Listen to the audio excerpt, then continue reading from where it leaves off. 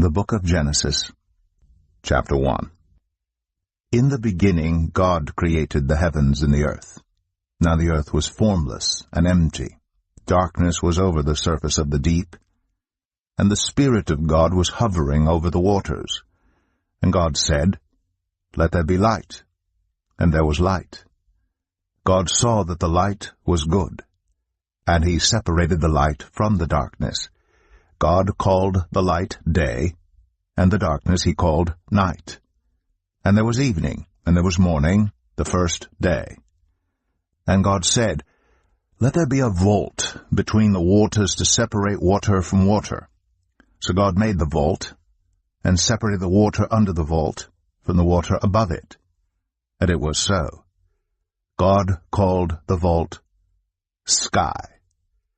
And there was evening, and there was morning, the second day. And God said, "Let the water under the sky be gathered to one place, and let dry ground appear." And it was so. God called the dry ground land, and the gathered waters he called seas. And God saw that it was good. Then God said, "Let the land produce vegetation, seed-bearing plants and trees on the land that bear fruit with seed in it according to their various kinds." And it was so. The land produced vegetation, plants bearing seed according to their kinds, and trees bearing fruit with seed in it according to their kinds. And God saw that it was good. And there was evening, and there was morning, the third day.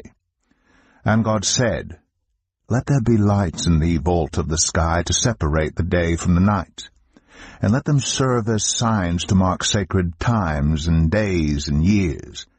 And let them be lights in the vault of the sky to give light on the earth." And it was so. God made two great lights, the greater light to govern the day, and the lesser light to govern the night. He also made the stars. God set them in the vault of the sky to give light on the earth, to govern the day and the night, and to separate light from darkness. And God saw that it was good. And there was evening, and there was morning, the fourth day. And God said, "Let the water teem with living creatures, and let birds fly above the earth across the vault of the sky." So God created the great creatures of the sea, and every living thing with which the water teems and that moves about in it, according to their kinds, and every winged bird according to its kind. And God saw that it was good. God blessed them and said, "Be fruitful, and increase in number, and fill the water in the seas, and let the birds increase on the earth." And there was evening, and there was morning, the fifth day. And God said, "Let the land produce living creatures, according to their kinds, the livestock, the creatures that move along the ground, and the wild animals, each according to its kind." And it was so. God made the wild animals according to their kinds, the livestock according to their kinds, and all the creatures that move along the ground according to their kinds. And God saw that it was good. Then God said, "Let us make mankind in our image, in our likeness, so that they may rule over the fish in the sea and the birds in the sky, over the livestock and all the wild animals, and over all the creatures that move along the ground." So God created mankind in his own image. In the image of God he created them. Male and female he created them. God blessed them and said to them, "Be fruitful and increase in number, fill the earth and subdue it, rule over the fish in the sea and the birds in the sky, and over every living creature that moves on the ground." Then God said, "I give you every seed-bearing plant on the face of the whole earth, and every tree that has fruit with seed in it. They will be yours for food. And to all the beasts of the earth, and all the birds in the sky, and all the creatures that move along the ground, everything that has the breath of life in it, I give every green plant for food." And it was so. God saw all that he had made, and it was very good. And there was evening, and there was morning, the sixth day. Genesis 2. Thus the heavens and the earth were completed in all their vast array. By the seventh day God had finished the work he had been doing. So on the seventh day he rested from all his work. Then God blessed the seventh day and made it holy, because on it he rested from all the work of creating that he had done. This is the account of the heavens and the earth when they were created, when the Lord God made the earth and the heavens. Now no shrub had yet appeared on the earth, and no plant had yet sprung up, for the Lord God had not sent rain on the earth, and there was no one to work the ground. But streams came up from the earth and watered the whole surface of the ground. Then the Lord God formed a man from the dust of the ground, and breathed into his nostrils the breath of life, and the man became a living being. Now the Lord God had planted a garden in the east, in Eden, and there he put the man he had formed. The Lord God made all kinds of trees grow out of the ground, trees that were pleasing to the eye and good for food. In the middle of the garden were the tree of life, and the tree of the knowledge of good and evil. A river, watering the garden, flowed from Eden. From there it was separated into 4 headwaters. The name of the first is the Pishon. It winds through the entire land of Havilah, where there is gold. The gold of that land is good. Aromatic resin and onyx are also there. The name of the second river is the Gihon. It winds through the entire land of Cush. The name of the third river is the Tigris. It runs along the east side of Asher. And the fourth river is the Euphrates. The Lord God took the man and put him in the Garden of Eden to work it and take care of it. And the Lord God commanded the man, "You are free to eat from any tree in the garden, but you must not eat from the tree of the knowledge of good and evil. For when you eat from it, you will certainly die." The Lord God said, "It is not good for the man to be alone. I will make a helper suitable for him." Now the Lord God had formed out of the ground all the wild animals and all the birds in the sky. He brought them to the man to see what he would name them. And whatever the man called each living creature, that was its name. So the man gave names to all the livestock, the birds in the sky, and all the wild animals. But for Adam no suitable helper was found. So the Lord God caused the man to fall into a deep sleep, and while he was sleeping he took one of the man's ribs and then closed up the place with flesh. Then the Lord God made a woman from the rib he had taken out of the man, and he brought her to the man. The man said, "This is now bone of my bones and flesh of my flesh. She shall be called woman, for she was taken out of man." That is why a man leaves his father and mother and is united to his wife, and they become one flesh. Adam and his wife were both naked, and they felt no shame. Genesis 3. Now the serpent was more crafty than any of the wild animals the Lord God had made. He said to the woman, "Did God really say, 'You must not eat from any tree in the garden'?" The woman said to the serpent, "We may eat fruit from the trees in the garden, but God did say, 'You must not eat fruit from the tree that is in the middle of the garden, and you must not touch it, or you will die.' You will not certainly die." The serpent said to the woman, "For God knows that when you eat from it, your eyes will be opened, and you will be like God, knowing good and evil." When the woman saw that the fruit of the tree was good for food, and pleasing to the eye, and also desirable for gaining wisdom, she took some and ate it. She also gave some to her husband who was with her, and he ate it. Then the eyes of both of them were opened, and they realized they were naked. So they sewed fig leaves together and made coverings for themselves. Then the man and his wife heard the sound of the Lord God as he was walking in the garden in the cool of the day, and they hid from the Lord God among the trees of the garden. But the Lord God called to the man, "Where are you?" He answered, "I heard you in the garden, and I was afraid because I was naked, so I hid." And he said, "Who told you that you were naked? Have you eaten from the tree that I commanded you not to eat from?"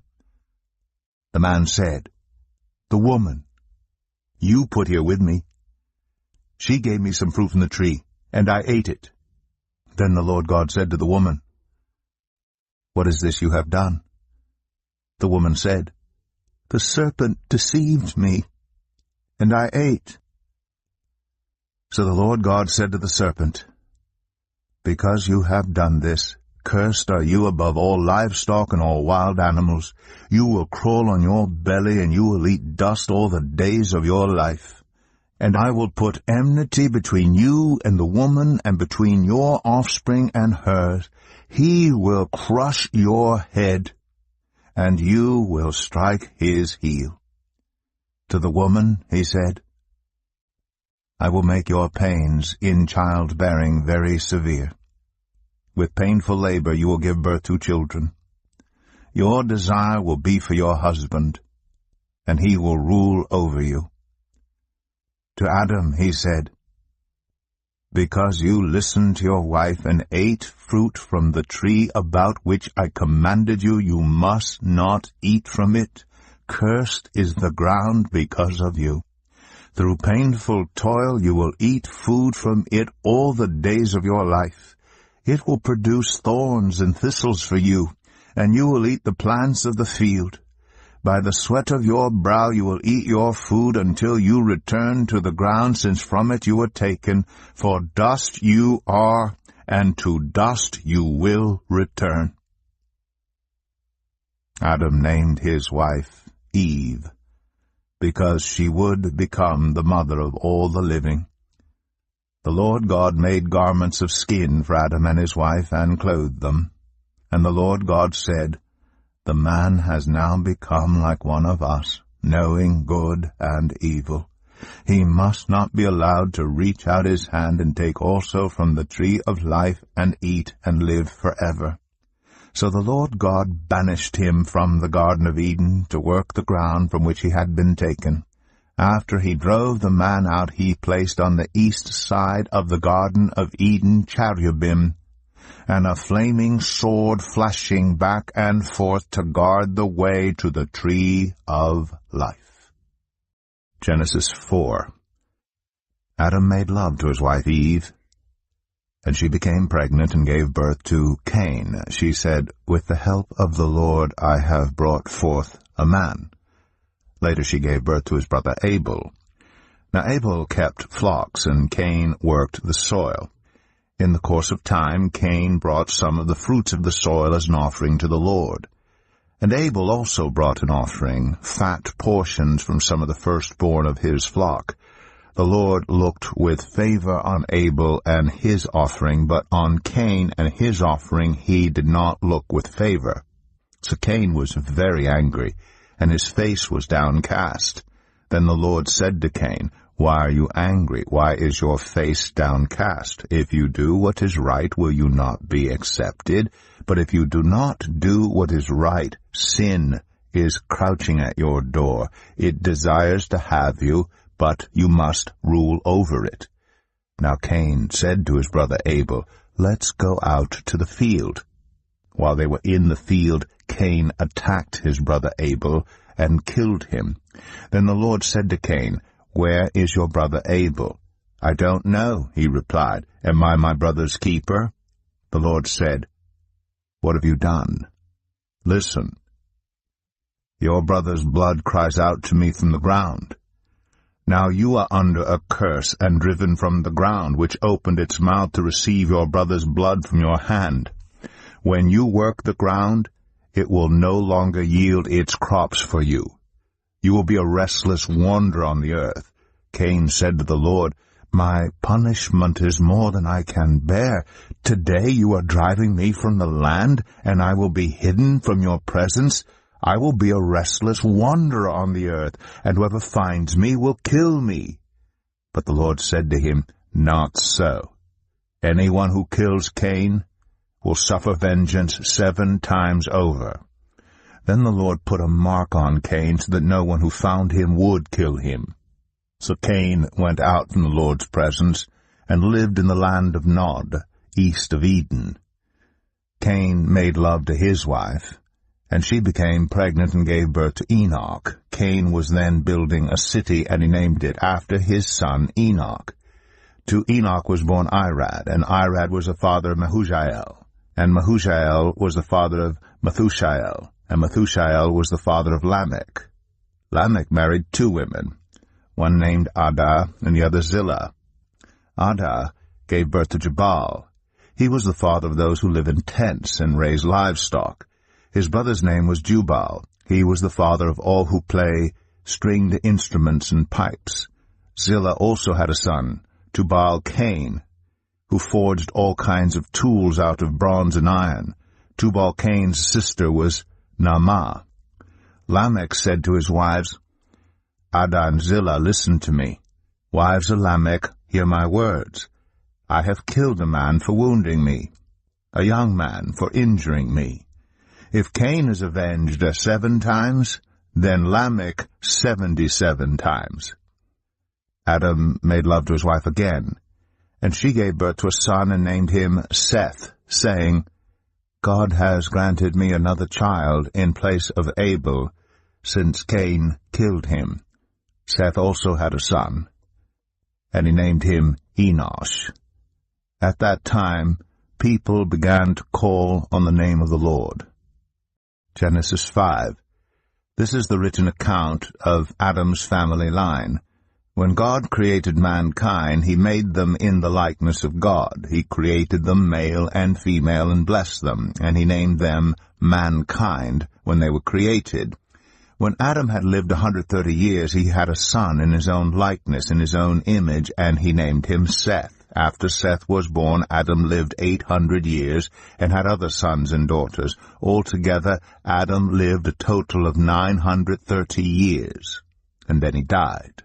When Seth had lived 105 years, he became the father of Enosh.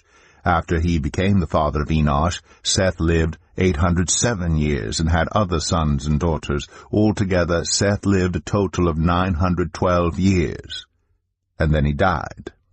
When Enosh had lived 90 years, he became the father of Kenan.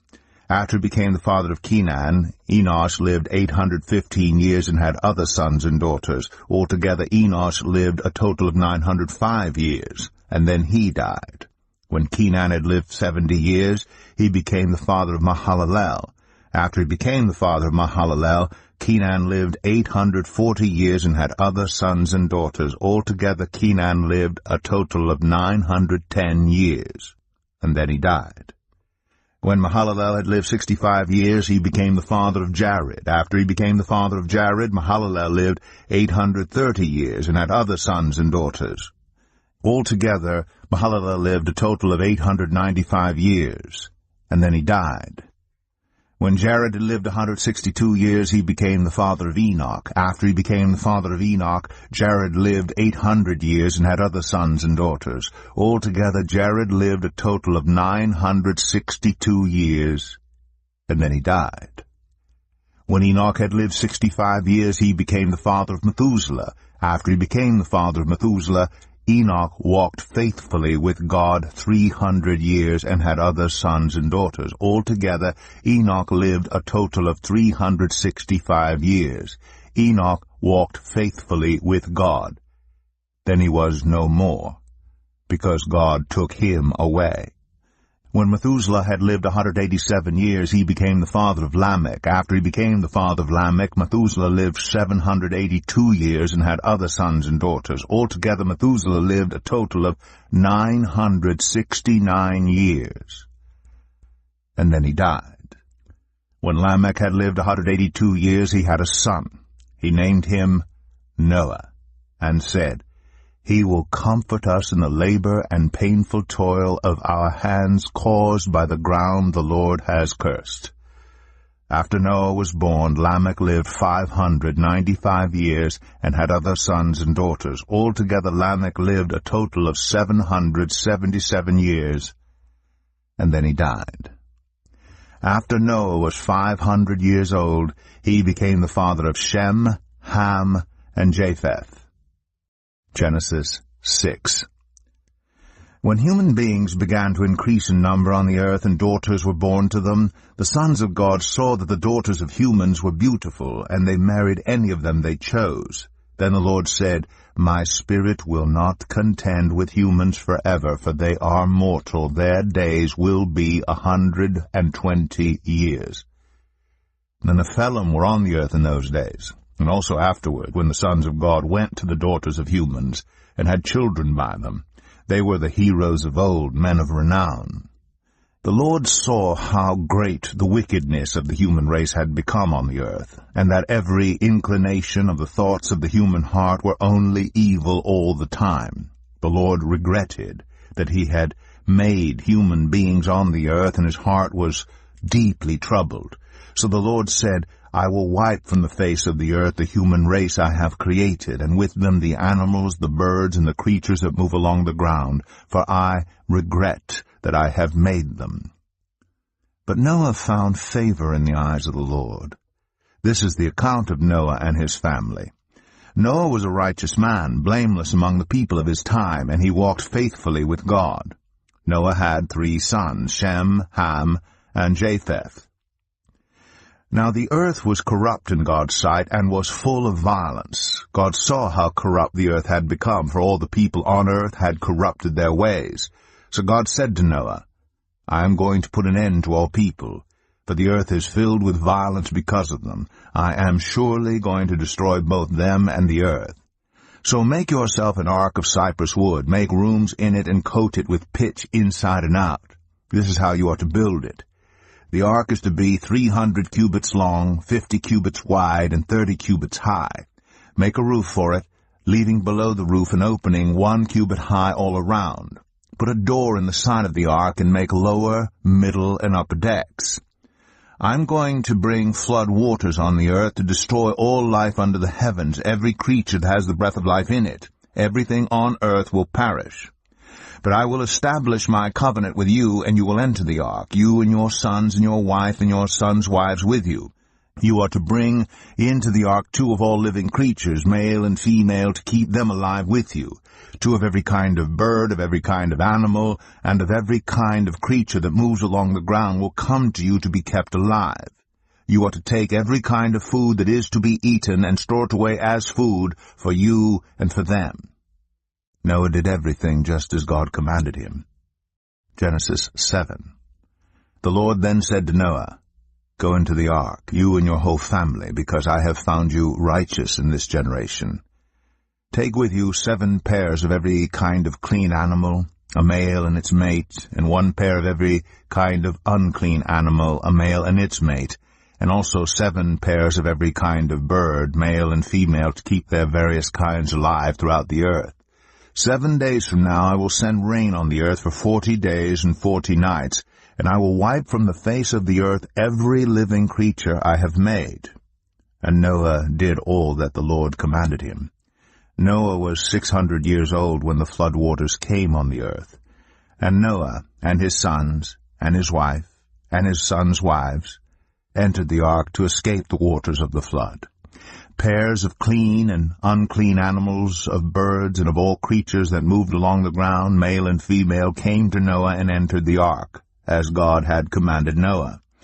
And after the 7 days the flood waters came on the earth. In the 600th year of Noah's life, on the 17th day of the 2nd month, on that day all the springs of the great deep burst forth, and the floodgates of the heavens were open, and rain fell on the earth 40 days and 40 nights. On that very day Noah and his sons Shem, Ham, and Japheth, together with his wife, and the wives of his 3 sons, entered the ark. They had with them every wild animal according to its kind, all livestock according to their kinds, every creature that moves along the ground according to its kind, and every bird according to its kind, everything with wings. Pairs of all creatures that have the breath of life in them came to Noah and entered the ark. The animals going in were male and female of every living thing as God had commanded Noah. Then the Lord shut him in. For 40 days the flood kept coming on the earth, and as the waters increased, they lifted the ark high above the earth. The waters rose and increased greatly on the earth, and the ark floated on the surface of the water. They rose greatly on the earth, and all the high mountains under the entire heavens were covered. The waters rose and covered the mountains to a depth of more than 15 cubits. Every living thing that moved on land perished, birds, livestock, wild animals, all the creatures that swarm over the earth, and all mankind. Everything on dry land that had the breath of life in its nostrils died. Every living thing on the face of the earth was wiped out, people and animals, and the creatures that move along the ground, and the birds were wiped from the earth. Only Noah was left, and those with him in the ark. The waters flooded the earth for 150 days. Genesis 8. But God remembered Noah, and all the wild animals and the livestock that were with him in the ark, and he sent a wind over the earth, and the waters receded. Now the springs of the deep and the floodgates of the heavens had been closed, and the rain had stopped falling from the sky. The water receded steadily from the earth. At the end of the 150 days the water had gone down, and on the 17th day of the 7th month the ark came to rest on the mountains of Ararat. The waters continued to recede until the 10th month, and on the first day of the 10th month the tops of the mountains became visible. After 40 days Noah opened a window he had made in the ark and sent out a raven, and it kept flying back and forth until the water had dried up from the earth. Then he sent out a dove to see if the water had receded from the surface of the ground. But the dove could find nowhere to perch because there was water over all the surface of the earth, so it returned to Noah in the ark. He reached out his hand and took the dove and brought it back to himself in the ark. He waited 7 more days and again sent out the dove from the ark. When the dove returned to him in the evening, there in its beak was a freshly plucked olive leaf. Then Noah knew that the water had receded from the earth. He waited 7 more days and sent the dove out again, but this time it did not return to him. By the first day of the 1st month of Noah's 601st year, the water had dried up from the earth. Noah then removed the covering from the ark and saw that the surface of the ground was dry. By the 27th day of the 2nd month the earth was completely dry. Then God said to Noah, "Come out of the ark, you and your wife and your sons and their wives. Bring out every kind of living creature that is with you, the birds, the animals, and all the creatures that move along the ground, so they can multiply on the earth and be fruitful and increase in number on it." So Noah came out, together with his sons and his wife and his sons' wives, all the animals, and all the creatures that move along the ground, and all the birds, everything that moves on land came out of the ark, one kind after another. Then Noah built an altar to the Lord. And taking some of all the clean animals and clean birds, he sacrificed burnt offerings on it. The Lord smelled the pleasing aroma, and said in his heart, "Never again will I curse the ground because of humans, even though every inclination of the human heart is evil from childhood, and never again will I destroy all living creatures as I have done. As long as the earth endures, seed time and harvest, cold and heat, summer and winter, day and night will never cease." Genesis 9. Then God blessed Noah and his sons, saying to them, "Be fruitful, and increase in number, and fill the earth. The fear and dread of you will fall on all the beasts of the earth, and all the birds in the sky, on every creature that moves along the ground, and on all the fish in the sea. They are given into your hands. Everything that lives and moves about will be food for you. Just as I gave you the green plants, I now give you everything. But you must not eat meat that has its lifeblood still in it. And for your lifeblood I will surely demand an accounting. I will demand an accounting from every animal, and from each human being too. I will demand an accounting for the life of another human being. Whoever sheds human blood, by humans shall their blood be shed, for in the image of God has God made mankind. As for you, be fruitful and increase in number. Multiply on the earth and increase upon it. Then God said to Noah and to his sons with him, I now establish my covenant with you and with your descendants after you, and with every living creature that was with you, the birds, the livestock, and all the wild animals, all those that came out of the ark with you, every living creature on earth. I establish my covenant with you. Never again will all life be destroyed by the waters of a flood. Never again will there be a flood to destroy the earth. And God said, This is the sign of the covenant I am making between me and you and every living creature with you, a covenant for all generations to come. I have set my rainbow in the clouds, and it will be the sign of the covenant between me and the earth. Whenever I bring clouds over the earth, and the rainbow appears in the clouds, I will remember my covenant between me and you and all living creatures of every kind. Never again will the waters become a flood to destroy all life. Whenever the rainbow appears in the clouds, I will see it and remember the everlasting covenant between God and all living creatures of every kind on the earth. So God said to Noah, This is the sign of the covenant I have established between me and all life on the earth. The sons of Noah who came out of the ark were Shem, Ham, and Japheth. Ham was the father of Canaan. These were the 3 sons of Noah, and from them came the people who were scattered over the whole earth. Noah, a man of the soil, proceeded to plant a vineyard.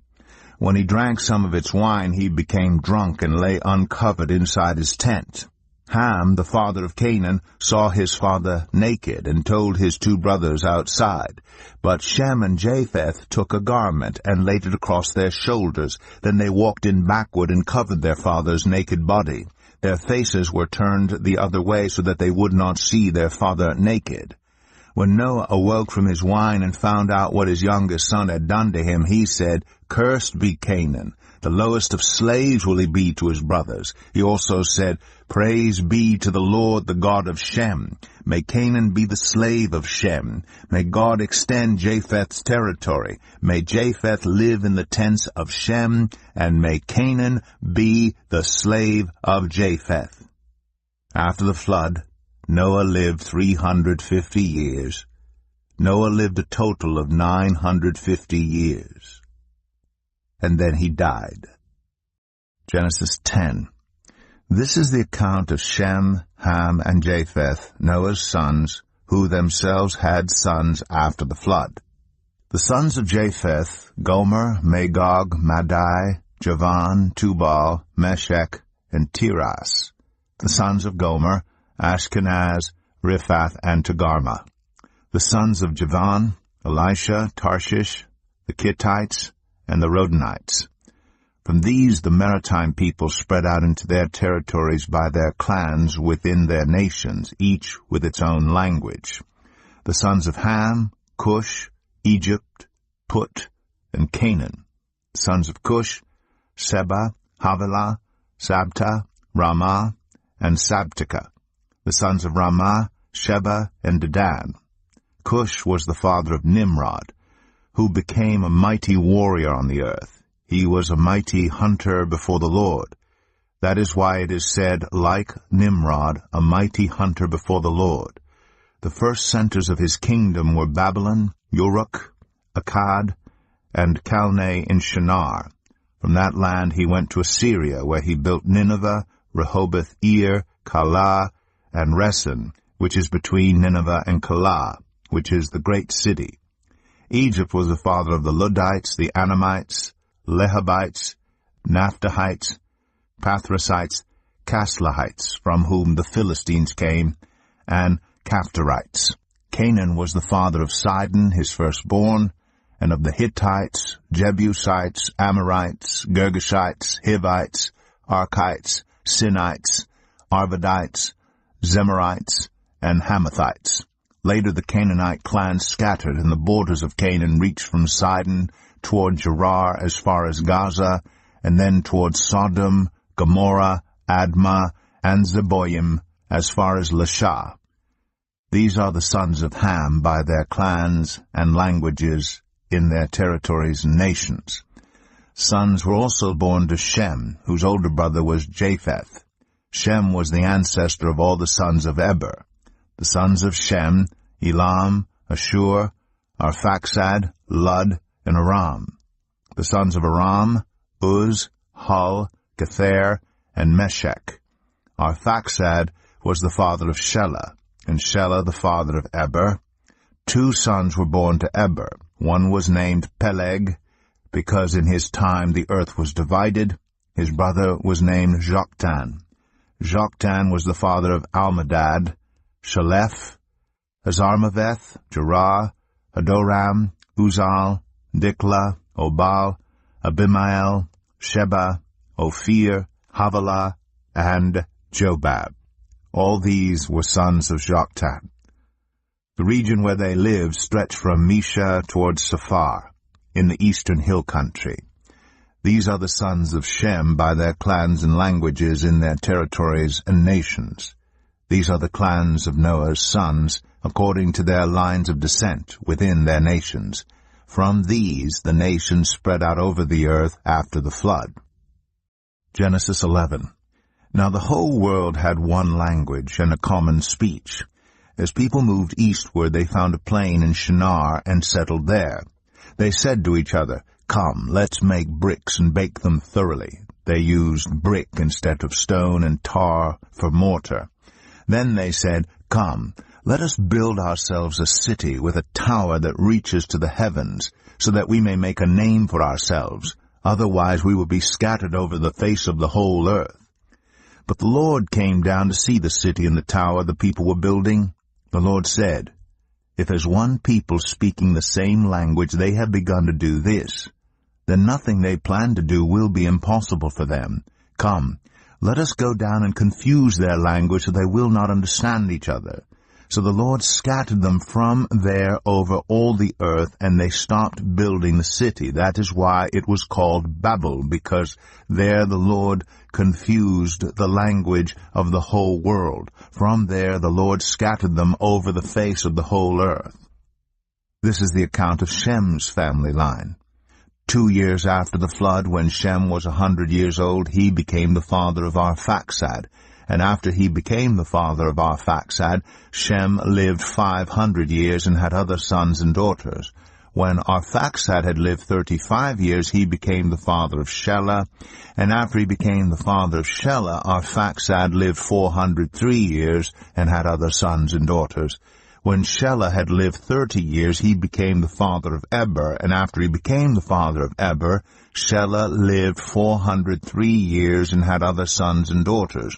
When Eber had lived 34 years, he became the father of Peleg, and after he became the father of Peleg, Eber lived 430 years and had other sons and daughters. When Peleg had lived 30 years, he became the father of Reu, and after he became the father of Reu, Peleg lived 209 years and had other sons and daughters. When Reu had lived 32 years, he became the father of Serug, and after he became the father of Serug, Reu lived 207 years and had other sons and daughters. When Serug had lived 30 years, he became the father of Nahor. And after he became the father of Nahor, Serug lived 200 years and had other sons and daughters. When Nahor had lived 29 years, he became the father of Terah. And after he became the father of Terah, Nahor lived 119 years and had other sons and daughters. After Terah had lived 70 years, he became the father of Abram, Nahor, and Haran. This is the account of Terah's family line. Terah became the father of Abram, Nahor, and Haran. and Haran became the father of Lot. While his father Terah was still alive, Haran died in Ur of the Chaldeans in the land of his birth. Abram and Nahor both married. The name of Abram's wife was Sarai, and the name of Nahor's wife was Milcah. She was the daughter of Haran, the father of both Milcah and Iscah. Now Sarai was childless, because she was not able to conceive. Terah took his son Abram, his grandson Lot, son of Haran, and his daughter-in-law Sarai, the wife of his son Abram, and together they set out from Ur of the Chaldeans to go to Canaan. But when they came to Haran, they settled there. Terah lived 205 years, and he died in Haran. Genesis 12.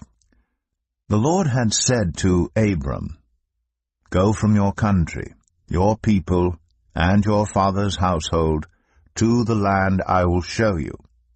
I will make you into a great nation, and I will bless you.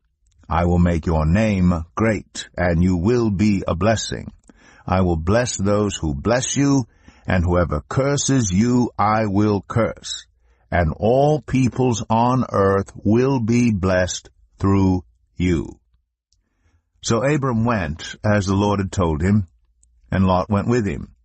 Abram was 75 years old when he set out from Haran.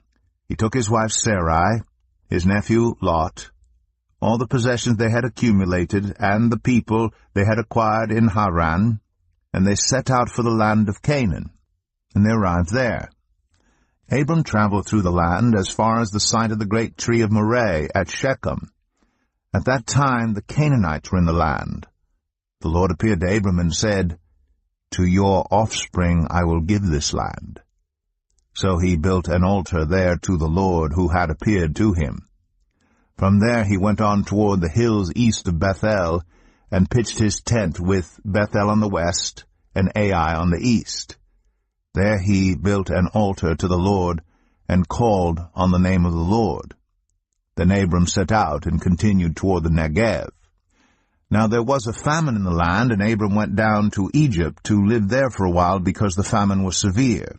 As he was about to enter Egypt, he said to his wife Sarai, "I know what a beautiful woman you are. When the Egyptians see you, they will say, 'This is his wife.' Then they will kill me, but will let you live. Say you are my sister, so that I will be treated well for your sake, and my life will be spared because of you." When Abram came to Egypt, the Egyptians saw that Sarai was a very beautiful woman. And when Pharaoh's officials saw her, they praised her to Pharaoh, and she was taken into his palace. He treated Abram well for her sake, and Abram acquired sheep and cattle, male and female donkeys, male and female servants, and camels. But the Lord inflicted serious diseases on Pharaoh and his household because of Abram's wife Sarai. So Pharaoh summoned Abram. "What have you done to me?" he said. "Why didn't you tell me she was your wife? Why did you say, 'She is my sister,' so that I took her to be my wife? Now then, here is your wife. Take her and go." Then Pharaoh gave orders about Abram to his men, and they sent him on his way with his wife and everything he had. Genesis 13. So Abram went up from Egypt to the Negev with his wife and everything he had, and Lot went with him. Abram had become very wealthy in livestock and in silver and gold. From the Negev he went from place to place until he came to Bethel, to the place between Bethel and Ai where his tent had been earlier, and where he had first built an altar. There Abram called on the name of the Lord. Now Lot, who was moving about with Abram, also had flocks and herds and tents. But the land could not support them while they stayed together, for their possessions were so great that they were not able to stay together. And quarreling arose between Abram's herders and Lot's. The Canaanites and the Perizzites were also living in the land at that time. So Abram said to Lot, "Let's not have any quarreling between you and me, or between your herders and mine, for we are close relatives. Is not the whole land before you? Let's part company. If you go to the left, I'll go to the right. If you go to the right, I'll go to the left." Lot looked around and saw that the whole plain of the Jordan toward Zoar was well watered, like the garden of the Lord, like the land of Egypt. This was before the Lord destroyed Sodom and Gomorrah. So Lot chose for himself the whole plain of the Jordan and set out toward the east. The two men parted company. Abram lived in the land of Canaan, while Lot lived among the cities of the plain, and pitched his tents near Sodom. Now the people of Sodom were wicked, and were sinning greatly against the Lord. The Lord said to Abram after Lot had parted from him, "Look around from where you are, to the north and south, to the east and west. All the land that you see, I will give to you and your offspring forever. I will make your offspring like the dust of the earth, so that if anyone could count the dust, then your offspring could be counted. Go, walk through the length and breadth of the land, for I am giving it to you." So Abram went to live near the great trees of Mamre at Hebron, where he pitched his tents. There he built an altar to the Lord. Genesis 14. At the time when Amraphel was king of Shinar, Arioch king of Elasar, Chedorlaomer king of Elam, and Tidal king of Goyim, these kings went to war against Bera king of Sodom, Birsha king of Gomorrah, Shinab king of Admah, Shemaber king of Zeboim, and the king of Bela, that is, Zoar. All these latter kings joined forces in the valley of Siddim, that is, the Dead Sea Valley. For 12 years they had been subject to Chedorlaomer, but in the 13th year they rebelled. In the 14th year, Chedorlaomer and the kings allied with him went out and defeated the Rephaites in Ashtoreth Karnaim, the Zuzites in Ham, the Emites in Shaveh Kiriathaim, and the Horites in the hill country of Seir, as far as El Paran near the desert.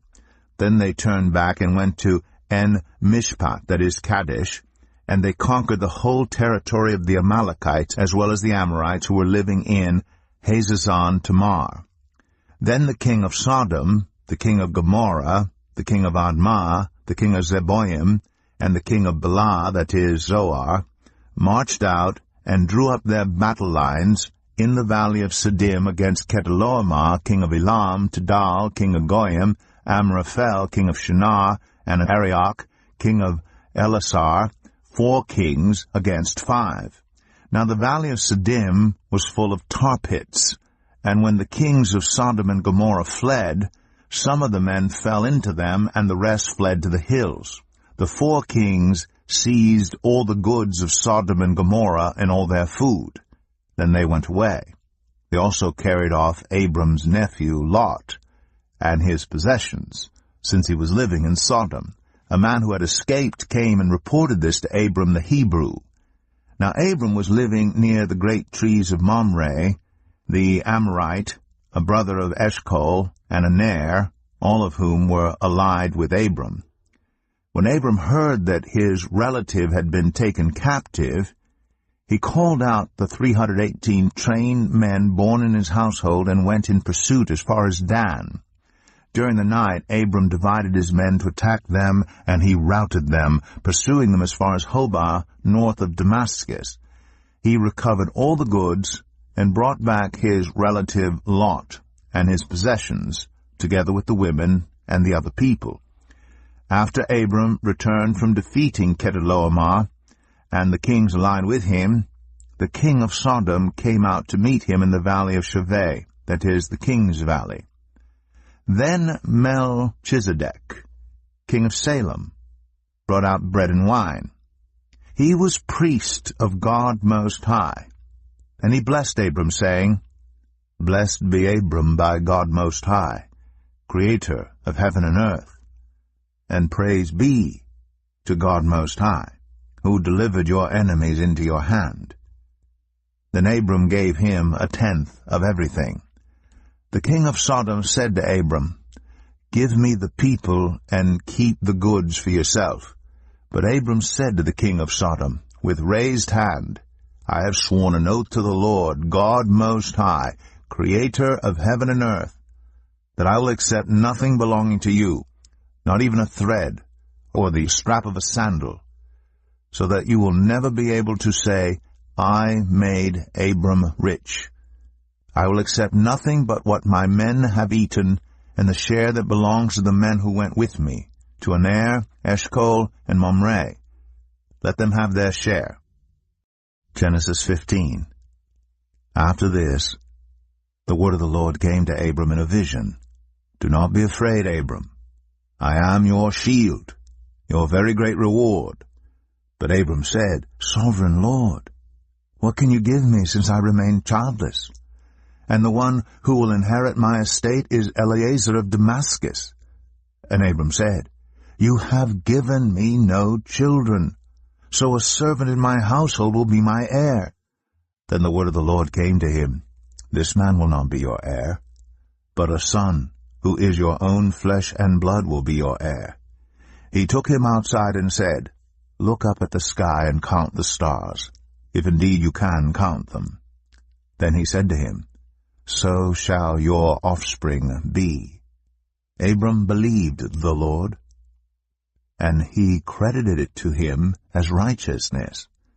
He also said to him, I am the Lord, who brought you out of Ur of the Chaldeans to give you this land to take possession of it. But Abram said, Sovereign Lord, how can I know that I will gain possession of it? So the Lord said to him, Bring me a heifer, a goat, and a ram, each 3 years old, along with a dove and a young pigeon. Abram brought all these to him, cut them in two, and arranged the halves opposite each other. The birds, however, he did not cut in half. Then birds of prey came down on the carcasses, but Abram drove them away. As the sun was setting, Abram fell into a deep sleep, and a thick and dreadful darkness came over him. Then the Lord said to him, Know for certain that for 400 years your descendants will be strangers in a country not their own, and that they will be enslaved and mistreated there. But I will punish the nation they serve as slaves, and afterward they will come out with great possessions. You, however, will go to your ancestors in peace and be buried at a good old age. In the 4th generation your descendants will come back here, for the sin of the Amorites has not yet reached its full measure. When the sun had set and darkness had fallen, a smoking fire pot with a blazing torch appeared and passed between the pieces. On that day the Lord made a covenant with Abram and said, To your descendants I give this land, from the Wadi of Egypt to the great river the Euphrates, the land of the Kenites, Kenizzites, Cadmonites, Hittites, Perizzites, Rephaites, Amorites, Canaanites, Girgashites, and Jebusites. Genesis 16.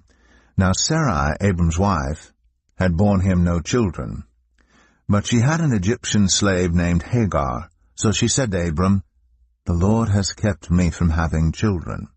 Go sleep with my slave. Perhaps I can build a family through her. Abram agreed to what Sarai said. So after Abram had been living in Canaan 10 years, Sarai his wife took her Egyptian slave Hagar and gave her to a husband to be his wife. He slept with Hagar, and she conceived. When she knew she was pregnant, she began to despise her mistress. Then Sarai said to Abram, You are responsible for the wrong I am suffering. I put my slave in your arms, and now that she knows she is pregnant, she despises me. May the Lord judge between you and me. Your slave is in your hands, Abram said. Do with her whatever you think best. Then Sarai mistreated Hagar, so she fled from her. The angel of the Lord found Hagar near a spring in the desert.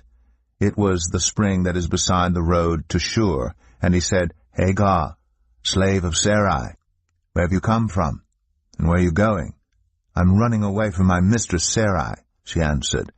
Then the angel of the Lord told her, Go back to your mistress and submit to her. The angel added, I will increase your descendants so much that they will be too numerous to count. The angel of the Lord also said to her, You are now pregnant, and you will give birth to a son. You shall name him Ishmael, for the Lord has heard of your misery. He will be a wild donkey of a man. His hand will be against everyone, and everyone's hand against him, and he will live in hostility toward all his brothers. She gave this name to the Lord who spoke to her. You are the God who sees me, for she said, I have now seen the one who sees me.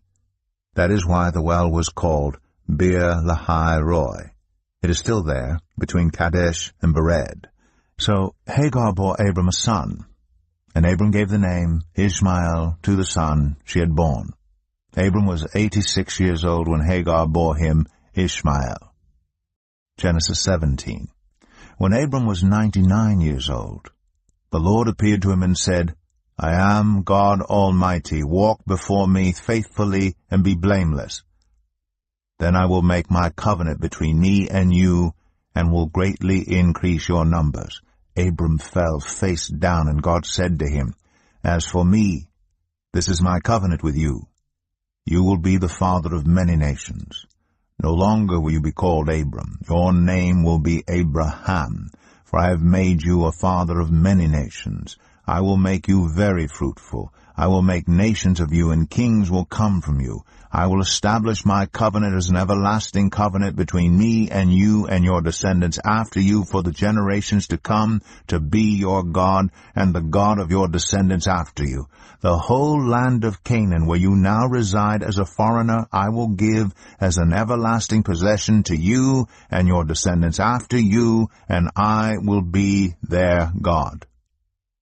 Then God said to Abraham, As for you, you must keep my covenant, you and your descendants after you for the generations to come. This is my covenant with you and your descendants after you, the covenant you are to keep. Every male among you shall be circumcised. You are to undergo circumcision, and it will be the sign of the covenant between me and you.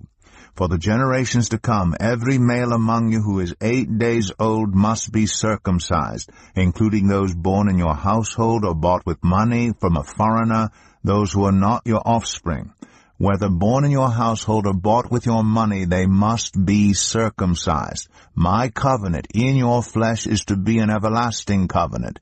Any uncircumcised male who has not been circumcised in the flesh will be cut off from his people. He has broken my covenant. God also said to Abraham, As for Sarai, your wife, you are no longer to call her Sarai. Her name will be Sarah. I will bless her, and will surely give you a son by her. I will bless her so that she will be the mother of nations. Kings of peoples will come from her. Abraham fell face down. He laughed and said to himself, Will a son be born to a man 100 years old? Will Sarah bear a child at the age of 90? And Abraham said to God, If only Ishmael might live under your blessing. Then God said, Yes, but your wife Sarah will bear you a son, and you will call him Isaac. I will establish my covenant with him as an everlasting covenant for his descendants after him. And as for Ishmael, I have heard you. I will surely bless him. I will make him fruitful and will greatly increase his numbers. He will be the father of 12 rulers, and I will make him into a great nation. But my covenant I will establish with Isaac, whom Sarah will bear to you by this time next year. When he had finished speaking with Abraham, God went up from him. On that very day, Abraham took his son Ishmael, and all those born in his household or bought with his money, every male in his household, and circumcised them, as God told him. Abraham was 99 years old when he was circumcised, and his son Ishmael was 13. Abraham and his son Ishmael were both circumcised on that very day. And every male in Abraham's household, including those born in his household or bought from a foreigner, was circumcised with him. Genesis 18. The Lord appeared to Abraham near the great trees of Mamre while he was sitting at the entrance to his tent in the heat of the day. Abraham looked up and saw 3 men standing nearby. When he saw them, he hurried from the entrance of his tent to meet them and bowed low to the ground. He said, If I have found favor in your eyes, my Lord, do not pass your servant by. Let a little water be brought, and then you may all wash your feet and rest under this tree. Let me get you something to eat, so you can be refreshed, and then go on your way, now that you have come to your servant. Very well, they answered. "Do as you say." So Abraham hurried into the tent to Sarah. "Quick," he said, "get 3 seahs of the finest flour, and knead it, and bake some bread." Then he ran to the herd, and selected a choice tender calf, and gave it to a servant who hurried to prepare it. He then brought some curds and milk, and the calf that had been prepared, and set these before them. While they ate, he stood near them under a tree. "Where is your wife, Sarah?" they asked him. "There, in the tent," he said. Then one of them said, "I will surely return to you about this time next year, and Sarah, your wife, will have a son." Now Sarah was listening at the entrance to the tent, which was behind him. Abraham and Sarah were already very old, and Sarah was past the age of childbearing. So Sarah laughed to herself as she thought, "After I am worn out, and my Lord is old, will I now have this pleasure?" Then the Lord said to Abraham, "Why did Sarah laugh and say, 'Will I really have a child now that I'm old?' Is anything too hard for the Lord? I will return to you at the appointed time next year, and Sarah will have a son." Sarah was afraid, so she lied and said, "I did not laugh." But he said, "Yes, you did laugh." When the men got up to leave, they looked down toward Sodom, and Abraham walked along with them to see them on their way. Then the Lord said, "Shall I hide from Abraham what I am about to do? Abraham will surely become a great and powerful nation, and all nations on earth will be blessed through him. For I have chosen him so that he will direct his children and his household after him to keep the way of the Lord by doing what is right and just, so that the Lord will bring about for Abraham what he has promised him." Then the Lord said, "The outcry against Sodom and Gomorrah is so great, and their sin so grievous, that I will go down and see if what they have done is as bad as the outcry that has reached me. If not, I will know." The men turned away and went toward Sodom, but Abraham remained standing before the Lord. Then Abraham approached him and said, "Will you sweep away the righteous with the wicked? What if there are 50 righteous people in the city? Will you really sweep it away and not spare the place for the sake of the 50 righteous people in it? Far be it from you to do such a thing, to kill the righteous with the wicked, treating the righteous and the wicked alike. Far be it from you. Will not the judge of all the earth do right?"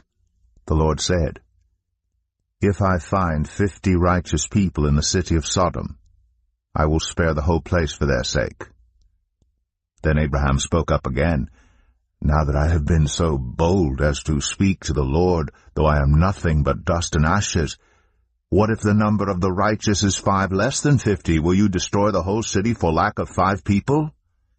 If I find 45 there," he said, "I will not destroy it." Once again he spoke to him, "What if only 40 are found there?" He said, "For the sake of 40, I will not do it." Then he said, "May the Lord not be angry, but let me speak. What if only 30 can be found there?" He answered, "I will not do it if I find 30 there." Abraham said, "Now that I've been so bold as to speak to the Lord, what if only 20 can be found there?" He said, "For the sake of 20 I will not destroy it." Then he said, "May the Lord not be angry, but let me speak just once more. What if only 10 can be found there?" He answered, "For the sake of 10, I will not destroy it."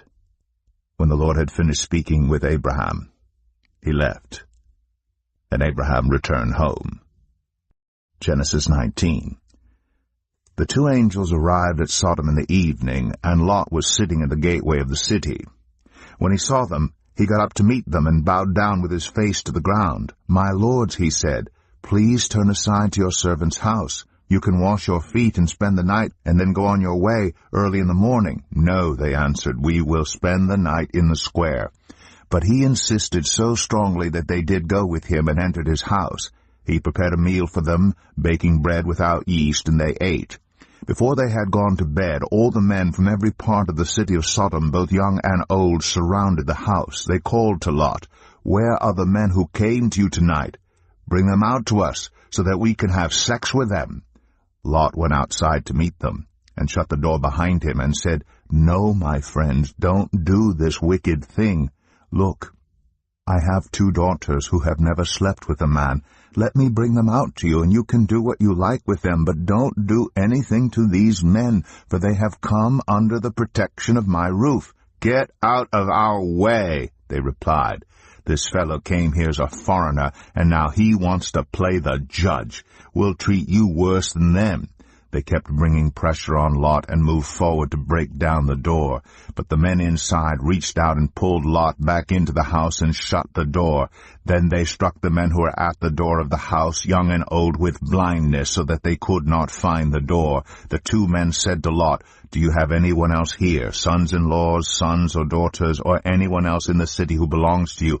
Get them out of here, because we are going to destroy this place. The outcry to the Lord against its people is so great that he has sent us to destroy it." So Lot went out and spoke to his sons-in-law, who were pledged to marry his daughters. He said, "Hurry and get out of this place, because the Lord is about to destroy the city." But his sons-in-law thought he was joking. With the coming of dawn, the angels urged Lot, saying, "Hurry! Take your wife and your 2 daughters who are here, or you will be swept away when the city is punished." When he hesitated, the men grasped his hand and the hands of his wife and of his 2 daughters, and led them safely out of the city, for the Lord was merciful to them. As soon as they had brought them out, one of them said, "Flee for your lives. Don't look back, and don't stop anywhere in the plain. Flee to the mountains, or you will be swept away." But Lot said to them, "No, my lords, please. Your servant has found favor in your eyes, and you have shown great kindness to me in sparing my life. But I can't flee to the mountains. This disaster will overtake me, and I'll die. Look, here is a town near enough to run to, and it is small. Let me flee to it. It is very small, isn't it? Then my life will be spared." He said to him, "Very well, I will grant this request too. I will not overthrow the town you speak of, but flee there quickly, because I cannot do anything until you reach it." That is why the town was called Zoar. By the time Lot reached Zoar, the sun had risen over the land. Then the Lord rained down burning sulfur on Sodom and Gomorrah from the Lord out of the heavens. Thus he overthrew those cities and the entire plain, destroying all those living in the cities and also the vegetation in the land. But Lot's wife looked back, and she became a pillar of salt. Early the next morning, Abraham got up and returned to the place where he had stood before the Lord. He looked down toward Sodom and Gomorrah, toward all the land of the plain, and he saw dense smoke rising from the land, like smoke from a furnace. So when God destroyed the cities of the plain, he remembered Abraham, and he brought Lot out of the catastrophe that overthrew the cities where Lot had lived. Lot and his 2 daughters left Zoar and settled in the mountains, for he was afraid to stay in Zoar. He and his 2 daughters lived in a cave. One day the older daughter said to the younger, "Our father is old, and there is no man around here to give us children, as is the custom all over the earth. Let's get our father to drink wine, and then sleep with him, and preserve our family line through our father." That night they got their father to drink wine, and the older daughter went in and slept with him. He was not aware of it when she lay down or when she got up. The next day the older daughter said to the younger, "Last night I slept with my father. Let's get him to drink wine again tonight, and you go in and sleep with him so we can preserve our family line through our father." So they got their father to drink wine that night also, and the younger daughter went in and slept with him. Again he was not aware of it when she lay down or when she got up. So both of Lot's daughters became pregnant by their father. The older daughter had a son, and she named him Moab. He is the father of the Moabites of today. The younger daughter also had a son, and she named him Ben-Ami. He is the father of the Ammonites of today. Genesis 20. Now Abraham moved on from there into the region of the Negev, and lived between Kadesh and Shur. For a while he stayed in Gerar, and there Abraham said of his wife Sarah, "She is my sister." Then Abimelech, king of Gerar, sent for Sarah and took her. But God came to Abimelech in a dream one night and said to him, "You are as good as dead because of the woman you have taken. She is a married woman." Now Abimelech had not gone near her, so he said, "Lord, will you destroy an innocent nation? Did he not say to me, 'She is my sister'? And didn't she also say, 'He is my brother'? I have done this with a clear conscience and clean hands." Then God said to him in the dream, "Yes, I know you did this with a clear conscience, and so I have kept you from sinning against me. That is why I did not let you touch her. Now return the man's wife, for he is a prophet, and he will pray for you, and you will live. But if you do not return her, you may be sure that you and all who belong to you will die." Early the next morning Abimelech summoned all his officials, and when he told them all that had happened, they were very much afraid. Then Abimelech called Abraham in and said, "What have you done to us? How have I wronged you that you have brought such great guilt upon me and my kingdom? You have done things to me that should never be done." And Abimelech asked Abraham, "What was your reason for doing this?" Abraham replied, "I said to myself, 'There is surely no fear of God in this place, and they will kill me because of my wife. Besides, she really is my sister, the daughter of my father, though not of my mother. And she became my wife. And when God had me wander from my father's household, I said to her, This is how you can show your love to me. Everywhere we go, say of me, he is my brother.' Then Abimelech brought sheep and cattle, and male and female slaves, and gave them to Abraham, and he returned Sarah his wife to him. And Abimelech said, 'My land is before you, live wherever you like.' To Sarah he said, 'I am giving your brother 1,000 shekels of silver. This is to cover the offense against you before all who are with you. You are completely vindicated.' Then Abraham prayed to God, and God healed Abimelech his wife, and his female slaves, so they could have children again. For the Lord had kept all the women in Abimelech's household from conceiving because of Abraham's wife Sarah. Genesis 21. Now the Lord was gracious to Sarah, as he had said. And the Lord did for Sarah what he had promised. Sarah became pregnant and bore a son to Abraham in his old age, at the very time God had promised him. Abraham gave the name Isaac to the son Sarah bore him. When his son Isaac was 8 days old, Abraham circumcised him as God commanded him. Abraham was 100 years old when his son Isaac was born to him. Sarah said, "God has brought me laughter, and everyone who hears about this will laugh with me." And she added, "Who would have said to Abraham that Sarah would nurse children? Yet I have borne him a son in his old age." The child grew and was weaned. And on the day Isaac was weaned, Abraham held a great feast. But Sarah saw that the son whom Hagar the Egyptian had borne to Abraham was mocking, and she said to Abraham, "Get rid of that slave woman and her son, for that woman's son will never share in the inheritance with my son Isaac." The matter distressed Abraham greatly, because it concerned his son. But God said to him, "Do not be so distressed about the boy and your slave woman. Listen to whatever Sarah tells you, because it is through Isaac that your offspring will be reckoned. I will make the son of the slave into a nation also, because he is your offspring." Early the next morning Abraham took some food and a skin of water and gave them to Hagar. He set them on her shoulders and then sent her off with the boy. She went on her way and wandered in the desert of Beersheba. When the water in the skin was gone, she put the boy under one of the bushes. Then she went off and sat down about a bowshot away, for she thought, "I cannot watch the boy die." And as she sat there, she began to sob.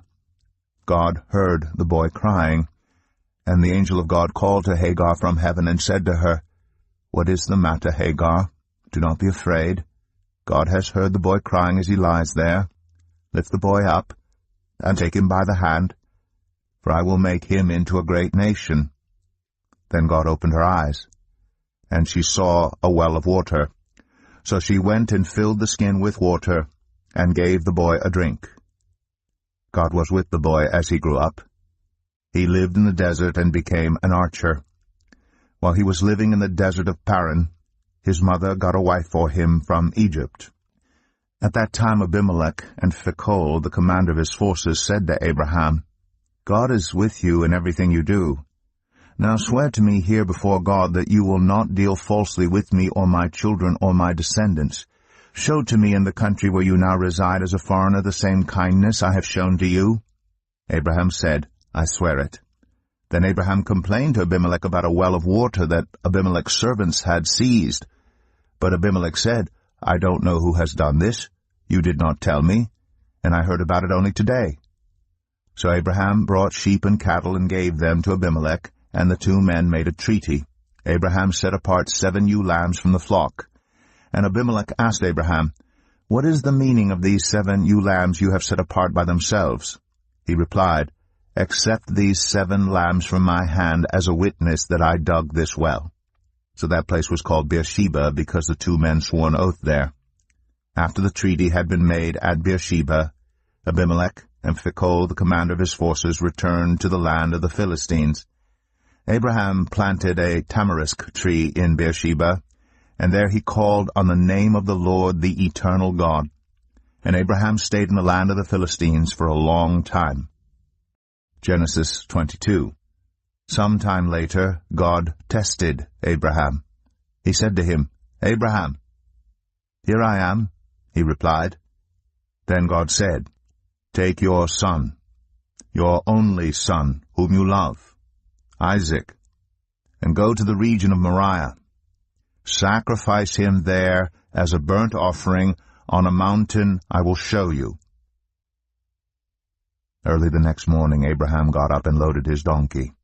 He took with him 2 of his servants and his son, Isaac. When he had cut enough wood for the burnt offering, he set out for the place God had told him about. On the 3rd day, Abraham looked up and saw the place in the distance. He said to his servants, Stay here with the donkey, while I and the boy go over there. We will worship, and then we will come back to you. Abraham took the wood for the burnt offering and placed it on his son Isaac, and he himself carried the fire and the knife. As the 2 of them went on together, Isaac spoke up and said to his father Abraham, Father? Yes, my son, Abraham replied. The fire and wood are here, Isaac said. But where is the lamb for the burnt offering? Abraham answered, God himself will provide the lamb for the burnt offering, my son. And the 2 of them went on together. When they reached the place God had told him about, Abraham built an altar there and arranged the wood on it. He bound his son Isaac and laid him on the altar on top of the wood. Then he reached out his hand and took the knife to slay his son. But the angel of the Lord called out to him from heaven, Abraham, Abraham, here I am, he replied. Do not lay a hand on the boy, he said. Do not do anything to him. Now I know that you fear God, because you have not withheld from me your son, your only son. Abraham looked up, and there in a thicket he saw a ram caught by its horns. He went over and took the ram and sacrificed it as a burnt offering instead of his son. So Abraham called that place, The Lord Will Provide.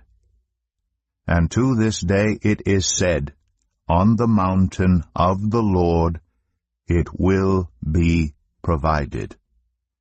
The angel of the Lord called to Abraham from heaven a second time and said, I swear by myself, declares the Lord, that because you have done this and have not withheld your son, your only son, I will surely bless you and make your descendants as numerous as the stars in the sky and as the sand on the seashore. Your descendants will take possession of the cities of their enemies, and through your offspring all nations on earth will be blessed because you have obeyed me. Then Abraham returned to his servants, and they set off together for Beersheba, and Abraham stayed in Beersheba. Sometime later Abraham was told, Milcah is also a mother. She has borne sons to your brother Nahor, Uz the firstborn, Buz his brother, Kemuel the father of Aram, Kesed, Hazo, Pildash, Jidlaph, and Bethuel. Bethuel became the father of Rebekah. Milcah bore these 8 sons to Abraham's brother Nahor. His concubine, whose name was Rumah, also had sons, Tebah, Gaham, Tahash, and Makkah. Genesis 23. Sarah lived to be 127 years old. She died at Kiriath Arba, that is Hebron, in the land of Canaan, and Abraham went to mourn for Sarah, and to weep over her. Then Abraham rose from beside his dead wife, and spoke to the Hittites. He said, I am a foreigner and stranger among you. Sell me some property for a burial site here so I can bury my dead.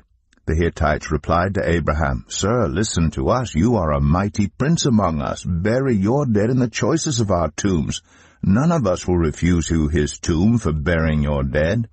Then Abraham rose and bowed down before the people of the land, the Hittites. He said to them, If you are willing to let me bury my dead, then listen to me and intercede with Ephron, son of Zohar, on my behalf. So he will sell me the cave of Machpelah, which belongs to him, and is at the end of his field. Ask him to sell it to me for the full price as a burial site among you. Ephron the Hittite was sitting among his people, and he replied to Abraham in the hearing of all the Hittites who had come to the gate of his city, No, my lord, he said, listen to me. I give you the field, and I give you the cave that is in it. I give it to you in the presence of my people. Bury your dead.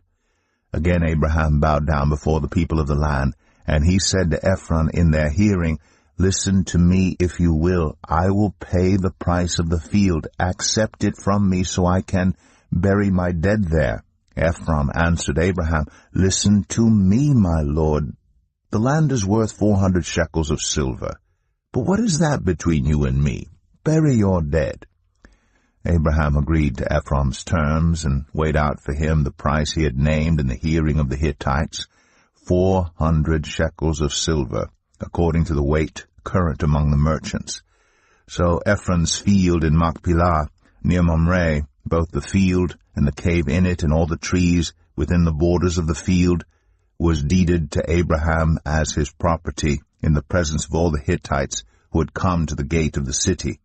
Afterward Abraham buried his wife Sarah in the cave in the field of Machpelah, near Mamre, which is at Hebron, in the land of Canaan. So the field and the cave in it were deeded to Abraham by the Hittites as a burial site.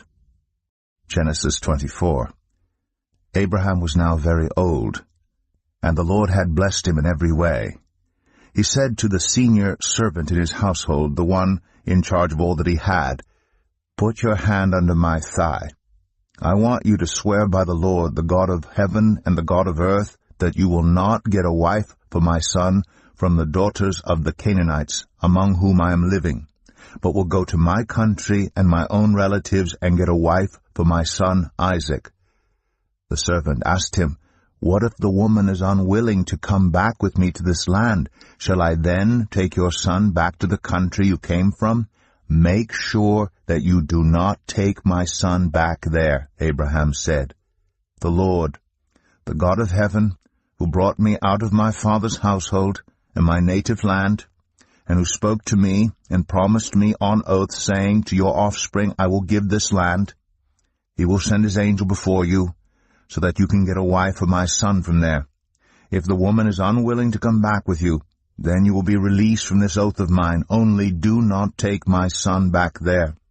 So the servant put his hand under the thigh of his master Abraham, and swore an oath to him concerning this matter. Then the servant left, taking with him 10 of his master's camels loaded with all kinds of good things from his master. He set out for Aram Naharaim, and made his way to the town of Nahor. He had the camels kneel down near the well outside the town. It was toward evening, the time the women go out to draw water. Then he prayed, Lord, God of my master Abraham, make me successful today, and show kindness to my master Abraham. See, I'm standing beside this spring, and the daughters of the townspeople are coming out to draw water. May it be that when I say to a young woman, 'Please, let down your jar that I may have a drink,' and she says, 'Drink, and I'll water your camels too,' let her be the one you have chosen for your servant Isaac. By this I will know that you have shown kindness to my master." Before he had finished praying, Rebekah came out, with her jar on her shoulder. She was the daughter of Bethuel, son of Milcah, who was the wife of Abraham's brother Nahor. The woman was very beautiful, a virgin. No man had ever slept with her. She went down to the spring, filled her jar, and came up again.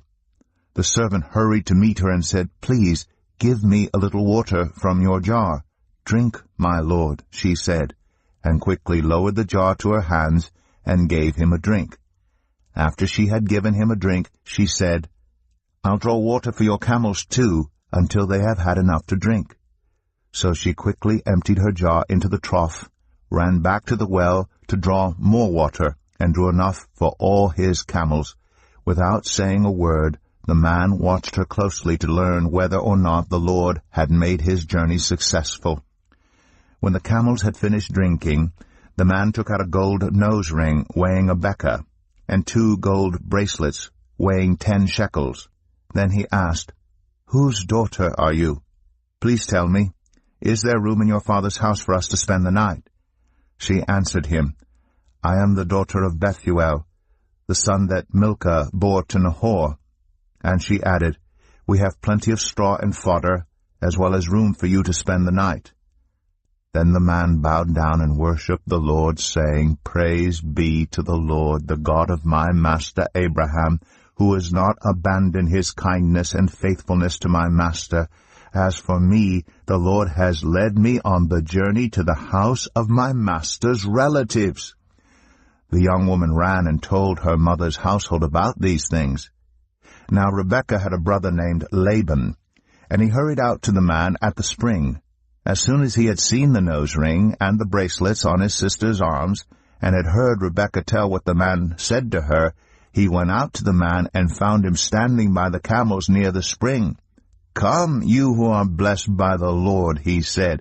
"Why are you standing out here? I have prepared the house and a place for the camels." So the man went to the house, and the camels were unloaded. Straw and fodder were brought for the camels, and water for him and his men to wash their feet.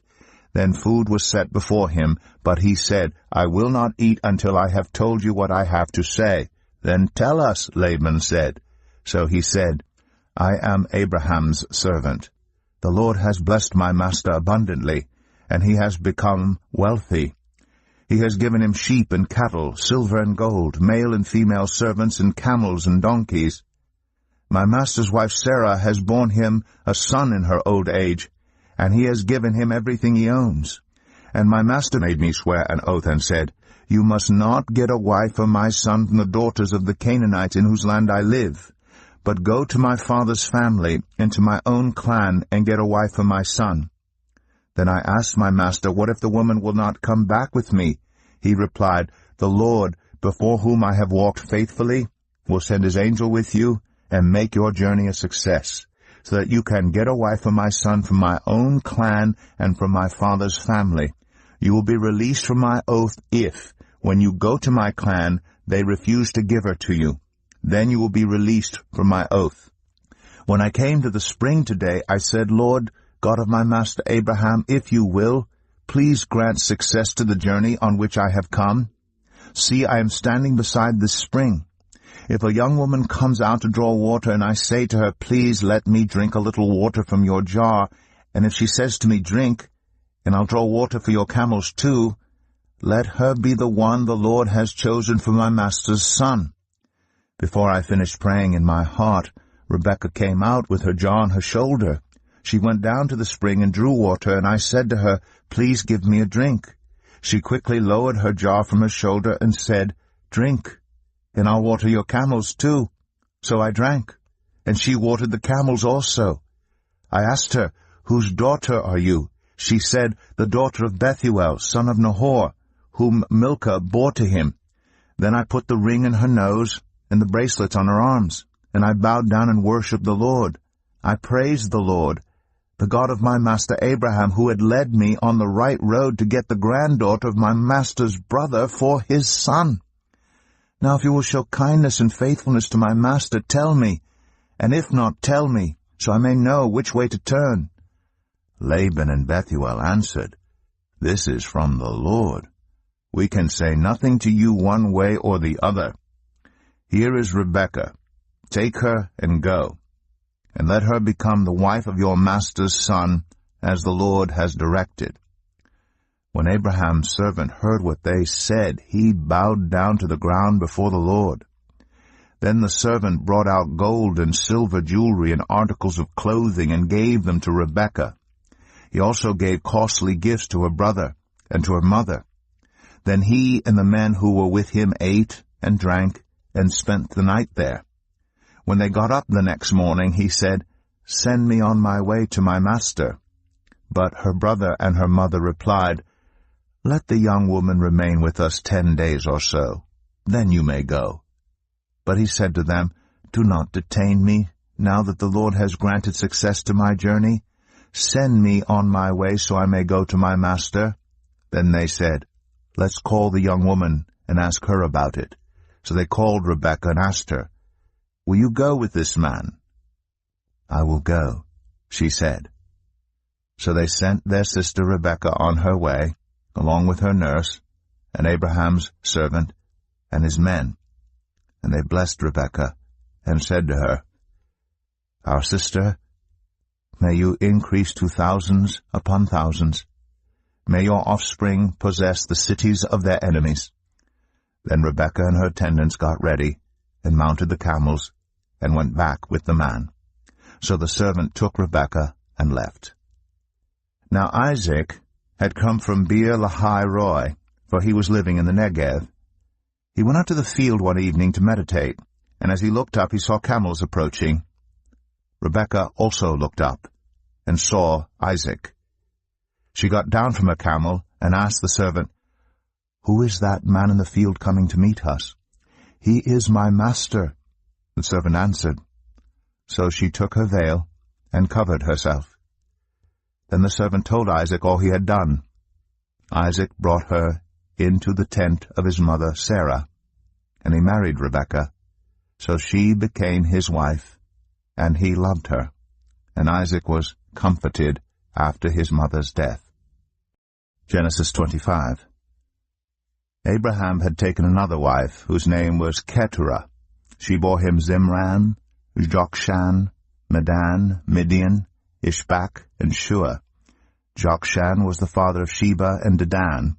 The descendants of Dedan were the Asherites, the Letushites, and the Leumites. The sons of Midian were Ephah, Epher, Hanok, Abidah, and Eldaah. All these were descendants of Keturah.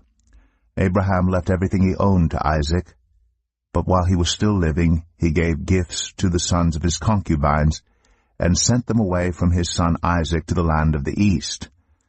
Abraham lived 175 years. Then Abraham breathed his last and died at a good old age, an old man and full of years, and he was gathered to his people. His sons Isaac and Ishmael buried him in the cave of Machpelah near Mamre, in the field of Ephron son of Zoar the Hittite, the field Abraham had bought from the Hittites. There Abraham was buried with his wife Sarah. After Abraham's death, God blessed his son Isaac, who then lived near Beer-lahai-roi. This is the account of the family line of Abraham's son Ishmael, whom Sarah's slave Hagar the Egyptian bore to Abraham. These are the names of the sons of Ishmael, listed in the order of their birth: Nebaioth, the firstborn of Ishmael, Kedar, Adbeel, Mibsam, Mishma, Dumah, Massa, Hadad, Tema, Jetur, Naphish, and Kedemah. These were the sons of Ishmael, and these are the names of the 12 tribal rulers according to their settlement and camps. Ishmael lived 137 years. He breathed his last and died, and he was gathered to his people. His descendants settled in the area from Havilah to Shur, near the eastern border of Egypt, as you go toward Ashur, and they lived in hostility toward all the tribes related to them. This is the account of the family line of Abraham's son Isaac. Abraham became the father of Isaac, and Isaac was 40 years old when he married Rebekah, daughter of Bethuel, the Aramean from Padan Aram, and sister of Laban the Aramean. Isaac prayed to the Lord on behalf of his wife because she was childless. The Lord answered his prayer, and his wife Rebekah became pregnant. The babies jostled each other within her, and she said, "Why is this happening to me?" So she went to inquire of the Lord. The Lord said to her, "2 nations are in your womb, and 2 peoples from within you will be separated. One people will be stronger than the other, and the older will serve the younger." When the time came for her to give birth, there were twin boys in her womb. The first to come out was red, and his whole body was like a hairy garment. So they named him Esau. After this his brother came out, with his hand grasping Esau's heel. So he was named Jacob. Isaac was 60 years old when Rebekah gave birth to them. The boys grew up, and Esau became a skillful hunter, a man of the open country, while Jacob was content to stay at home among the tents. Isaac, who had a taste for wild game, loved Esau, but Rebekah loved Jacob. Once when Jacob was cooking some stew, Esau came in from the open country, famished. He said to Jacob, "Quick, let me have some of that red stew. I'm famished." That is why he was also called Edom. Jacob replied, "First sell me your birthright." "Look, I am about to die," Esau said. "What good is the birthright to me?" But Jacob said, "Swear to me first." So he swore an oath to him, selling his birthright to Jacob. Then Jacob gave Esau some bread and some lentil stew. He ate and drank, and then got up and left. So Esau despised his birthright. Genesis 26. Now there was a famine in the land, besides the previous famine in Abraham's time. And Isaac went to Abimelech, king of the Philistines, in Gerar. The Lord appeared to Isaac and said, "Do not go down to Egypt. Live in the land where I tell you to live. Stay in this land for a while, and I will be with you and will bless you. For to you and your descendants I will give all these lands, and will confirm the oath I swore to your father Abraham. I will make your descendants as numerous as the stars in the sky, and will give them all these lands. And through your offspring all nations on earth will be blessed, because Abraham obeyed me, and did everything I required of him, keeping my commands, my decrees, and my instructions." So Isaac stayed in Gerar. When the men of that place asked him about his wife, he said, "She is my sister," because he was afraid to say, "She is my wife." He thought, "The men of this place might kill me on account of Rebekah, because she is beautiful." When Isaac had been there a long time, Abimelech, king of the Philistines, looked down from a window and saw Isaac caressing his wife Rebekah. So Abimelech summoned Isaac and said, "She is really your wife. Why did you say she is my sister?" Isaac answered him, "Because I thought I might lose my life on account of her." Then Abimelech said, "What is this you have done to us? One of the men might well have slept with your wife, and you would have brought guilt upon us." So Abimelech gave orders to all the people, "Anyone who harms this man or his wife shall surely be put to death." Isaac planted crops in that land, and the same year reaped 100-fold, because the Lord blessed him. The man became rich, and his wealth continued to grow until he became very wealthy. He had so many flocks and herds and servants that the Philistines envied him. So all the wells that his father's servants had dug in the time of his father Abraham, the Philistines stopped up, filling them with earth. Then Abimelech said to Isaac, "Move away from us. You have become too powerful for us." So Isaac moved away from there and encamped in the valley of Gerar, where he settled. Isaac reopened the wells that had been dug in the time of his father Abraham, which the Philistines had stopped up after Abraham died, and he gave them the same names his father had given them. Isaac's servants dug in the valley and discovered a well of fresh water there. But the herders of Gerar quarreled with those of Isaac and said, "The water is ours." So he named the well Esek, because they disputed with him. Then they dug another well, but they quarreled over that one also. So he named it Sitnah. He moved on from there and dug another well, and no one quarreled over it. He named it Rehoboth, saying, "Now the Lord has given us room, and we will flourish in the land." From there he went up to Beersheba. That night the Lord appeared to him and said, "I am the God of your father Abraham. Do not be afraid, for I am with you. I will bless you, and will increase the number of your descendants for the sake of my servant Abraham." Isaac built an altar there, and called on the name of the Lord. There he pitched his tent, and there his servants dug a well. Meanwhile Abimelech had come to him from Gerar, with Ahuzath, his personal adviser, and Phicol, the commander of his forces. Isaac asked them, "Why have you come to me, since you were hostile to me and sent me away?" They answered, "We saw clearly that the Lord was with you, so we said, there ought to be a sworn agreement between us and you. Let us make a treaty with you that you will do us no harm, just as we did not harm you, but always treated you well, and sent you away peacefully. And now you are blessed by the Lord." Isaac then made a feast for them, and they ate and drank. Early the next morning the men swore an oath to each other. Then Isaac sent them on their way, and they went away peacefully. That day Isaac's servants came and told him about the well they had dug. They said, "We found water." He called it Sheba, and to this day the name of the town has been Beersheba. When Esau was 40 years old, he married Judith, daughter of Beeri the Hittite, and also Basemath, daughter of Elon the Hittite. They were a source of grief to Isaac and Rebekah. Genesis 27. When Isaac was old, and his eyes were so weak that he could no longer see, he called for Esau his older son, and said to him, "My son." "Here I am," he answered. Isaac said, "I am now an old man, and don't know the day of my death. Now then, get your equipment, your quiver and bow, and go out to the open country to hunt some wild game for me. Prepare me the kind of tasty food I like, and bring it to me to eat, so that I may give you my blessing before I die." Now Rebekah was listening as Isaac spoke to his son Esau.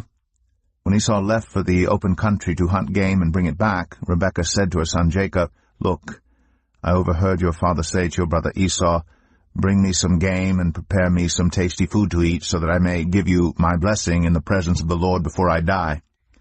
Now, my son, listen carefully and do what I tell you.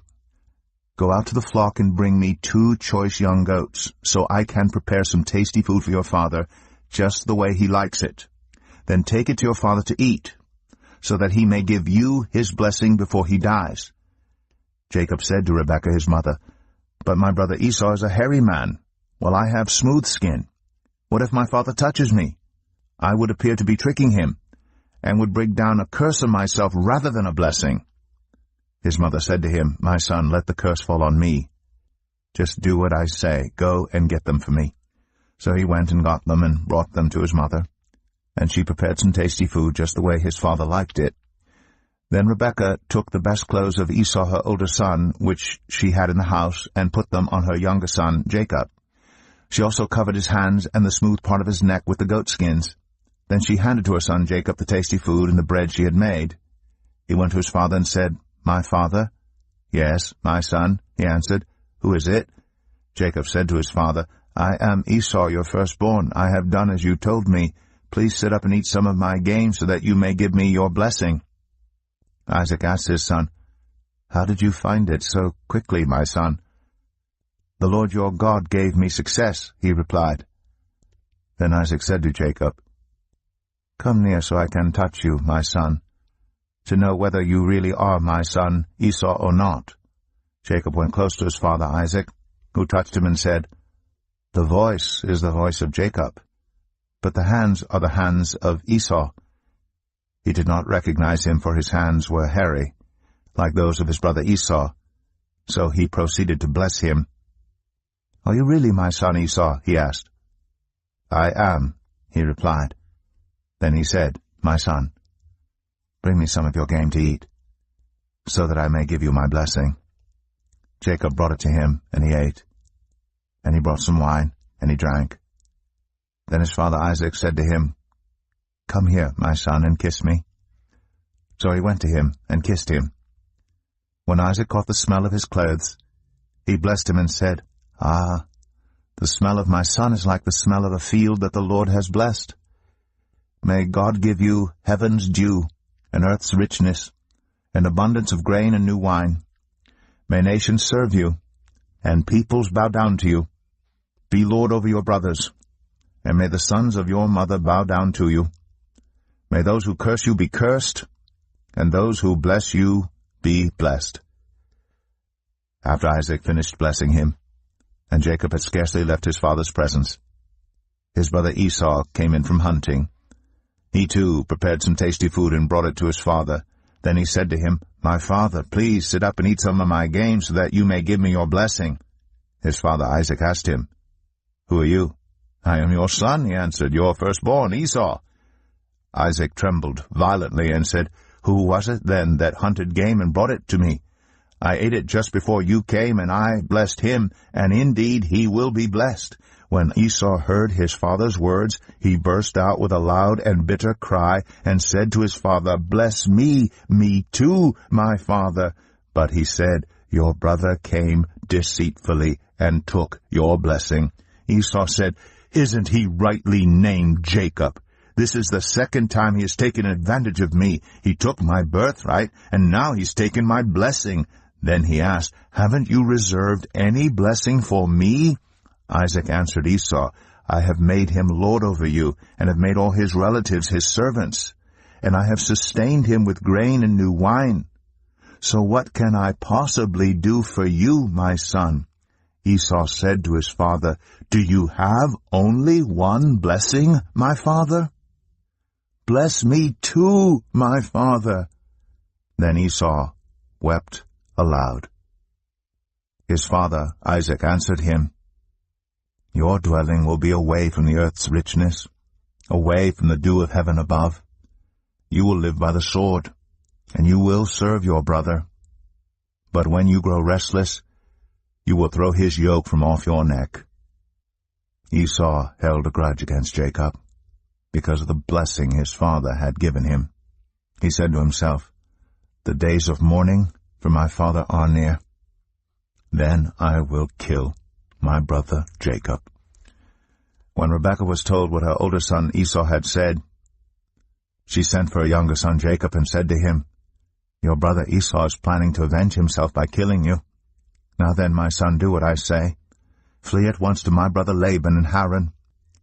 Stay with him for a while until your brother's fury subsides. When your brother is no longer angry with you and forgets what you did to him, I'll send word for you to come back from there. Why should I lose both of you in one day?" Then Rebekah said to Isaac, "I'm disgusted with living because of these Hittite women. If Jacob takes a wife from among the women of this land, from Hittite women like these, my life will not be worth living." Genesis 28. So Isaac called for Jacob and blessed him. Then he commanded him, "Do not marry a Canaanite woman. Go at once to Padan Aram, to the house of your mother's father Bethuel. Take a wife for yourself there, from among the daughters of Laban your mother's brother. May God Almighty bless you and make you fruitful, and increase your numbers until you become a community of peoples. May he give you and your descendants the blessing given to Abraham, so that you may take possession of the land where you now reside as a foreigner, the land God gave to Abraham." Then Isaac sent Jacob on his way, and he went to Padan Aram, to Laban, son of Bethuel the Aramean, the brother of Rebekah, who was the mother of Jacob and Esau. Now Esau learned that Isaac had blessed Jacob and had sent him to Padan Aram to take a wife from there, and that when he blessed him, he commanded him, "Do not marry a Canaanite woman," and that Jacob had obeyed his father and mother and had gone to Padan Aram. Esau then realized how displeasing the Canaanite women were to his father Isaac. So he went to Ishmael and married Mahalath, the sister of Nebaioth, and daughter of Ishmael, son of Abraham, in addition to the wives he already had. Jacob left Beersheba and set out for Haran. When he reached a certain place, he stopped for the night because the sun had set. Taking one of the stones there, he put it under his head and lay down to sleep. He had a dream, in which he saw a stairway resting on the earth, with its top reaching to heaven. and the angels of God were ascending and descending on it. There above it stood the Lord, and he said, I am the Lord, the God of your father Abraham and the God of Isaac. I will give you and your descendants the land on which you are lying. Your descendants will be like the dust of the earth, and you will spread out to the west and to the east, to the north and to the south. All peoples on earth will be blessed through you and your offspring. I am with you and will watch over you wherever you go, and I will bring you back to this land. I will not leave you until I have done what I have promised you. When Jacob awoke from his sleep, he thought, Surely the Lord is in this place, and I was not aware of it. He was afraid and said, How awesome is this place! This is none other than the house of God. This is the gate of heaven. Early the next morning Jacob took the stone he had placed under his head and set it up as a pillar, and poured oil on top of it. He called that place Bethel, though the city used to be called Luz. Then Jacob made a vow, saying, If God will be with me, and will watch over me on this journey I am taking, and will give me food to eat and clothes to wear, so that I return safely to my father's household, then the Lord will be my God. And this stone that I have set up as a pillar will be God's house, and of all that you give me, I will give you a tenth. Genesis 29. Then Jacob continued on his journey and came to the land of the eastern peoples. There he saw a well in the open country, with 3 flocks of sheep lying near it, because the flocks were watered from that well. The stone over the mouth of the well was large. When all the flocks were gathered there, the shepherds would roll the stone away from the well's mouth and water the sheep. Then they would return the stone to its place over the mouth of the well. Jacob asked the shepherds, My brothers, where are you from? We're from Haran, they replied. He said to them, Do you know Laban, Nahor's grandson? Yes, we know him, they answered. Then Jacob asked them, Is he well? Yes, he is, they said. And here comes his daughter Rachel with the sheep. Look, he said, the sun is still high. It is not time for the flocks to be gathered. Water the sheep and take them back to pasture. We can't, they replied, until all the flocks are gathered, and the stone has been rolled away from the mouth of the well. Then we will water the sheep. While he was still talking with them, Rachel came with her father's sheep, for she was a shepherd. When Jacob saw Rachel, daughter of his uncle Laban, and Laban's sheep, he went over and rolled the stone away from the mouth of the well and watered his uncle's sheep. Then Jacob kissed Rachel and began to weep aloud. He had told Rachel that he was a relative of her father and a son of Rebekah. So she ran and told her father. As soon as Laban heard the news about Jacob, his sister's son, he hurried to meet him. He embraced him and kissed him and brought him to his home. And there Jacob told him all these things. Then Laban said to him, You are my own flesh and blood. After Jacob had stayed with him for a whole month, Laban said to him, Just because you are a relative of mine, should you work for me for nothing? Tell me what your wages should be. Now Laban had 2 daughters. The name of the older was Leah, and the name of the younger was Rachel. Leah had weak eyes, but Rachel had a lovely figure and was beautiful. Jacob was in love with Rachel and said, I'll work for you 7 years in return for your younger daughter Rachel. Laban said, It's better that I give her to you than to some other man. Stay here with me. So Jacob served 7 years to get Rachel, but they seemed like only a few days to him because of his love for her. Then Jacob said to Laban, Give me my wife, my time is completed, and I want to make love to her. So Laban brought together all the people of the place and gave a feast. But when evening came, he took his daughter Leah and brought her to Jacob, and Jacob made love to her. And Laban gave his servant Zilpah to his daughter as her attendant. When morning came, there was Leah. So Jacob said to Laban, What is this you have done to me? I served you for Rachel, didn't I? Why have you deceived me? Laban replied, It is not our custom here to give the younger daughter in marriage before the older one. Finish this daughter's bridal week, then we will give you the younger one also in return for another 7 years of work. and Jacob did so. He finished the week with Leah, and then Laban gave him his daughter Rachel to be his wife. Laban gave his servant Bilhah to his daughter Rachel as her attendant. Jacob made love to Rachel also, and his love for Rachel was greater than his love for Leah. And he worked for Laban another 7 years. When the Lord saw that Leah was not loved, he enabled her to conceive, but Rachel remained childless.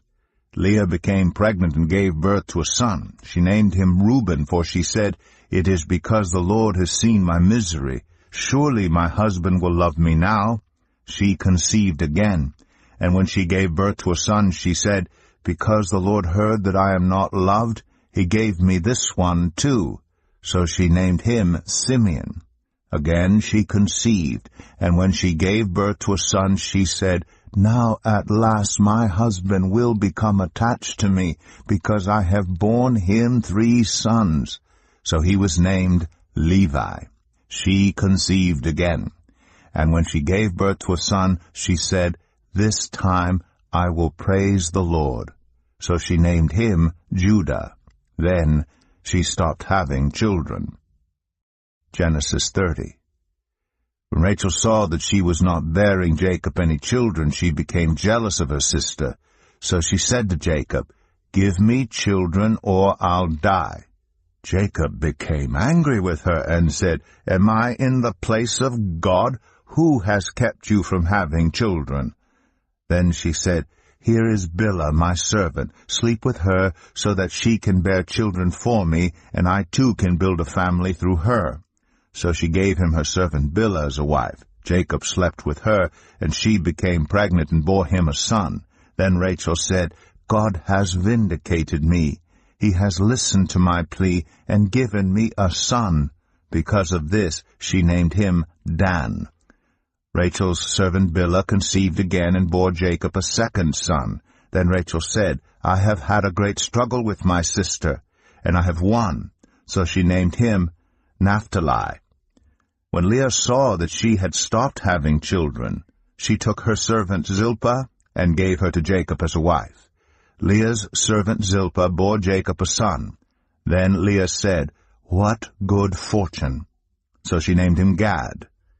Leah's servant Zilpah bore Jacob a second son. Then Leah said, "How happy I am! The women will call me happy." So she named him Asher. During wheat harvest, Reuben went out into the fields and found some mandrake plants, which he brought to his mother Leah. Rachel said to Leah, "Please, give me some of your son's mandrakes."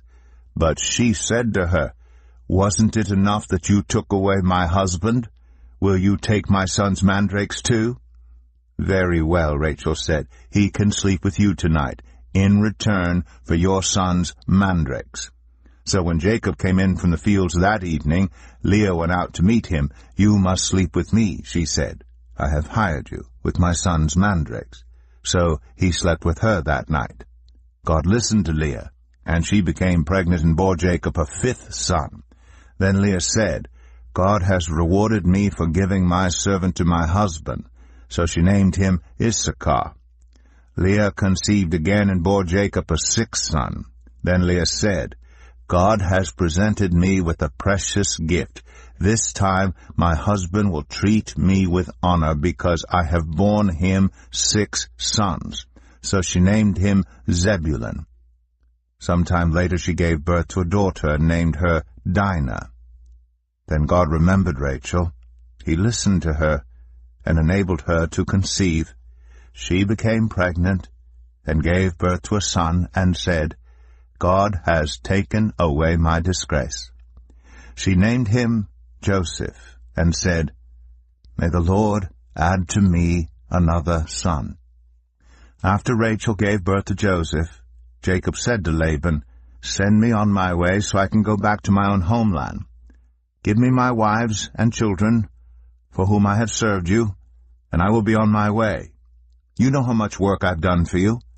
But Laban said to him, "If I have found favor in your eyes, please stay. I have learned by divination that the Lord has blessed me because of you." He added, "Name your wages, and I will pay them."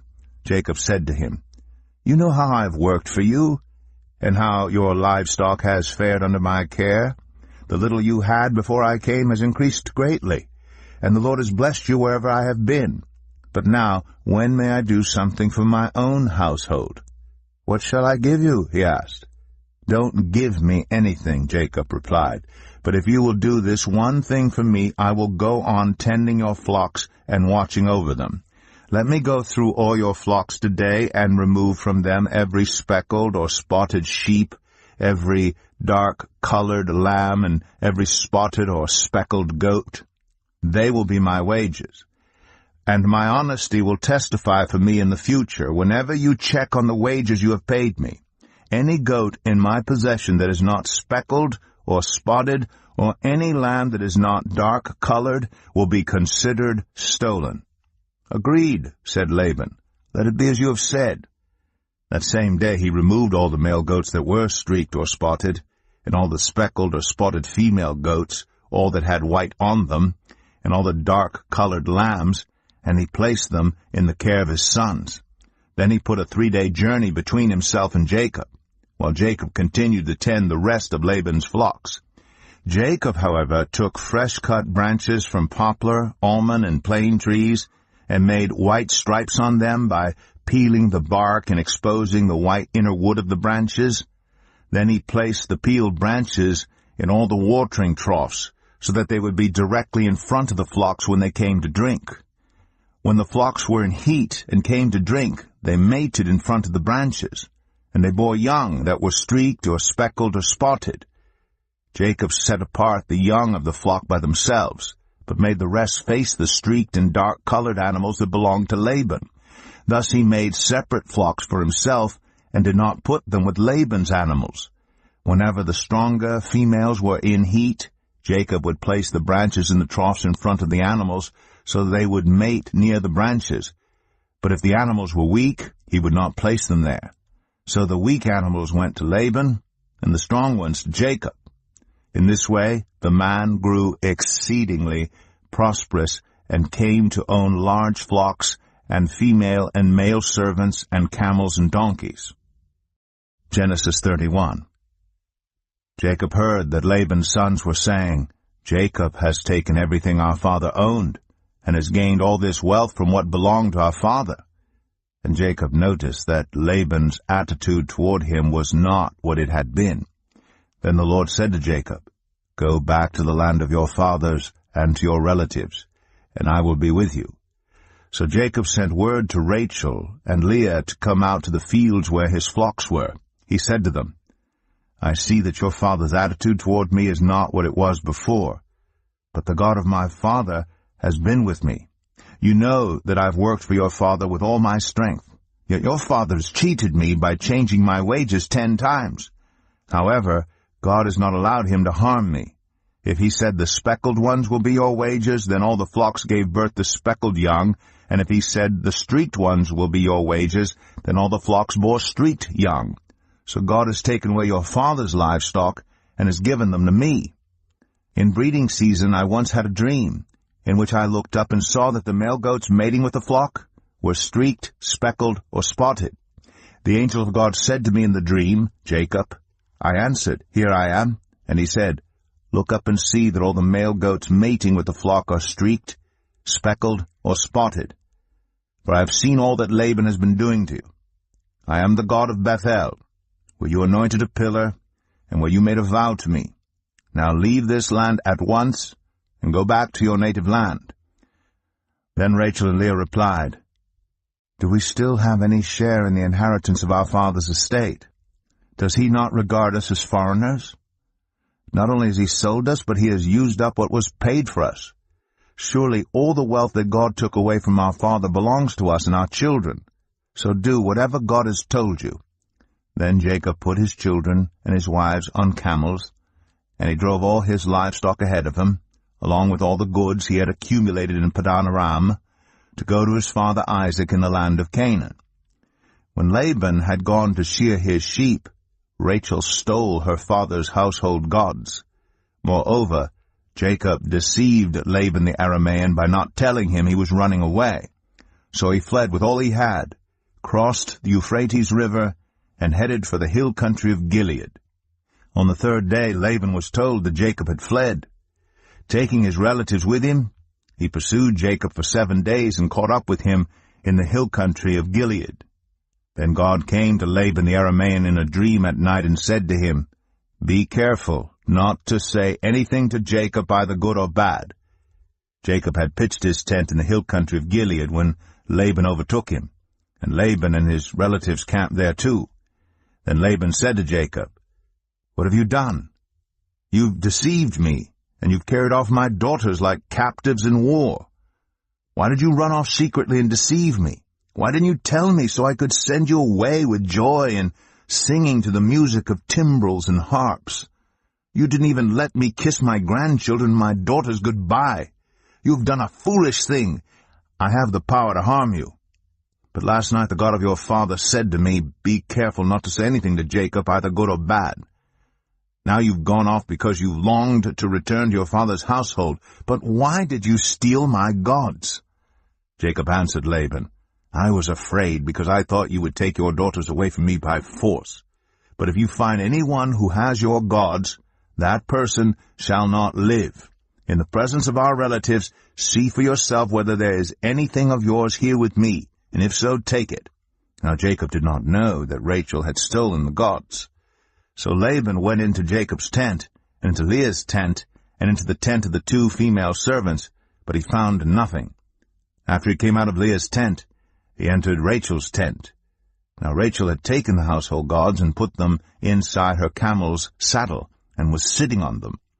Laban searched through everything in the tent, but found nothing. Rachel said to her father, "Don't be angry, my lord, that I cannot stand up in your presence. I'm having my period." So he searched, but could not find the household gods. Jacob was angry and took Laban to task. "What is my crime?" he asked Laban. "How have I wronged you that you hunt me down? Now that you have searched through all my goods, what have you found that belongs to your household? Put it here in front of your relatives and mine, and let them judge between the 2 of us. I have been with you for 20 years now. Your sheep and goats have not miscarried, nor have I eaten rams from your flocks. I did not bring you animals torn by wild beasts. I bore the loss myself, and you demanded payment from me for whatever was stolen by day or night. This was my situation. The heat consumed me in the daytime and the cold at night, and sleep fled from my eyes. It was like this for the 20 years I was in your household. I worked for you 14 years for your 2 daughters and 6 years for your flocks, and you changed my wages 10 times. If the God of my father, the God of Abraham, and the fear of Isaac had not been with me, you would surely have sent me away empty-handed. But God has seen my hardship and the toil of my hands, and last night he rebuked you." Laban answered Jacob, "The women are my daughters, the children are my children, and the flocks are my flocks. All you see is mine. Yet what can I do today about these daughters of mine, or about the children they have borne? Come now, let's make a covenant, you and I, and let us serve as a witness between us." So Jacob took a stone and set it up as a pillar. He said to his relatives, "Gather some stones." So they took stones and piled them in a heap, and they ate there by the heap. Laban called it Jegar-Sahadathah, and Jacob called it Gilead. Laban said, "This heap is a witness between you and me today." That is why it is called Gilead. It was also called Mizpah, because he said, "May the Lord keep watch between you and me when we are away from each other. If you mistreat my daughters, or if you take any wives besides my daughters, even though no one is with us, remember that God is a witness between you and me." Laban also said to Jacob, "Here is this heap, and here is this pillar I have set up between you and me.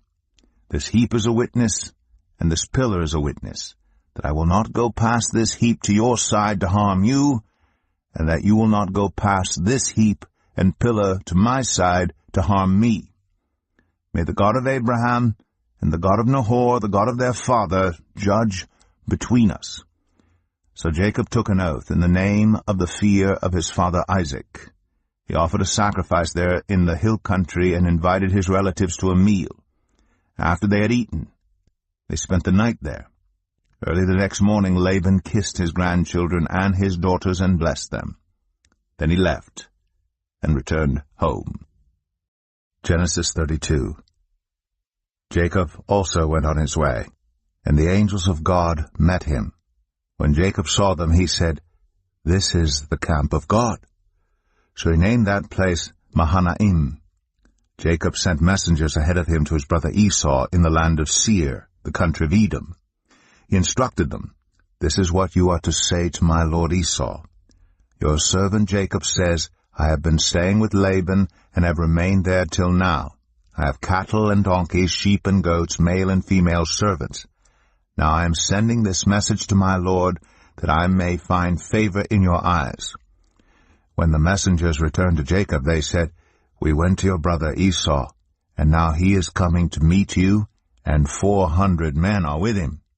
In great fear and distress Jacob divided the people who were with him into 2 groups, and the flocks and herds and camels as well. He thought, if Esau comes and attacks one group, the group that is left may escape. Then Jacob prayed, "O God of my father Abraham, God of my father Isaac, Lord, you who said to me, 'Go back to your country and your relatives, and I will make you prosper,' I am unworthy of all the kindness and faithfulness you have shown your servant. I had only my staff when I crossed to this Jordan, but now I have become 2 camps. Save me, I pray, from the hand of my brother Esau, for I am afraid he will come and attack me, and also the mothers with their children. But you have said, I will surely make you prosper, and will make your descendants like the sand of the sea, which cannot be counted." He spent the night there, and from what he had with him he selected a gift for his brother Esau, 200 female goats and 20 male goats, 200 ewes and 20 rams, 30 female camels with their young, 40 cows and 10 bulls, and 20 female donkeys and 10 male donkeys. He put them in the care of his servants, each herd by itself, and said to his servants, "Go ahead of me, and keep some space between the herds." He instructed the one in the lead, "When my brother Esau meets you and asks, 'Who do you belong to, and where are you going, and who owns all these animals in front of you?' then you are to say, 'They belong to your servant Jacob. They are a gift sent to my lord Esau, and he is coming behind us.'" He also instructed the second, the third, and all the others who followed the herds, "You are to say the same thing to Esau when you meet him, and be sure to say, 'Your servant Jacob is coming behind us,' for he thought, 'I will pacify him with these gifts I am sending on ahead. Later, when I see him, perhaps he will receive me.' So Jacob's gifts went on ahead of him, but he himself spent the night in the camp.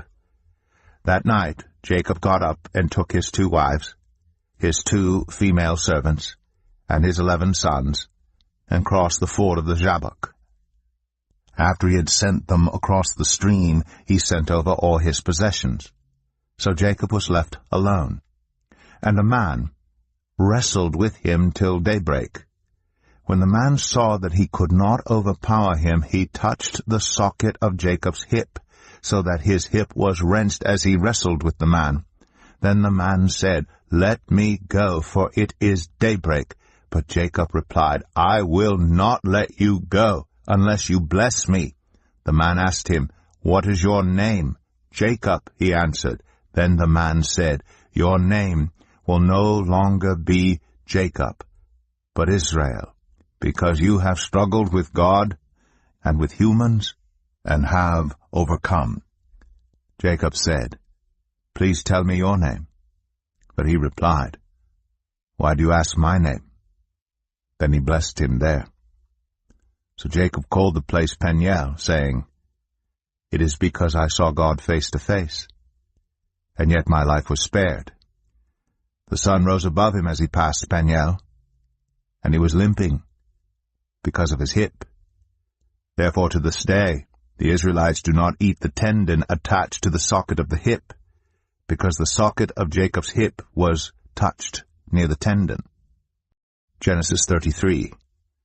Jacob looked up, and there was Esau, coming with his 400 men. So he divided the children among Leah, Rachel, and the 2 female servants. He put the female servants and their children in front, Leah and her children next, and Rachel and Joseph in the rear.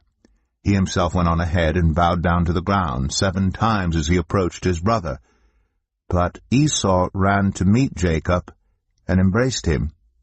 He threw his arms around his neck and kissed him, and they wept.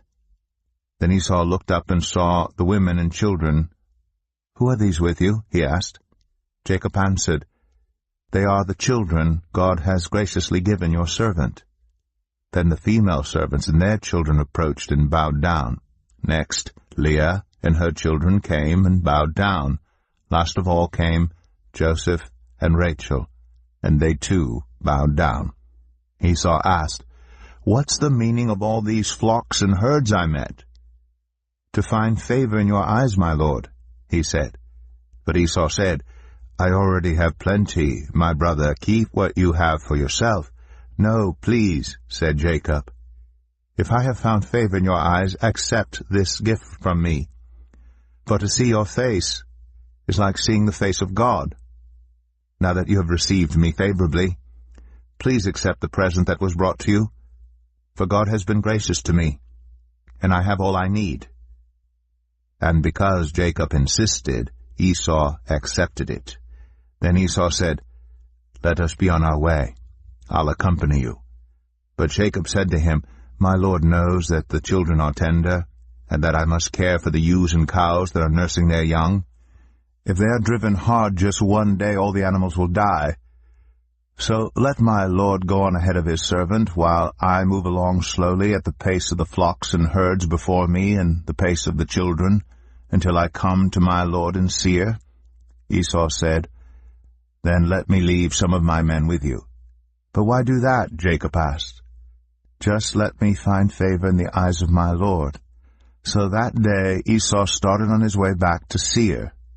Jacob, however, went to Succoth, where he built a place for himself and made shelters for his livestock. That is why the place is called Succoth. After Jacob came from Padan Aram, he arrived safely at the city of Shechem in Canaan, and camped within sight of the city.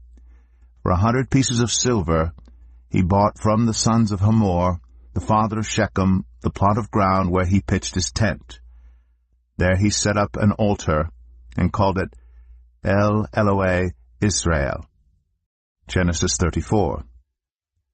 Now Dinah, the daughter Leah had borne to Jacob, went out to visit the women of the land. When Shechem, son of Hamor the Hivite, the ruler of that area, saw her, he took her and raped her. His heart was drawn to Dinah, daughter of Jacob. He loved the young woman and spoke tenderly to her. And Shechem said to his father Hamor, "Get me this girl as my wife." When Jacob heard that his daughter Dinah had been defiled, his sons were in the fields with his livestock, so he did nothing about it until they came home. Then Shechem's father Hamor went out to talk with Jacob. Meanwhile, Jacob's sons had come in from the fields as soon as they heard what had happened. They were shocked and furious because Shechem had done an outrageous thing in Israel by sleeping with Jacob's daughter, a thing that should not be done. But Hamor said to them, "My son Shechem has his heart set on your daughter. Please give her to him as his wife. Intermarry with us, give us your daughters, and take our daughters for yourselves. You can settle among us, the land is open to you, live in it, trade in it, and acquire property in it." Then Shechem said to Dinah's father and brothers, "Let me find favor in your eyes, and I will give you whatever you ask.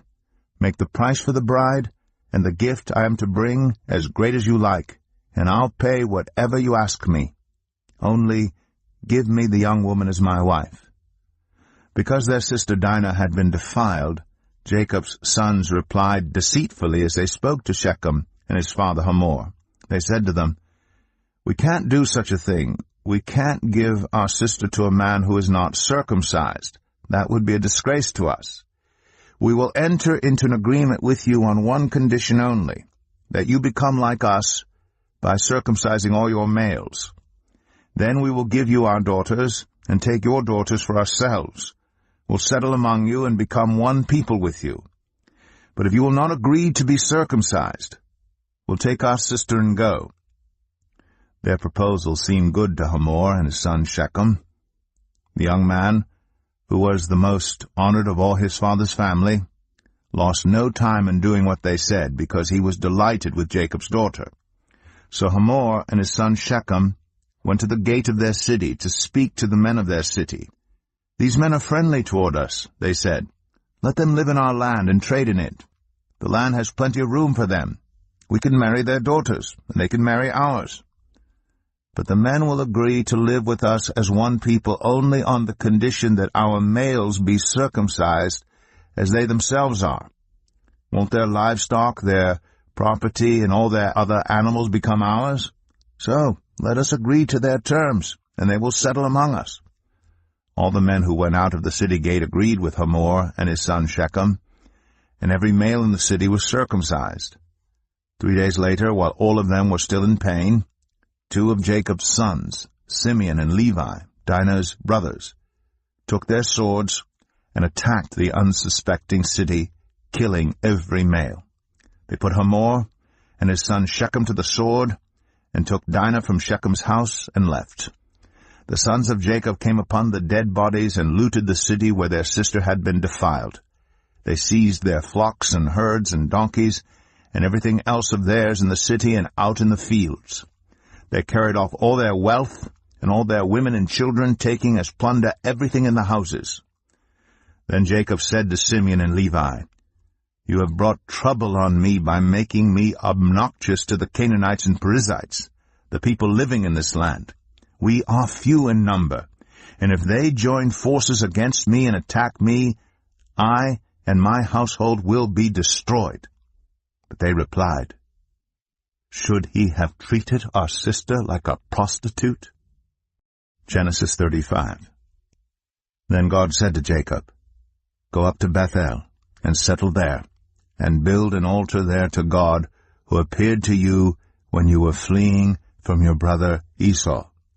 So Jacob said to his household and to all who are with him, "Get rid of the foreign gods you have with you, and purify yourselves, and change your clothes. Then come, let us go up to Bethel, where I will build an altar to God, who answered me in the day of my distress, and who has been with me wherever I have gone." So they gave Jacob all the foreign gods they had, and the rings in their ears, and Jacob buried them under the oak at Shechem. Then they set out, and the terror of God fell on the towns all around them, so that no one pursued them. Jacob and all the people with him came to Luz, that is, Bethel, in the land of Canaan. There he built an altar, and he called the place El Bethel, because it was there that God revealed himself to him when he was fleeing from his brother. Now Deborah, Rebekah's nurse, died, and was buried under the oak outside Bethel. So it was named Allon Bacuth. After Jacob returned from Padan Aram, God appeared to him again and blessed him. God said to him, "Your name is Jacob, but you will no longer be called Jacob. Your name will be Israel." So he named him Israel. And God said to him, "I am God Almighty. Be fruitful and increase in number. A nation and a community of nations will come from you, and kings will be among your descendants. The land I gave to Abraham and Isaac, I also give to you, and I will give this land to your descendants after you." Then God went up from him at the place where he had talked with him. Jacob set up a stone pillar at the place where God had talked with him, and he poured out a drink offering on it. He also poured oil on it. Jacob called the place where God had talked with him Bethel. Then they moved on from Bethel. While they were still some distance from Ephrath, Rachel began to give birth and had great difficulty. And as she was having great difficulty in childbirth, the midwife said to her, "Don't despair, for you have another son." As she breathed her last, for she was dying, she named her son Ben-Oni. but his father named him Benjamin. So Rachel died, and was buried on the way to Ephrath, that is, Bethlehem. Over her tomb Jacob set up a pillar, and to this day that pillar marks Rachel's tomb. Israel moved on again, and pitched his tent beyond Migdal-eder. While Israel was living in that region, Reuben went in and slept with his father's concubine Bilhah, and Israel heard of it. Jacob had 12 sons. The sons of Leah, Reuben, the firstborn of Jacob, Simeon, Levi, Judah, Issachar, and Zebulun. The sons of Rachel, Joseph, and Benjamin. The sons of Rachel's servant Bilhah, Dan and Naphtali. The sons of Leah's servant Zilpah, Gad, and Asher. These were the sons of Jacob, who were born to him in Padan Aram. Jacob came home to his father Isaac in Mamre, near Kiriath Arba, that is Hebron, where Abraham and Isaac had stayed. Isaac lived 180 years. Then he breathed his last and died, and was gathered to his people, old and full of years, and his sons Esau and Jacob buried him. Genesis 36. This is the account of the family line of Esau, that is Edom. Esau took his wives from the women of Canaan, Adah, daughter of Elon the Hittite, and Oholibamah, daughter of Anah, and granddaughter of Zibeon the Hivite, also Basemath, daughter of Ishmael, and sister of Nebaioth. Adah bore Eliphaz to Esau, Basemath bore Ruel, and Oholibamah bore Jeush, Jalam, and Korah. These were the sons of Esau, who were born to him in Canaan. Esau took his wives and sons and daughters and all the members of his household, as well as his livestock, and all his other animals and all the goods he had acquired in Canaan, and moved to a land some distance from his brother Jacob. Their possessions were too great for them to remain together. The land where they were staying could not support them both because of their livestock. So Esau, that is Edom, settled in the hill country of Seir. This is the account of the family line of Esau, the father of the Edomites, in the hill country of Seir. These are the names of Esau's sons: Eliphaz, the son of Esau's wife Adah, and Ruel, the son of Esau's wife Basemath. The sons of Eliphaz: Teman, Omar, Zepho, Gatam, and Kenaz. Esau's son Eliphaz also had a concubine named Timnah, who bore him Amalek. These were grandsons of Esau's wife Adah. The sons of Ruel: Nahath, Zerah, Shema, and Mizah. These were grandsons of Esau's wife Basemath. The sons of Esau's wife Oholibamah, daughter of Anah and granddaughter of Zibeon, whom she bore to Esau: Jeush, Jalam, and Korah. These were the chiefs among Esau's descendants. The sons of Eliphaz, the firstborn of Esau, chiefs Teman, Omar, Zepho, Kenaz, Korah, Gatam, and Amalek. These were the chiefs descended from Eliphaz in Edom. They were grandsons of Adah.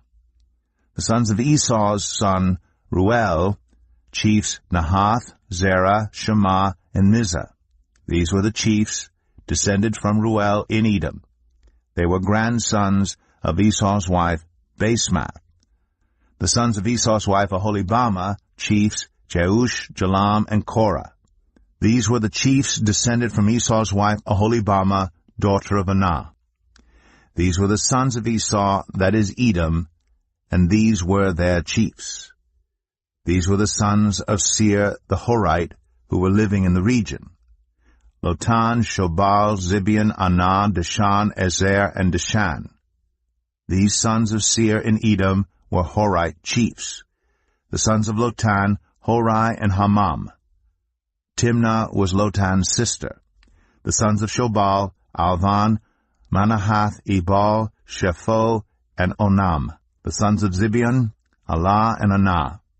This is the Anah who discovered the hot springs in the desert while he was grazing the donkeys of his father Zibeon. The children of Anah: Dishan and Oholibamah, daughter of Anah. The sons of Dishan: Hemdan, Eshban, Ithran, and Keran. The sons of Ezer: Bilhan, Zavan, and Akan. The sons of Dishan, Uz, and Aran. These were the Horite chiefs, Lotan, Shobal, Zibeon, Anah, Dishan, Ezer, and Dishan. These were the Horite chiefs, according to their divisions, in the land of Seir. These were the kings who reigned in Edom, before any Israelite king reigned. Bela, son of Beor, became king of Edom. His city was named Din-Habah. When Bela died, Jobab, son of Zerah, from Bozrah, succeeded him as king. When Jobab died, Husham, from the land of the Temanites, succeeded him as king. When Husham died, Hadad, son of Bedad, who defeated Midian in the country of Moab, succeeded him as king. His city was named Avith. When Hadad died, Samlah from Masrekah succeeded him as king. When Samlah died, Shaul from Rehoboth on the river succeeded him as king. When Shaul died, Baal-Hanan, son of Achbor, succeeded him as king. When Baal-Hanan, son of Achbor, died, Hadad succeeded him as king. His city was named Pau, and his wife's name was Mehetabel, daughter of Matred, the daughter of Mezahab.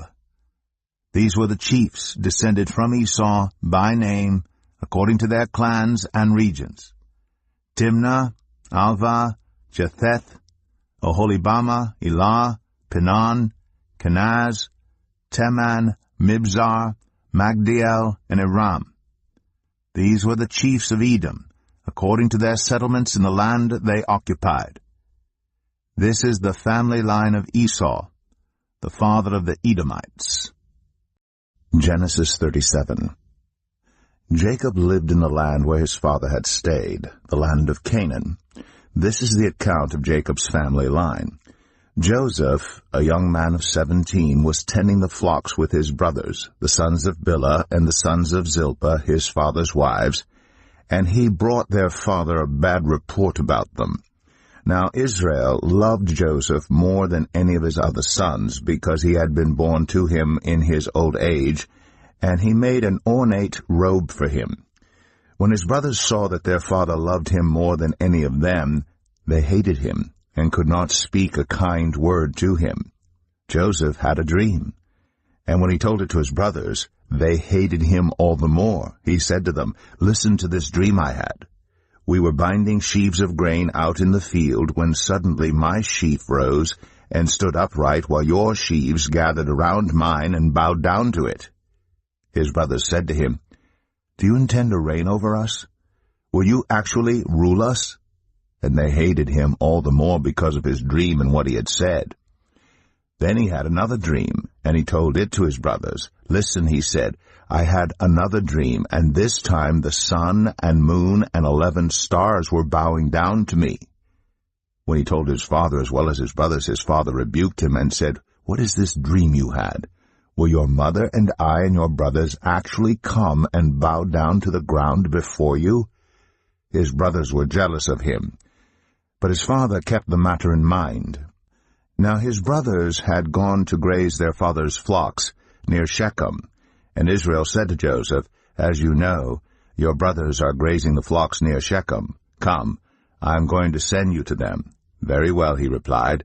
So he said to him, "Go and see if all is well with your brothers and with the flocks, and bring word back to me." Then he sent him off from the valley of Hebron. When Joseph arrived at Shechem, a man found him wandering around in the fields and asked him, "What are you looking for?" He replied, "I'm looking for my brothers. Can you tell me where they are grazing their flocks?" "They have moved on from here," the man answered. "I heard them say, 'Let's go to Dothan.'" So Joseph went after his brothers and found them near Dothan. But they saw him in the distance, and before he reached them, they plotted to kill him. "Here comes that dreamer," they said to each other. "Come now, let's kill him and throw him into one of these cisterns and say that a ferocious animal devoured him. Then we'll see what comes of his dreams." When Reuben heard this, he tried to rescue him from their hands. "Let's not take his life," he said. "Don't shed any blood. Throw him into this cistern here in the wilderness, but don't lay a hand on him." Reuben said this to rescue him from them and take him back to his father. So when Joseph came to his brothers, they stripped him of his robe, the ornate robe he was wearing, and they took him and threw him into the cistern. The cistern was empty. There was no water in it. As they sat down to eat their meal, they looked up and saw a caravan of Ishmaelites coming from Gilead. Their camels were loaded with spices, balm, and myrrh, and they were on their way to take them down to Egypt. Judah said to his brothers, "What will we gain if we kill our brother and cover up his blood? Come, let's sell him to the Ishmaelites, and not lay our hands on him. After all, he is our brother, our own flesh and blood." His brothers agreed. So when the Midianite merchants came by, his brothers pulled Joseph up out of the cistern and sold him for 20 shekels of silver to the Ishmaelites, who took him to Egypt. When Reuben returned to the cistern and saw that Joseph was not there, he tore his clothes. He went back to his brothers and said, "The boy isn't there. Where can I turn now?" Then they got Joseph's robe, slaughtered a goat, and dipped the robe in the blood. They took the ornate robe back to their father and said, "We found this. Examine it to see whether it is your son's robe." He recognized it and said, "It is my son's robe. Some ferocious animal has devoured him. Joseph has surely been torn to pieces." Then Jacob tore his clothes, put on sackcloth, and mourned for his son many days. All his sons and daughters came to comfort him, but he refused to be comforted. "No," he said, "I will continue to mourn until I join my son in the grave." So his father wept for him. Meanwhile, the Midianites sold Joseph in Egypt to Potiphar, one of Pharaoh's officials, the captain of the guard. Genesis 38. At that time, Judah left his brothers and went down to stay with a man of Adullam named Hira. There Judah met the daughter of a Canaanite man named Shua. He married her and made love to her. She became pregnant and gave birth to a son, who was named Er. She conceived again and gave birth to a son and named him Onan. She gave birth to still another son and named him Shelah. It was at Kezib that she gave birth to him. Judah got a wife for Er, his firstborn, and her name was Tamar. But Er, Judah's firstborn, was wicked in the Lord's sight, so the Lord put him to death. Then Judah said to Onan, "Sleep with your brother's wife, and fulfill your duty to her as a brother-in-law to raise up offspring for your brother." But Onan knew that the child would not be his, so whenever he slept with his brother's wife, he spilled his semen on the ground to keep from providing offspring for his brother. What he did was wicked in the Lord's sight, so the Lord put him to death also. Judah then said to his daughter-in-law Tamar, "Live as a widow in your father's household until my son Shelah grows up." For he thought, "He may die too, just like his brothers." So Tamar went to live in her father's household. After a long time, Judah's wife, the daughter of Shua, died. When Judah had recovered from his grief, he went up to Timnah, to the men who were shearing his sheep, and his friend Hira the Adullamite went with him. When Tamar was told, "Your father-in-law is on his way to Timnah to shear his sheep," she took off her widow's clothes, covered herself with a veil to disguise herself, and then sat down at the entrance to Enaim, which is on the road to Timnah. For she saw that though Shelah had now grown up, she had not been given to him as his wife. When Judah saw her, he thought she was a prostitute, for she had covered her face. Not realizing that she was his daughter-in-law, he went over to her by the roadside and said, "Come now, let me sleep with you." "And what will you give me to sleep with you?" she asked. "I'll send you a young goat from my flock," he said. "Will you give me something as a pledge until you send it?" she asked. He said, "What pledge should I give you?" "Your seal and its cord, and the staff in your hand," she answered. So he gave them to her and slept with her, and she became pregnant by him. After she left, she took off her veil and put on her widow's clothes again. Meanwhile, Judah sent the young goat by his friend the Adullamite in order to get his pledge back from the woman, but he did not find her. He asked the men who lived there, "Where is the shrine prostitute who was beside the road at Enaim?" "There hasn't been any shrine prostitute here," they said. So he went back to Judah and said, "I didn't find her, Besides, the men who lived there said, "There hasn't been any shrine prostitute here."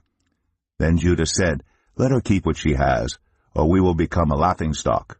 After all, I did send her this young goat, but you didn't find her." About 3 months later, Judah was told, "Your daughter-in-law Tamar is guilty of prostitution, and as a result she is now pregnant." Judah said, "Bring her out and have her burned to death." As she was being brought out, she sent a message to her father-in-law. "I am pregnant by the man who owns these," she said, and she added, "See if you recognize whose seal and cord and staff these are." Judah recognized them and said, "She is more righteous than I, since I wouldn't give her to my son Shelah." And he did not sleep with her again. When the time came for her to give birth, there were twin boys in her womb. As she was giving birth, one of them put out his hand, so the midwife took a scarlet thread and tied it on his wrist and said, "This one came out first." But when he drew back his hand, his brother came out, and she said, "So this is how you have broken out." And he was named Perez. Then his brother, who had the scarlet thread on his wrist, came out, and he was named Zerah. Genesis 39. Now Joseph had been taken down to Egypt. Potiphar, an Egyptian who was one of Pharaoh's officials, the captain of the guard, bought him from the Ishmaelites who had taken him there. The Lord was with Joseph, so that he prospered, and he lived in the house of his Egyptian master. When his master saw that the Lord was with him, and that the Lord gave him success in everything he did, Joseph found favor in his eyes and became his attendant. Potiphar put him in charge of his household, and he entrusted to his care everything he owned. From the time he put him in charge of his household and of all that he owned, the Lord blessed the household of the Egyptian because of Joseph. The blessing of the Lord was on everything Potiphar had, both in the house and in the field. So Potiphar left everything he had in Joseph's care. With Joseph in charge, he did not concern himself with anything except the food he ate. Now Joseph was well built and handsome. And after a while his master's wife took notice of Joseph and said, "Come to bed with me." But he refused. With me in charge, he told her, "My master does not concern himself with anything in the house. Everything he owns he has entrusted to my care. No one is greater in this house than I am. My master has withheld nothing from me except you, because you are his wife. How then could I do such a wicked thing and sin against God?" And though she spoke to Joseph day after day, he refused to go to bed with her or even be with her. One day he went into the house to attend to his duties, and none of the household servants was inside. She caught him by his cloak and said, "Come to bed with me." But he left his cloak in her hand and ran out of the house. When she saw that he had left his cloak in her hand and had run out of the house, she called her household servants. "Look," she said to them, "this Hebrew has been brought to us to make sport of us. He came in here to sleep with me, but I screamed. When he heard me scream for help, he left his cloak beside me and ran out of the house." She kept his cloak beside her until his master came home. Then she told him this story. "That Hebrew slave you brought us came to me to make sport of me, but as soon as I screamed for help, he left his cloak beside me and ran out of the house." When his master heard the story his wife told him, saying, "This is how your slave treated me," he burned with anger. Joseph's master took him and put him in prison, the place where the king's prisoners were confined. But while Joseph was there in the prison, the Lord was with him. He showed him kindness and granted him favor in the eyes of the prison warden. So the warden put Joseph in charge of all those held in the prison, and he was made responsible for all that was done there. The warden paid no attention to anything under Joseph's care, because the Lord was with Joseph and gave him success in whatever he did. Genesis 40. Sometime later, the cupbearer and the baker of the king of Egypt offended their master, the king of Egypt. Pharaoh was angry with his two officials, the chief cupbearer and the chief baker, and put them in custody in the house of the captain of the guard, in the same prison where Joseph was confined. The captain of the guard assigned them to Joseph, and he attended them. After they had been in custody for some time, each of the two men, the cupbearer and the baker of the king of Egypt, who were being held in prison, had a dream the same night, and each dream had a meaning of its own. When Joseph came to them the next morning, he saw that they were dejected. So he asked Pharaoh's officials who were in custody with him in his master's house, "Why do you look so sad today?" "We both had dreams," they answered, "but there is no one to interpret them." Then Joseph said to them, "Do not interpretations belong to God? Tell me your dreams." So the chief cupbearer told Joseph his dream. He said to him, "In my dream I saw a vine in front of me, and on the vine were 3 branches. As soon as it budded, it blossomed, and its clusters ripened into grapes. Pharaoh's cup was in my hand, and I took the grapes, squeezed them into Pharaoh's cup, and put the cup in his hand." "This is what it means," Joseph said to him.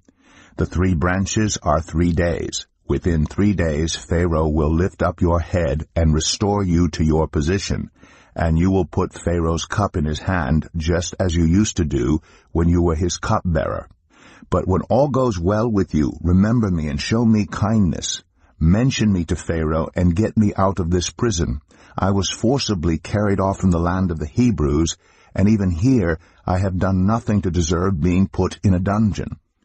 When the chief baker saw that Joseph had given a favorable interpretation, he said to Joseph, "I too had a dream. On my head were 3 baskets of bread. In the top basket were all kinds of baked goods for Pharaoh, but the birds were eating them out of the basket on my head." "This is what it means," Joseph said. "The 3 baskets are 3 days. Within 3 days Pharaoh will lift off your head and impale your body on a pole, and the birds will eat away your flesh." Now the 3rd day was Pharaoh's birthday, and he gave a feast for all his officials. He lifted up the heads of the chief cupbearer and the chief baker in the presence of his officials. He restored the chief cupbearer to his position, so that he once again put the cup into Pharaoh's hand. But he impaled the chief baker, just as Joseph had said to them in his interpretation. The chief cupbearer, however, did not remember Joseph. He forgot him. Genesis 41. When 2 full years had passed, Pharaoh had a dream. He was standing by the Nile when out of the river there came up 7 cows, sleek and fat, and they grazed among the reeds. After them 7 other cows, ugly and gaunt, came up out of the Nile and stood beside those on the river bank. And the cows that were ugly and gaunt ate up the 7 sleek, fat cows. Then Pharaoh woke up. He fell asleep again, and had a second dream. 7 heads of grain, healthy and good, were growing on a single stalk. After them 7 other heads of grain sprouted, thin and scorched by the east wind. The thin heads of grain swallowed up the 7 healthy full heads. Then Pharaoh woke up. It had been a dream. In the morning his mind was troubled, so he sent for all the magicians and wise men of Egypt. Pharaoh told them his dreams, but no one could interpret them for him. Then the chief cupbearer said to Pharaoh, "Today I am reminded of my shortcomings. Pharaoh was once angry with his servants, and he imprisoned me and the chief baker in the house of the captain of the guard. Each of us had a dream the same night, and each dream had a meaning of its own.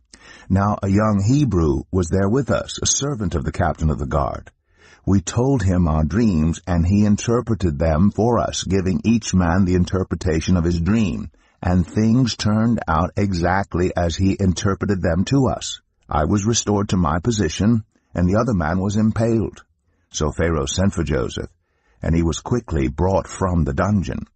When he had shaved and changed his clothes, he came before Pharaoh.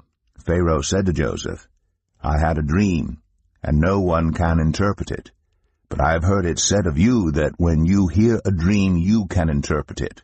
"I cannot do it," Joseph replied to Pharaoh, "but God will give Pharaoh the answer he desires."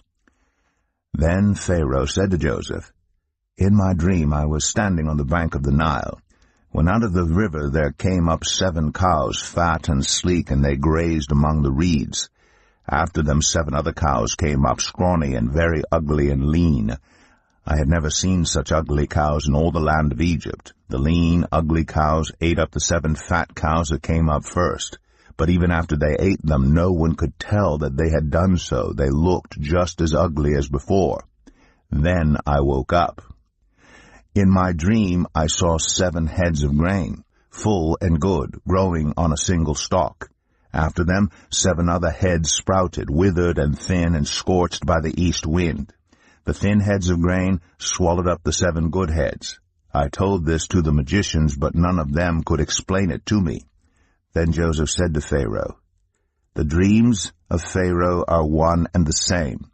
God has revealed to Pharaoh what he is about to do.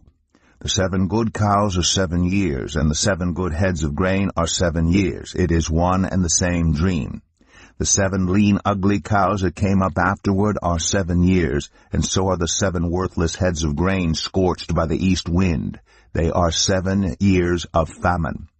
It is just as I said to Pharaoh. God has shown Pharaoh what he is about to do. 7 years of great abundance are coming throughout the land of Egypt, but 7 years of famine will follow them. Then all the abundance in Egypt will be forgotten, and the famine will ravage the land. The abundance in the land will not be remembered, because the famine that follows it will be so severe. The reason the dream was given to Pharaoh in 2 forms is that the matter has been firmly decided by God, and God will do it soon. And now let Pharaoh look for a discerning and wise man, and put him in charge of the land of Egypt. Let Pharaoh appoint commissioners over the land to take 1/5 of the harvest of Egypt during the 7 years of abundance. They should collect all the food of these good years that are coming, and store up the grain under the authority of Pharaoh to be kept in the cities for food. This food should be held in reserve for the country to be used during the 7 years of famine that will come upon Egypt, so that the country may not be ruined by the famine." The plan seemed good to Pharaoh and to all his officials. So Pharaoh asked them, "Can we find anyone like this man, one in whom is the Spirit of God?" Then Pharaoh said to Joseph, "Since God has made all this known to you, there is no one so discerning and wise as you. You shall be in charge of my palace, and all my people are to submit to your orders. Only with respect to the throne will I be greater than you." So Pharaoh said to Joseph, "I hereby put you in charge of the whole land of Egypt." Then Pharaoh took his signet ring from his finger and put it on Joseph's finger. He dressed him in robes of fine linen and put a gold chain around his neck. He had him ride in a chariot as his second in command, and people shouted before him, "Make way!" Thus he put him in charge of the whole land of Egypt. Then Pharaoh said to Joseph, "I am Pharaoh, but without your word no one will lift hand or foot in all Egypt." Pharaoh gave Joseph the name Zaphenath-Paneah, and gave him Asnath, daughter of Potipherah, priest of On, to be his wife. And Joseph went throughout the land of Egypt. Joseph was 30 years old when he entered the service of Pharaoh, king of Egypt. And Joseph went out from Pharaoh's presence and traveled throughout Egypt. During the 7 years of abundance the land produced plentifully. Joseph collected all the food produced in those 7 years of abundance in Egypt and stored it in the cities. In each city he put the food grown in the fields surrounding it. Joseph stored up huge quantities of grain, like the sand of the sea. It was so much that he stopped keeping records because it was beyond measure. Before the years of famine came, 2 sons were born to Joseph by Asnath, daughter of Potipherah, priest of On. Joseph named his firstborn Manasseh and said, "It is because God has made me forget all my trouble and all my father's household." The second son he named Ephraim and said, "It is because God has made me fruitful in the land of my suffering." The 7 years of abundance in Egypt came to an end, and the 7 years of famine began, just as Joseph had said.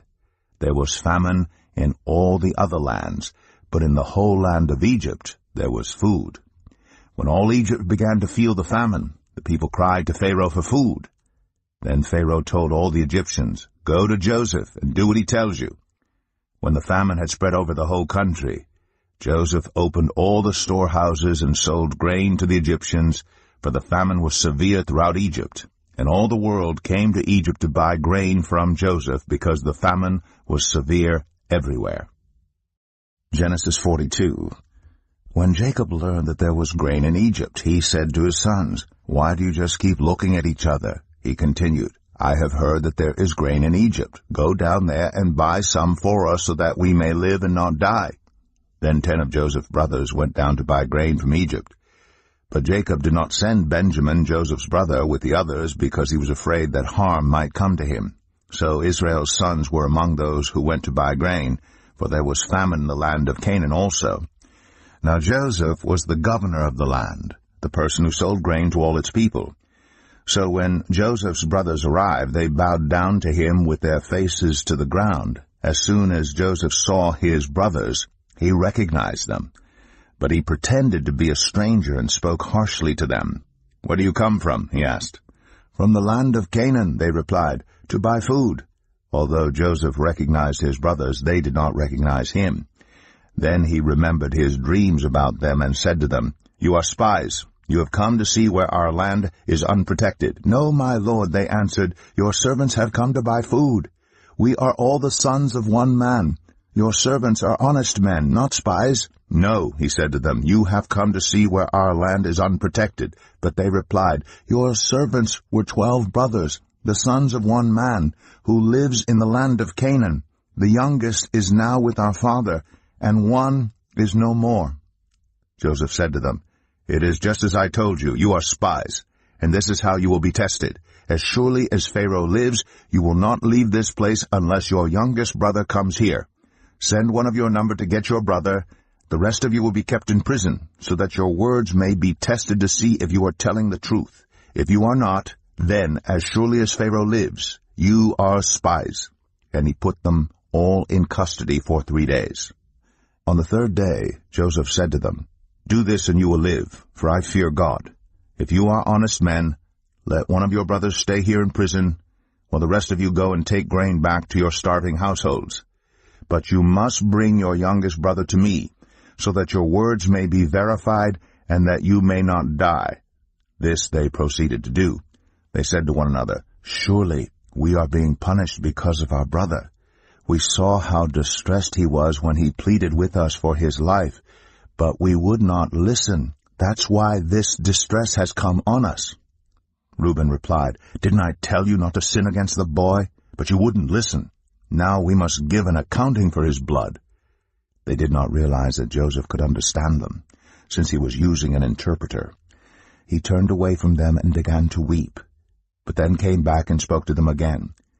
He had Simeon taken from them and bound before their eyes. Joseph gave orders to fill their bags with grain, to put each man's silver back in his sack, and to give them provisions for their journey. After this was done for them, they loaded their grain on their donkeys and left. At the place where they stopped for the night, one of them opened his sack to get feed for his donkey, and he saw his silver in the mouth of his sack. "My silver has been returned," he said to his brothers. "Here it is in my sack." Their hearts sank, and they turned to each other trembling and said, "What is this that God has done to us?" When they came to their father Jacob in the land of Canaan, they told him all that had happened to them. They said, "The man who is lord over the land spoke harshly to us and treated us as though we were spying on the land. But we said to him, 'We are honest men, we are not spies. We were 12 brothers, sons of one father. One is no more, and the youngest is now with our father in Canaan.' Then the man who is lord over the land said to us, 'This is how I will know whether you are honest men. Leave one of your brothers here with me and take food for your starving households and go. But bring your youngest brother to me, so I will know that you are not spies but honest men. Then I will give your brother back to you, and you can trade in the land." As they were emptying their sacks, there in each man's sack was his pouch of silver. When they and their father saw the money pouches, they were frightened. Their father Jacob said to them, "You have deprived me of my children. Joseph is no more, and Simeon is no more, and now you want to take Benjamin? Everything is against me." Then Reuben said to his father, "You may put both of my sons to death if I do not bring him back to you." Entrust him to my care, and I will bring him back." But Jacob said, "My son will not go down there with you. His brother is dead, and he is the only one left. If harm comes to him on the journey you are taking, you will bring my gray head down to the grave in sorrow." Genesis 43. Now the famine was still severe in the land. So when they had eaten all the grain they had brought from Egypt, their father said to them, "Go back and buy us a little more food." But Judah said to him, "The man warned us solemnly, 'You will not see my face again unless your brother is with you. If you will send our brother along with us, we will go down and buy food for you. But if you will not send him, we will not go down, because the man said to us, You will not see my face again unless your brother is with you." Israel asked, "Why did you bring this trouble on me by telling the man you had another brother?" They replied, "The man questioned us closely about ourselves and our family." "Is your father still living?" he asked. "Do you have another brother?" We simply answered his questions. How were we to know he would say, "Bring your brother down here"? Then Judah said to Israel his father, "Send the boy along with me, and we will go at once, so that we and you and our children may live and not die. I myself will guarantee his safety. You can hold me personally responsible for him. If I do not bring him back to you and set him here before you, I will bear the blame before you all my life. As it is, if we had not delayed, we could have gone and returned twice." Then their father Israel said to them, "If it must be, then do this. Put some of the best products of the land in your bags, and take them down to the man as a gift, a little balm, a little honey, some spices and myrrh, some pistachio nuts and almonds. Take double the amount of silver with you, for you must return the silver that was put back into the mouths of your sacks. Perhaps it was a mistake. Take your brother also, and go back to the man at once. And may God Almighty grant you mercy before the man, so that he will let your other brother and Benjamin come back with you. As for me, if I am bereaved, I am bereaved." So the men took the gifts and double the amount of silver, and Benjamin also. They hurried down to Egypt and presented themselves to Joseph.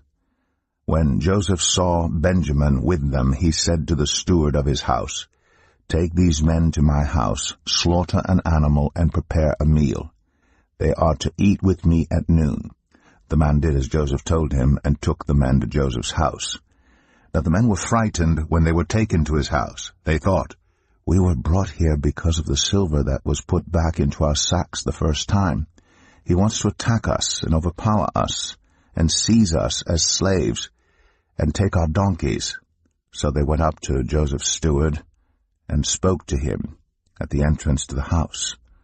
"We beg your pardon, our lord," they said.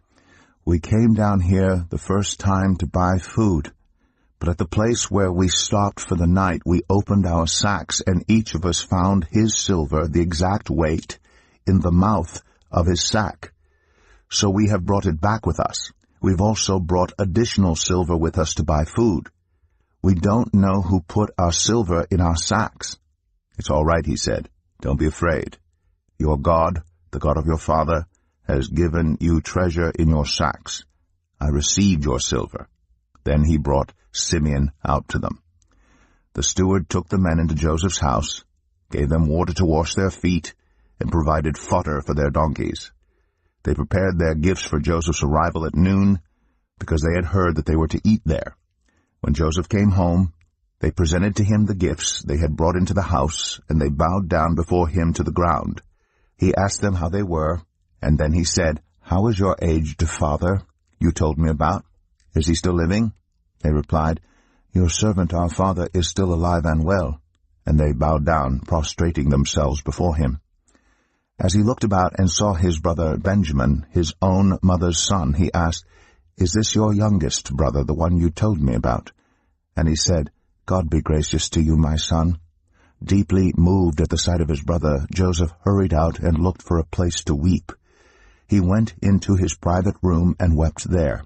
After he had washed his face, he came out and, controlling himself, said, "Serve the food." They served him by himself, the brothers by themselves, and the Egyptians who ate with him by themselves, because Egyptians could not eat with Hebrews, for that is detestable to Egyptians. The men had been seated before him in the order of their ages, from the firstborn to the youngest, and they looked at each other in astonishment. When portions were served to them from Joseph's table, Benjamin's portion was 5 times as much as anyone else's. So they feasted and drank freely with him. Genesis 44. Now Joseph gave these instructions to the steward of his house. Fill the men's sacks with as much food as they can carry, and put each man's silver in the mouth of his sack. Then put my cup, the silver one, in the mouth of the youngest one's sack, along with the silver for his grain. And he did as Joseph said. As morning dawned, the men were sent on their way with their donkeys. They had not gone far from the city when Joseph said to his steward, Go after those men at once, and when you catch up with them, say to them, Why have you repaid good with evil? Isn't this the cup my master drinks from, and also uses for divination? This is a wicked thing you have done. When he caught up with them, he repeated these words to them. But they said to him, Why does my lord say such things? Far be it from your servants to do anything like that. We even brought back to you from the land of Canaan the silver we found inside the mouths of our sacks. So why would we steal silver or gold from your master's house? If any of your servants is found to have it, he will die, and the rest of us will become my lord's slaves. Very well then, he said, Let it be as you say. Whoever is found to have it will become my slave. The rest of you will be free from blame. Each of them quickly lowered his sack to the ground and opened it. Then the steward proceeded to search, beginning with the oldest and ending with the youngest, and the cup was found in Benjamin's sack. At this they tore their clothes. Then they all loaded their donkeys and returned to the city. Joseph was still in the house when Judah and his brothers came in, and they threw themselves to the ground before him. Joseph said to them, What is this you have done? Don't you know that a man like me can find things out by divination? What can we say to my lord? Judah replied. What can we say? How can we prove our innocence? God has uncovered your servant's guilt. We are now my lord's slaves, we ourselves, and the one who was found to have the cup. But Joseph said, Far be it from me to do such a thing. Only the man who was found to have the cup will become my slave. The rest of you, go back to your father in peace. Then Judah went up to him and said, Pardon your servant, my lord. Let me speak a word to my lord. Do not be angry with your servant, though you are equal to Pharaoh himself. My lord asked his servants, Do you have a father or a brother? And we answered, We have an aged father, and there is a young son born to him in his old age. His brother is dead, and he is the only one of his mother's sons left, and his father loves him. Then you said to your servants, Bring him down to me so I can see him for myself. And we said to my lord, The boy cannot leave his father. If he leaves him, his father will die. But you told your servants, Unless your youngest brother comes down with you, you will not see my face again. When we went back to your servant my father, we told him what my lord had said. Then our father said, Go back and buy a little more food. But we said, We cannot go down. Only if our youngest brother is with us will we go. We cannot see the man's face unless our youngest brother is with us.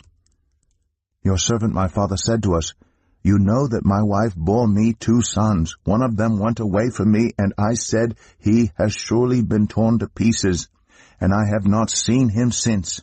If you take this one from me too, and harm comes to him, you will bring my gray head down to the grave in misery.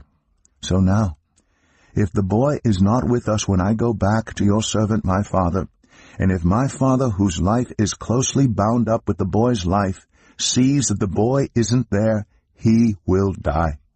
Your servants will bring the gray head of our father down to the grave in sorrow. Your servant guaranteed the boy's safety to my father. I said, If I do not bring him back to you, I will bear the blame before you, my father, all my life. Now then, please, let your servant remain here as my lord's slave in place of the boy, and let the boy return with his brothers. How can I go back to my father if the boy is not with me? No, do not let me see the misery that would come on my father. Genesis 45. Then Joseph could no longer control himself before all his attendants, and he cried out, "Have everyone leave my presence." So there was no one with Joseph when he made himself known to his brothers. And he wept so loudly that the Egyptians heard him, and Pharaoh's household heard about it. Joseph said to his brothers, "I am Joseph. Is my father still living?" But his brothers were not able to answer him because they were terrified at his presence. Then Joseph said to his brothers, "Come close to me." When they had done so, he said, "I am your brother Joseph, the one you sold into Egypt. And now do not be distressed, and do not be angry with yourselves for selling me here, because it was to save lives that God sent me ahead of you. For 2 years now there has been famine in the land, and for the next 5 years there will be no plowing and reaping. But God sent me ahead of you to preserve for you a remnant on earth, and to save your lives by a great deliverance. So then it was not you who sent me here, but God. He made me father to Pharaoh, lord of his entire household, and ruler of all Egypt. Now hurry back to my father and say to him, 'This is what your son Joseph says. God has made me lord of all Egypt. Come down to me, don't delay. You shall live in the region of Goshen, and be near me, you, your children and grandchildren, your flocks and herds, and all you have. I will provide for you there, because 5 years of famine are still to come. Otherwise, you and your household and all who belong to you will become destitute. You can see for yourselves, and so can my brother Benjamin, that it is really I who am speaking to you. Tell my father about all the honor accorded me in Egypt, and about everything you have seen, and bring my father down here quickly." Then he threw his arms around his brother Benjamin and wept. And Benjamin embraced him, weeping. And he kissed all his brothers and wept over them. Afterward his brothers talked with him. When the news reached Pharaoh's palace that Joseph's brothers had come, Pharaoh and all his officials were pleased. Pharaoh said to Joseph, "Tell your brothers, do this. Load your animals and return to the land of Canaan, and bring your father and your families back to me. I will give you the best of the land of Egypt, and you can enjoy the fat of the land. You are also directed to tell them, do this. Take some carts from Egypt for your children and your wives, and get your father and come. Never mind about your belongings, because the best of all Egypt will be yours." So the sons of Israel did this. Joseph gave them carts, as Pharaoh had commanded, and he also gave them provisions for their journey. To each of them he gave new clothing, but to Benjamin he gave 300 shekels of silver and 5 sets of clothes. And this is what he sent to his father: 10 donkeys loaded with the best things of Egypt, and 10 female donkeys loaded with grain and bread and other provisions for his journey. Then he sent his brothers away, and as they were leaving he said to them, "Don't quarrel on the way." So they went up out of Egypt, and came to their father Jacob in the land of Canaan. They told him, "Joseph is still alive. In fact, he is ruler of all Egypt." Jacob was stunned. He did not believe them. But when they told him everything Joseph had said to them, and when he saw the carts Joseph had sent to carry him back, the spirit of their father Jacob revived. And Israel said, "I am convinced. My son Joseph is still alive. I will go and see him before I die." Genesis 46. So Israel set out with all that was his, and when he reached Beersheba, he offered sacrifices to the God of his father Isaac. And God spoke to Israel in a vision at night and said, "Jacob, Jacob." "Here I am," he replied. "I am God, the God of your father," he said. "Do not be afraid to go down to Egypt, for I will make you into a great nation there. I will go down to Egypt with you, and I will surely bring you back again, and Joseph's own hand will close your eyes." Then Jacob left Beersheba, and Israel's sons took their father Jacob, and their children, and their wives in the carts that Pharaoh had sent to transport him. So Jacob and all his offspring went to Egypt, taking with them their livestock and the possessions they had acquired in Canaan. Jacob brought with him to Egypt his sons and grandsons, and his daughters and granddaughters, all his offspring. These are the names of the sons of Israel, Jacob and his descendants, who went to Egypt. Reuben, the firstborn of Jacob. The sons of Reuben, Hanok, Palu, Hezron, and Carmi. Sons of Simeon, Jemuel, Jamin, Ohad, Jachin, Zohar, and Shaul, the son of a Canaanite woman. The sons of Levi, Gershon, Kohath, and Merari. The sons of Judah, Er, Onan, Shelah, Perez, and Zerah. But Er and Onan had died in the land of Canaan. The sons of Perez, Hezron, and Hamul. The sons of Issachar, Tola, Puah, Jeshub, and Shimron. The sons of Zebulun, Sered, Elon, and Jaliel. These were the sons of Leah, born to Jacob in Padan Aram, besides his daughter Dinah. These sons and daughters of his were 33 in all. The sons of Gad, Zephon, Haggai, Shunai, Esbon, Eri, Aradai, and Erelai. The sons of Asher, Imnah, Ishva, Ishvi, and Beriah. Their sister was Sarah. The sons of Beriah, Heber, and Malchiel. These were the children born to Jacob by Zilpah, whom Laban had given to his daughter Leah, 16 in all. The sons of Jacob's wife Rachel, Joseph, and Benjamin. In Egypt, Manasseh and Ephraim were born to Joseph by Asnath, daughter of Potipharah, priest of On. The sons of Benjamin, Bela, Becher, Ashbel, Jerah, Naaman, Ehi, Rosh, Muppim, Huppim, and Ard. These were the sons of Rachel who were born to Jacob, 14 in all. The son of Dan, Hushim. The sons of Naphtali, Jaziel, Gunai, Jezer, and Shillem. These were the sons born to Jacob by Bilhah, whom Laban had given to his daughter Rachel, 7 in all. All those who went to Egypt with Jacob, those who were his direct descendants, not counting his sons' wives, numbered 66 persons. With the 2 sons who had been born to Joseph in Egypt, the members of Jacob's family, which went to Egypt, were 70 in all. Now Jacob sent Judah ahead of him to Joseph to get directions to Goshen.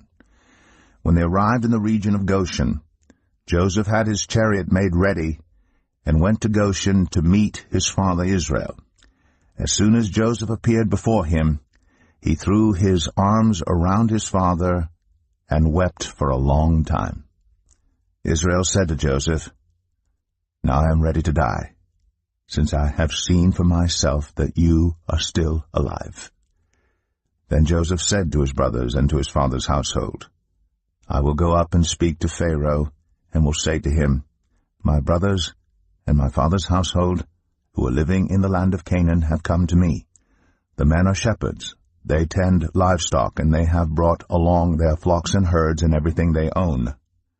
When Pharaoh calls you in and asks, "What is your occupation?" you should answer, "Your servants have tended livestock from our boyhood on, just as our fathers did." Then you will be allowed to settle in the region of Goshen, for all shepherds are detestable to the Egyptians. Genesis 47. Joseph went and told Pharaoh, "My father and brothers, with their flocks and herds and everything they own, have come from the land of Canaan and are now in Goshen." He chose 5 of his brothers and presented them before Pharaoh. Pharaoh asked the brothers, "What is your occupation?" "Your servants are shepherds," they replied to Pharaoh, "just as our fathers were." They also said to him, "We have come to live here for a while, because the famine is severe in Canaan, and your servants' flocks have no pasture. So now, please let your servants settle in Goshen." Pharaoh said to Joseph, "Your father and your brothers have come to you, and the land of Egypt is before you.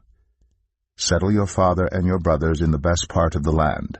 Let them live in Goshen, and if you know of any among them with special ability, put them in charge of my own livestock. Then Joseph brought his father Jacob in and presented him before Pharaoh. After Jacob blessed Pharaoh, Pharaoh asked him, "How old are you?" And Jacob said to Pharaoh, "The years of my pilgrimage are 130. My years have been few and difficult, and they do not equal the years of the pilgrimage of my fathers." Then Jacob blessed Pharaoh and went out from his presence. So Joseph settled his father and his brothers in Egypt and gave them property in the best part of the land, the district of Ramses, as Pharaoh directed.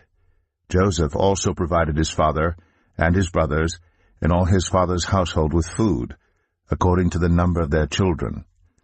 There was no food, however, in the whole region because the famine was severe. Both Egypt and Canaan wasted away because of the famine. Joseph collected all the money that was to be found in Egypt and Canaan in payment for the grain they were buying, and he brought it to Pharaoh's palace.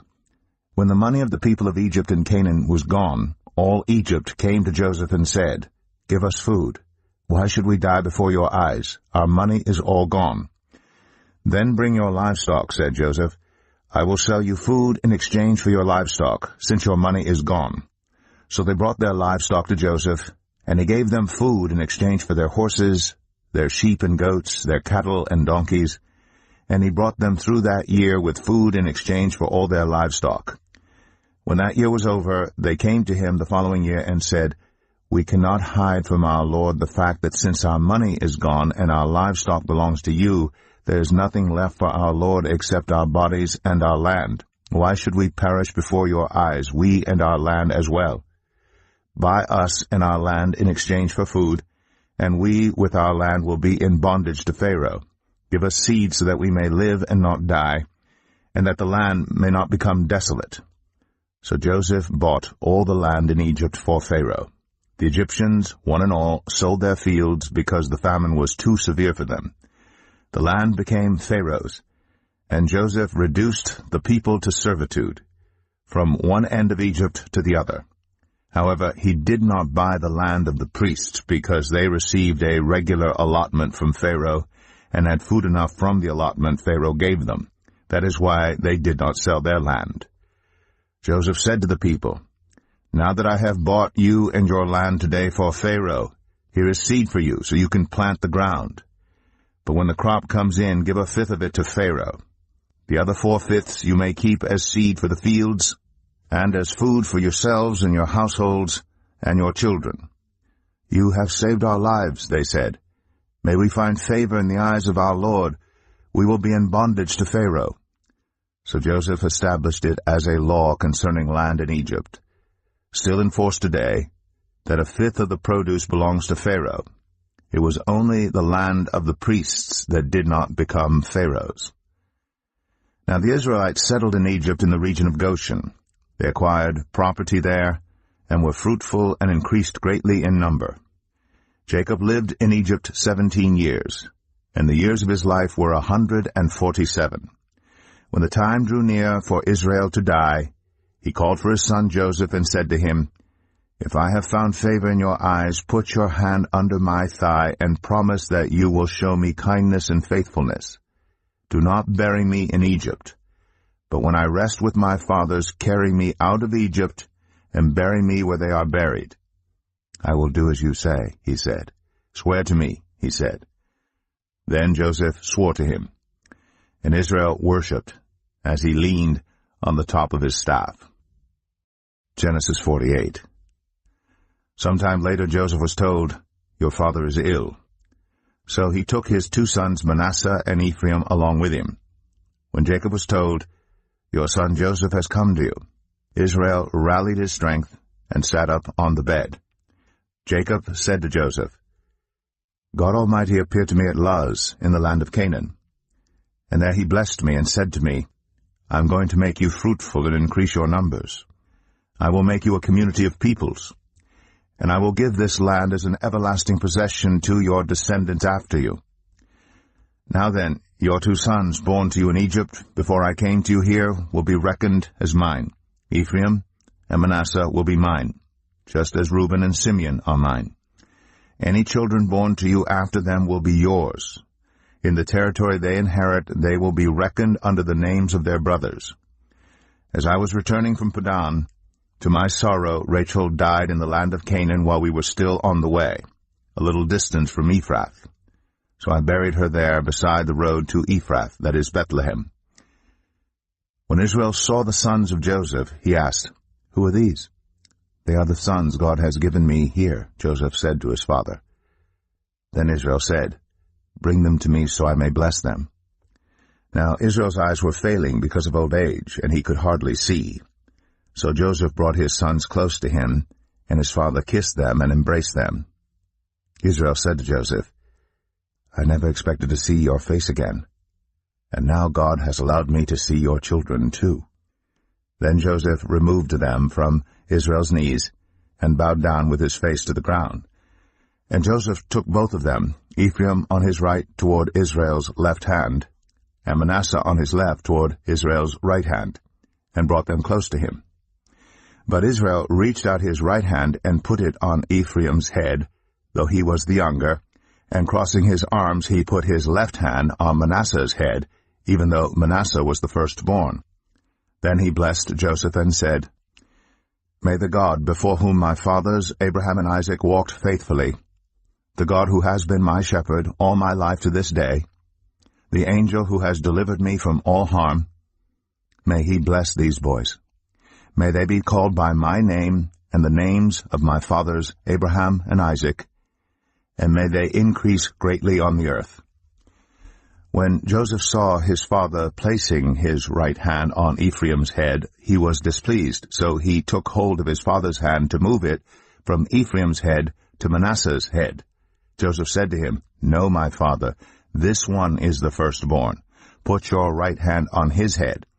But his father refused and said, "I know, my son, I know. He too will become a people, and he too will become great. Nevertheless, his younger brother will be greater than he, and his descendants will become a group of nations." He blessed them that day and said, "In your name will Israel pronounce this blessing. May God make you like Ephraim and Manasseh." So he put Ephraim ahead of Manasseh. Then Israel said to Joseph, "I am about to die, but God will be with you and take you back to the land of your fathers. And to you I give one more ridge of land than to your brothers, the ridge I took from the Amorites with my sword and my bow." Genesis 49. Then Jacob called for his sons and said, "Gather round so I can tell you what will happen to you in days to come. Assemble and listen, sons of Jacob. Listen to your father Israel. Reuben, you are my firstborn, my might, the first sign of my strength, excelling in honor, excelling in power, turbulent as the waters. You will no longer excel, for you went up onto your father's bed, onto my couch, and defiled it. Simeon and Levi are brothers. Their swords are weapons of violence. Let me not enter their council. Let me not join their assembly. For they have killed men in their anger, and hamstrung oxen as they pleased. Cursed be their anger so fierce, and their fury so cruel. I will scatter them in Jacob, and disperse them in Israel. Judah, your brothers will praise you. Your hand will be on the neck of your enemies. Your father's sons will bow down to you. You are a lion's cub, Judah. You return from the prey, my son. Like a lion he crouches and lies down. Like a lioness, who dares to rouse him? The scepter will not depart from Judah, nor the ruler's staff from between his feet, until he to whom it belongs shall come, and the obedience of the nations shall be his. He will tether his donkey to a vine, his colt to the choicest branch. He will wash his garments in wine, his robes in the blood of grapes. His eyes will be darker than wine, his teeth whiter than milk. Zebulun will live by the seashore and become a haven for ships. His border will extend toward Sidon. Issachar is a raw-boned donkey lying down among the sheep pens. When he sees how good is his resting place and how pleasant is his land, he will bend his shoulder to the burden and submit to forced labor. Dan will provide justice for his people, as one of the tribes of Israel. Dan will be a snake by the roadside, a viper along the path, that bites the horse's heels so that its rider tumbles backward. I look for your deliverance, Lord. Gad will be attacked by a band of raiders, but he will attack them at their heels.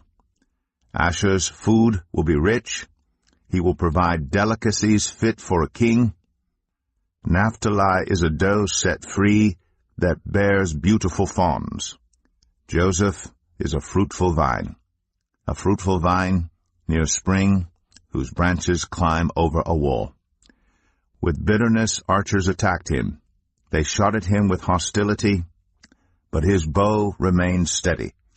His strong arm stayed limber. Because of the hand of the mighty one of Jacob, because of the shepherd, the rock of Israel, because of your father's God who helps you, because of the Almighty who blesses you, with blessings of the skies above, blessings of the deep springs below, blessings of the breast and womb, your father's blessings are greater than the blessings of the ancient mountains, than the bounty of the age-old hills. Let all these rest on the head of Joseph, on the brow of the prince among his brothers. Benjamin is a ravenous wolf. In the morning he devours the prey. In the evening he divides the plunder. All these are the 12 tribes of Israel, and this is what their father said to them when he blessed them, giving each the blessing appropriate to him. Then he gave them these instructions. I am about to be gathered to my people. Bury me with my fathers in the cave in the field of Ephron the Hittite, the cave in the field of Machpelah, near Mamre in Canaan, which Abraham bought along with the field as a burial place from Ephron the Hittite. There Abraham and his wife Sarah were buried. There Isaac and his wife Rebekah were buried. And there I buried Leah. The field and the cave in it were bought from the Hittites. When Jacob had finished giving instructions to his sons, he drew his feet up into the bed, breathed his last, and was gathered to his people. Genesis 50. Joseph threw himself on his father and wept over him and kissed him. Then Joseph directed the physicians in his service to embalm his father Israel. So the physicians embalmed him, taking a full 40 days, for that was the time required for embalming. And the Egyptians mourned for him 70 days. When the days of mourning had passed, Joseph said to Pharaoh's court, If I have found favor in your eyes, speak to Pharaoh for me. Tell him, My father made me swear an oath and said, I am about to die. Bury me in the tomb I dug for myself in the land of Canaan. Now let me go up and bury my father. Then I will return. Pharaoh said, Go up and bury your father, as he made you swear to do. So Joseph went up to bury his father. All Pharaoh's officials accompanied him, the dignitaries of his court and all the dignitaries of Egypt, besides all the members of Joseph's household and his brothers and those belonging to his father's household. Only their children and their flocks and herds were left in Goshen. Chariots and horsemen also went up with him. It was a very large company. When they reached the threshing floor of Atad, near the Jordan, they lamented loudly and bitterly. And there Joseph observed a 7-day period of mourning for his father. When the Canaanites who lived there saw the mourning at the threshing floor of Atad, they said, The Egyptians are holding a solemn ceremony of mourning. That is why that place near the Jordan is called Abel Mizraim. So Jacob's sons did as he had commanded them.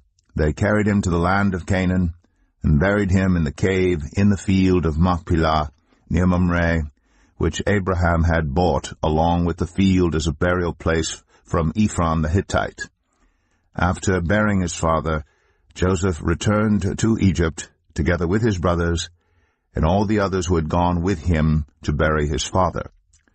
When Joseph's brothers saw that their father was dead, they said, "What if Joseph holds a grudge against us and pays us back for all the wrongs we did to him?" So they sent word to Joseph, saying, "Your father left these instructions before he died. This is what you are to say to Joseph. I ask you to forgive your brothers the sins and the wrongs they committed in treating you so badly. Now please forgive the sins of the servants of the God of your father." When their message came to him, Joseph wept. His brothers then came and threw themselves down before him. "We are your slaves," they said. But Joseph said to them, "Don't be afraid. Am I in the place of God? You intended to harm me, but God intended it for good, to accomplish what is now being done, the saving of many lives. So then don't be afraid. I will provide for you and your children." And he reassured them and spoke kindly to them. Joseph stayed in Egypt, along with all his father's family. He lived 110 years, and saw the third generation of Ephraim's children. Also the children of Machir, son of Manasseh, were placed at birth on Joseph's knees. Then Joseph said to his brothers, "I am about to die, but God will surely come to your aid and take you up out of this land to the land he promised on oath to Abraham, Isaac, and Jacob." And Joseph made the Israelites swear an oath and said, "God will surely come to your aid, and then you must carry my bones up from this place." So Joseph died at the age of 110. And after they embalmed him, he was placed in a coffin in Egypt. The Book of Exodus, Chapter 1. These are the names of the sons of Israel who went to Egypt with Jacob, each with his family: Reuben, Simeon, Levi, and Judah, Issachar, Zebulun, and Benjamin, Dan and Naphtali, Gad and Asher. The descendants of Jacob numbered 70 in all. Joseph was already in Egypt. Now Joseph and all his brothers and all that generation died. But the Israelites were exceedingly fruitful. They multiplied greatly, increased in numbers, and became so numerous that the land was filled with them. Then a new king, to whom Joseph meant nothing, came to power in Egypt. "Look," he said to his people, "the Israelites have become far too numerous for us. Come, we must deal shrewdly with them, or they will become even more numerous, and if war breaks out, will join our enemies, fight against us, and leave the country." So they put slave masters over them to oppress them with forced labor, and they built Pithom and Ramses as store cities for Pharaoh. But the more they were oppressed, the more they multiplied and spread. So the Egyptians came to dread the Israelites and worked them ruthlessly. They made their lives bitter with harsh labor and brick and mortar, and with all kinds of work in the fields. In all their harsh labor the Egyptians worked them ruthlessly.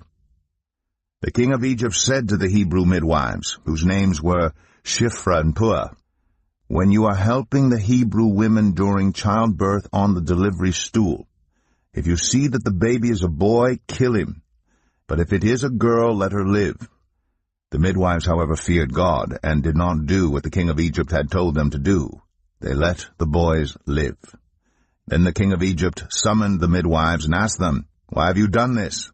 Why have you let the boys live?"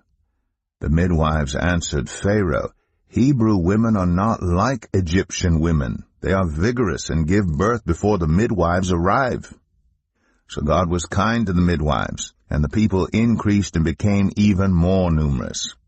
And because the midwives feared God, he gave them families of their own. Then Pharaoh gave this order to all his people: "Every Hebrew boy that is born you must throw into the Nile, but let every girl live." Exodus 2. Now a man of the tribe of Levi married a Levite woman, and she became pregnant and gave birth to a son. When she saw that he was a fine child, she hid him for 3 months. But when she could hide him no longer, she got a papyrus basket for him and coated it with tar and pitch. Then she placed the child in it and put it among the reeds along the bank of the Nile. His sister stood at a distance to see what would happen to him. Then Pharaoh's daughter went down to the Nile to bathe, and her attendants were walking along the river bank. She saw the basket among the reeds, and sent her female slave to get it. She opened it, and saw the baby. He was crying, and she felt sorry for him. "This is one of the Hebrew babies," she said. Then his sister asked Pharaoh's daughter, "Shall I go and get one of the Hebrew women to nurse the baby for you?" "Yes, go," she answered. So the girl went and got the baby's mother. Pharaoh's daughter said to her, "Take this baby and nurse him for me, and I will pay you." So the woman took the baby and nursed him. When the child grew older, she took him to Pharaoh's daughter, and he became her son. She named him Moses, saying, "I drew him out of the water." One day after Moses had grown up, he went out to where his own people were and watched them at their hard labor. He saw an Egyptian beating a Hebrew, one of his own people. Looking this way and that, and seeing no one, he killed the Egyptian and hid him in the sand. The next day he went out and saw 2 Hebrews fighting. He asked the one in the wrong, "Why are you hitting your fellow Hebrew?" The man said, "Who made you ruler and judge over us? Are you thinking of killing me as you killed the Egyptian?" Then Moses was afraid and thought, "What I did must have become known." When Pharaoh heard of this, he tried to kill Moses, but Moses fled from Pharaoh and went to live in Midian, where he sat down by a well. Now a priest of Midian had 7 daughters, and they came to draw water, and filled the troughs to water their father's flock. Some shepherds came along and drove them away, but Moses got up and came to their rescue and watered their flock. When the girls returned to Reuel, their father, he asked them, "Why have you returned so early today?" They answered, "An Egyptian rescued us from the shepherds. He even drew water for us and watered the flock." "And where is he?" Reuel asked his daughters. "Why did you leave him? Invite him to have something to eat." Moses agreed to stay with the man, who gave his daughter Zipporah to Moses in marriage. Zipporah gave birth to a son, and Moses named him Gershom, saying, "I have become a foreigner in a foreign land." During that long period the king of Egypt died. The Israelites groaned in their slavery and cried out, and their cry for help because of their slavery went up to God. God heard their groaning, and he remembered his covenant with Abraham, with Isaac, and with Jacob.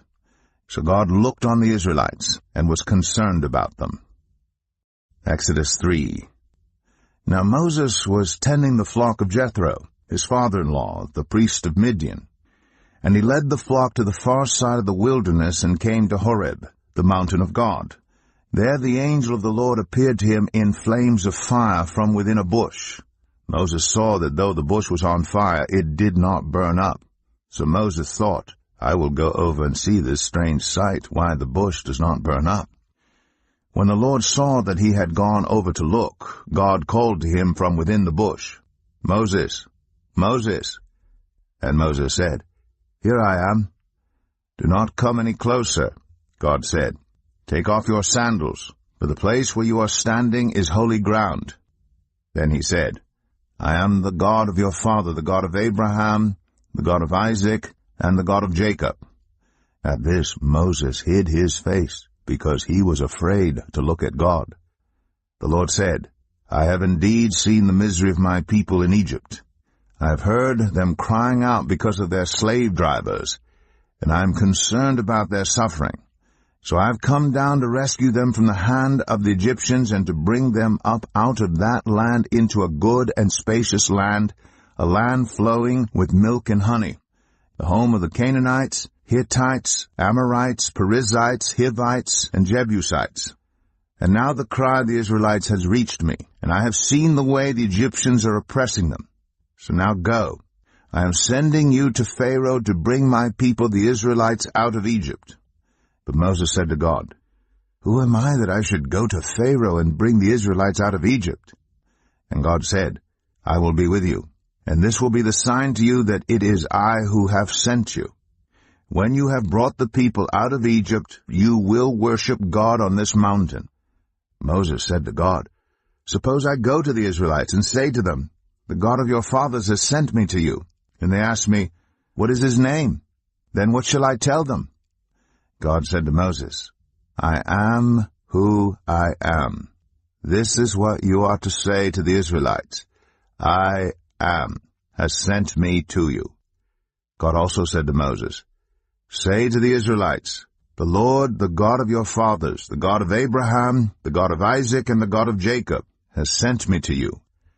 This is my name forever, the name you shall call me, from generation to generation. Go, assemble the elders of Israel, and say to them, The Lord, the God of your fathers, the God of Abraham, Isaac, and Jacob, appeared to me and said, I have watched over you, and have seen what has been done to you in Egypt. And I have promised to bring you up out of your misery in Egypt into the land of the Canaanites, Hittites, Amorites, Perizzites, Hivites, and Jebusites, a land flowing with milk and honey. The elders of Israel will listen to you. Then you and the elders are to go to the king of Egypt and say to him, The Lord, the God of the Hebrews, has met with us. Let us take a 3-day journey into the wilderness to offer sacrifices to the Lord our God. But I know that the king of Egypt will not let you go unless a mighty hand compels him. So I will stretch out my hand and strike the Egyptians with all the wonders that I will perform among them. After that, he will let you go. And I will make the Egyptians favorably disposed toward this people, so that when you leave you will not go empty-handed. Every woman is to ask her neighbor and any woman living in her house for articles of silver and gold, and for clothing, which you will put on your sons and daughters. And so you will plunder the Egyptians. Exodus 4. Moses answered, What if they do not believe me or listen to me and say, The Lord did not appear to you? Then the Lord said to him, What is that in your hand? A staff, he replied. The Lord said, Throw it on the ground. Moses threw it on the ground, and it became a snake, and he ran from it. Then the Lord said to him, Reach out your hand and take it by the tail. So Moses reached out and took hold of the snake, and it turned back into a staff in his hand. This, said the Lord, is so that they may believe that the Lord, the God of their fathers, the God of Abraham, the God of Isaac, and the God of Jacob, has appeared to you. Then the Lord said, Put your hand inside your cloak. So Moses put his hand into his cloak, and when he took it out, the skin was leprous. It had become as white as snow. Now put it back into your cloak, he said. So Moses put his hand back into his cloak, and when he took it out, it was restored, like the rest of his flesh. Then the Lord said, If they do not believe you or pay attention to the first sign, they may believe the second. But if they do not believe these 2 signs or listen to you, take some water from the Nile and pour it on the dry ground. The water you take from the river will become blood on the ground. Moses said to the Lord, Pardon your servant, Lord. I have never been eloquent, neither in the past nor since you have spoken to your servant. I am slow of speech and tongue. The Lord said to him, Who gave human beings their mouths? Who makes them deaf or mute? Who gives them sight or makes them blind? Is it not I, the Lord? Now go, I will help you speak and will teach you what to say. But Moses said, Pardon your servant, Lord, please send someone else. Then the Lord's anger burned against Moses, and he said, What about your brother Aaron the Levite? I know he can speak well. He is already on his way to meet you, and he will be glad to see you. You shall speak to him and put words in his mouth. I will help both of you speak, and will teach you what to do. He will speak to the people for you, and it will be as if he were your mouth, and as if you were God to him. But take this staff in your hand, so you can perform the signs with it. Then Moses went back to Jethro his father-in-law and said to him, Let me return to my own people in Egypt, to see if any of them are still alive. Jethro said, Go, and I wish you well.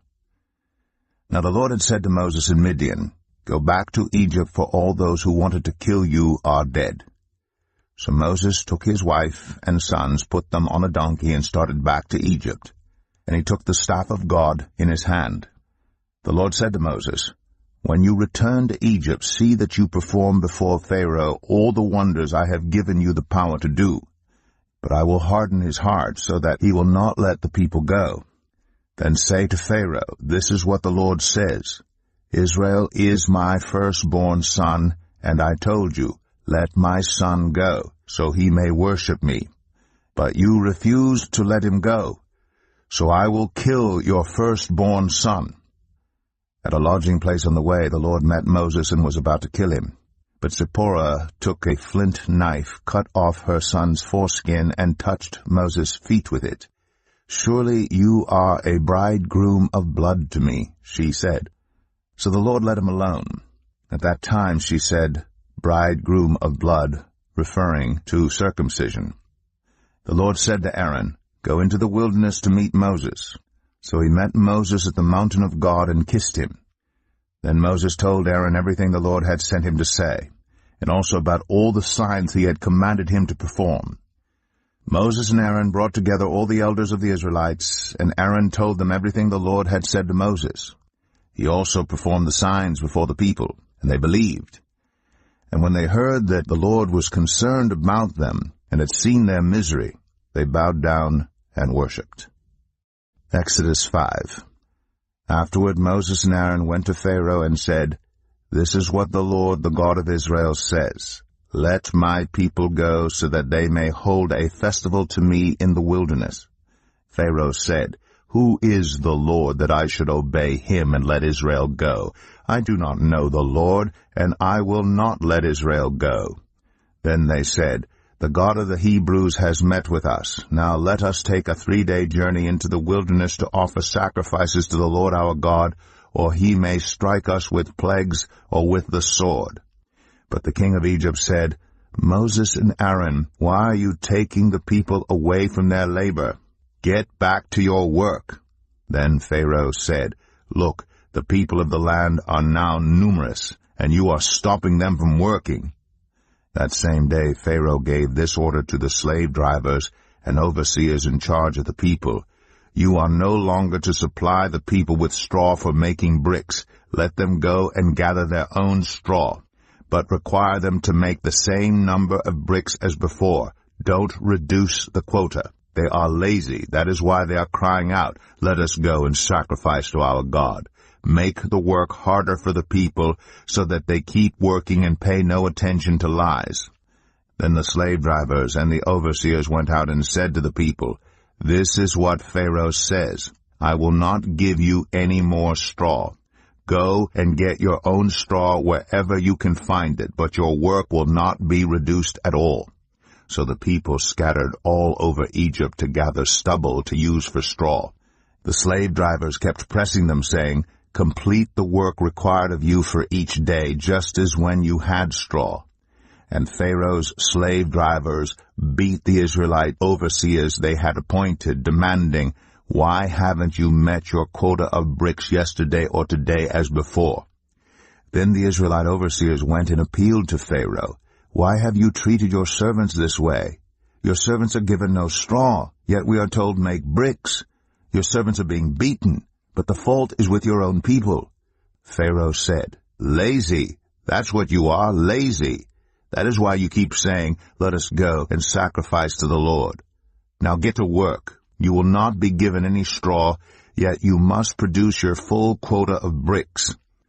The Israelite overseers realized they were in trouble when they were told, "You are not to reduce the number of bricks required of you for each day." When they left Pharaoh, they found Moses and Aaron waiting to meet them, and they said, "May the Lord look on you and judge you. You have made us obnoxious to Pharaoh and his officials, and have put a sword in their hand to kill us." Moses returned to the Lord and said, "Why, Lord? Why have you brought trouble on this people? Is this why you sent me? Ever since I went to Pharaoh to speak in your name, he has brought trouble on this people, and you have not rescued your people at all." Exodus 6. Then the Lord said to Moses, "Now you will see what I will do to Pharaoh. Because of my mighty hand he will let them go. Because of my mighty hand he will drive them out of his country." God also said to Moses, "I am the Lord. I appeared to Abraham, to Isaac, and to Jacob as God Almighty. But by my name the Lord I did not make myself known to them. I also established my covenant with them to give them the land of Canaan, where they resided as foreigners. Moreover, I have heard the groaning of the Israelites, whom the Egyptians are enslaving, and I have remembered my covenant. Therefore say to the Israelites, I am the Lord, and I will bring you out from under the yoke of the Egyptians.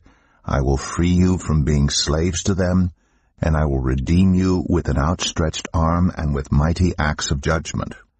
I will take you as my own people, and I will be your God. Then you will know that I am the Lord your God, who brought you out from under the yoke of the Egyptians.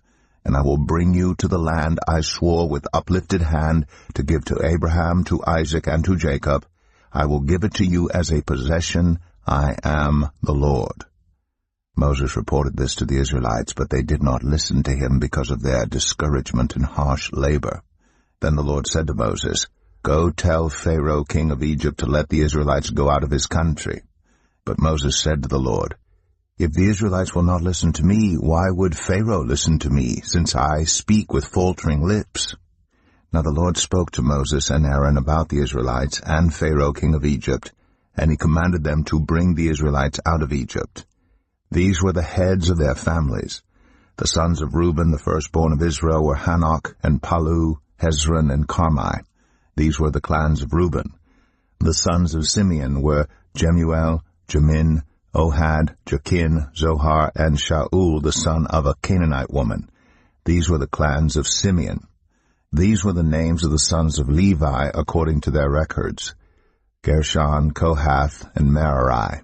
Levi lived 137 years. The sons of Gershon by clans were Libni and Shimei. The sons of Kohath were Amram, Izhar, Hebron, and Uzziel. Kohath lived 133 years. The sons of Merari were Malai and Mushai. These were the clans of Levi according to their records. Amram married his father's sister Jochebed, who bore him Aaron and Moses. Amram lived 137 years. The sons of Izhar were Korah, Nepheg, and Zikri. The sons of Uzziel were Mishael, Elzaphan, and Sithri. Aaron married Elisheba, daughter of Amminadab, and sister of Nahshon, and she bore him Nadab and Abihu, Eleazar, and Ithamar. The sons of Korah were Asir, Elkanah, and Abiasaph. These were the Korahite clans. Eleazar, son of Aaron, married one of the daughters of Putiel, and she bore him Phinehas. These were the heads of the Levite families, clan by clan. It was this Aaron and Moses to whom the Lord said, Bring the Israelites out of Egypt by their divisions. They were the ones who spoke to Pharaoh, king of Egypt, about bringing the Israelites out of Egypt, this same Moses and Aaron. Now when the Lord spoke to Moses in Egypt, he said to him, I am the Lord. Tell Pharaoh, king of Egypt, everything I tell you. But Moses said to the Lord, Since I speak with faltering lips, why would Pharaoh listen to me? Exodus 7. Then the Lord said to Moses, See, I have made you like God to Pharaoh, and your brother Aaron will be your prophet. You are to say everything I command you, and your brother Aaron is to tell Pharaoh to let the Israelites go out of his country. But I will harden Pharaoh's heart, and though I multiply my signs and wonders in Egypt, he will not listen to you. Then I will lay my hand on Egypt, and with mighty acts of judgment I will bring out my divisions, my people, the Israelites. And the Egyptians will know that I am the Lord when I stretch out my hand against Egypt and bring the Israelites out of it. Moses and Aaron did just as the Lord commanded them. Moses was 80 years old, and Aaron 83 when they spoke to Pharaoh. The Lord said to Moses and Aaron, When Pharaoh says to you, Perform a miracle, then say to Aaron, Take your staff and throw it down before Pharaoh, and it will become a snake. So Moses and Aaron went to Pharaoh and did just as the Lord commanded. Aaron threw his staff down in front of Pharaoh and his officials, and it became a snake. Pharaoh then summoned wise men and sorcerers, and the Egyptian magicians also did the same things by their secret arts. Each one threw down his staff, and it became a snake. But Aaron's staff swallowed up their staffs. Yet Pharaoh's heart became hard, and he would not listen to them, just as the Lord had said. Then the Lord said to Moses, Pharaoh's heart is unyielding. He refuses to let the people go. Go to Pharaoh in the morning as he goes out to the river. Confront him on the bank of the Nile, and take in your hand the staff that was changed into a snake. Then say to him, The Lord, the God of the Hebrews, has sent me to say to you, Let my people go, so that they may worship me in the wilderness. But until now you have not listened. This is what the Lord says. By this you will know that I am the Lord. With the staff that is in my hand I will strike the water of the Nile, and it will be changed into blood. The fish in the Nile will die, and the river will stink. The Egyptians will not be able to drink its water. The Lord said to Moses, Tell Aaron, Take your staff and stretch out your hand over the waters of Egypt, over the streams and canals, over the ponds and all the reservoirs, and they will turn to blood. Blood will be everywhere in Egypt, even in vessels of wood and stone. Moses and Aaron did just as the Lord had commanded. He raised his staff in the presence of Pharaoh and his officials and struck the water of the Nile. And all the water was changed into blood. The fish in the Nile died, and the river smelled so bad that the Egyptians could not drink its water. Blood was everywhere in Egypt. But the Egyptian magicians did the same things by their secret arts, and Pharaoh's heart became hard. He would not listen to Moses and Aaron just as the Lord had said. Instead he turned and went into his palace, and did not take even this to heart. And all the Egyptians dug along the Nile to get drinking water, because they could not drink the water of the river. 7 days passed after the Lord struck the Nile. Exodus 8. Then the Lord said to Moses, Go to Pharaoh and say to him, This is what the Lord says, Let my people go, so that they may worship me. If you refuse to let them go, I will send a plague of frogs on your whole country. The Nile will teem with frogs. They will come up into your palace and your bedroom and onto your bed, into the houses of your officials and on your people, and into your ovens and kneading troughs. The frogs will come up on you and your people and all your officials.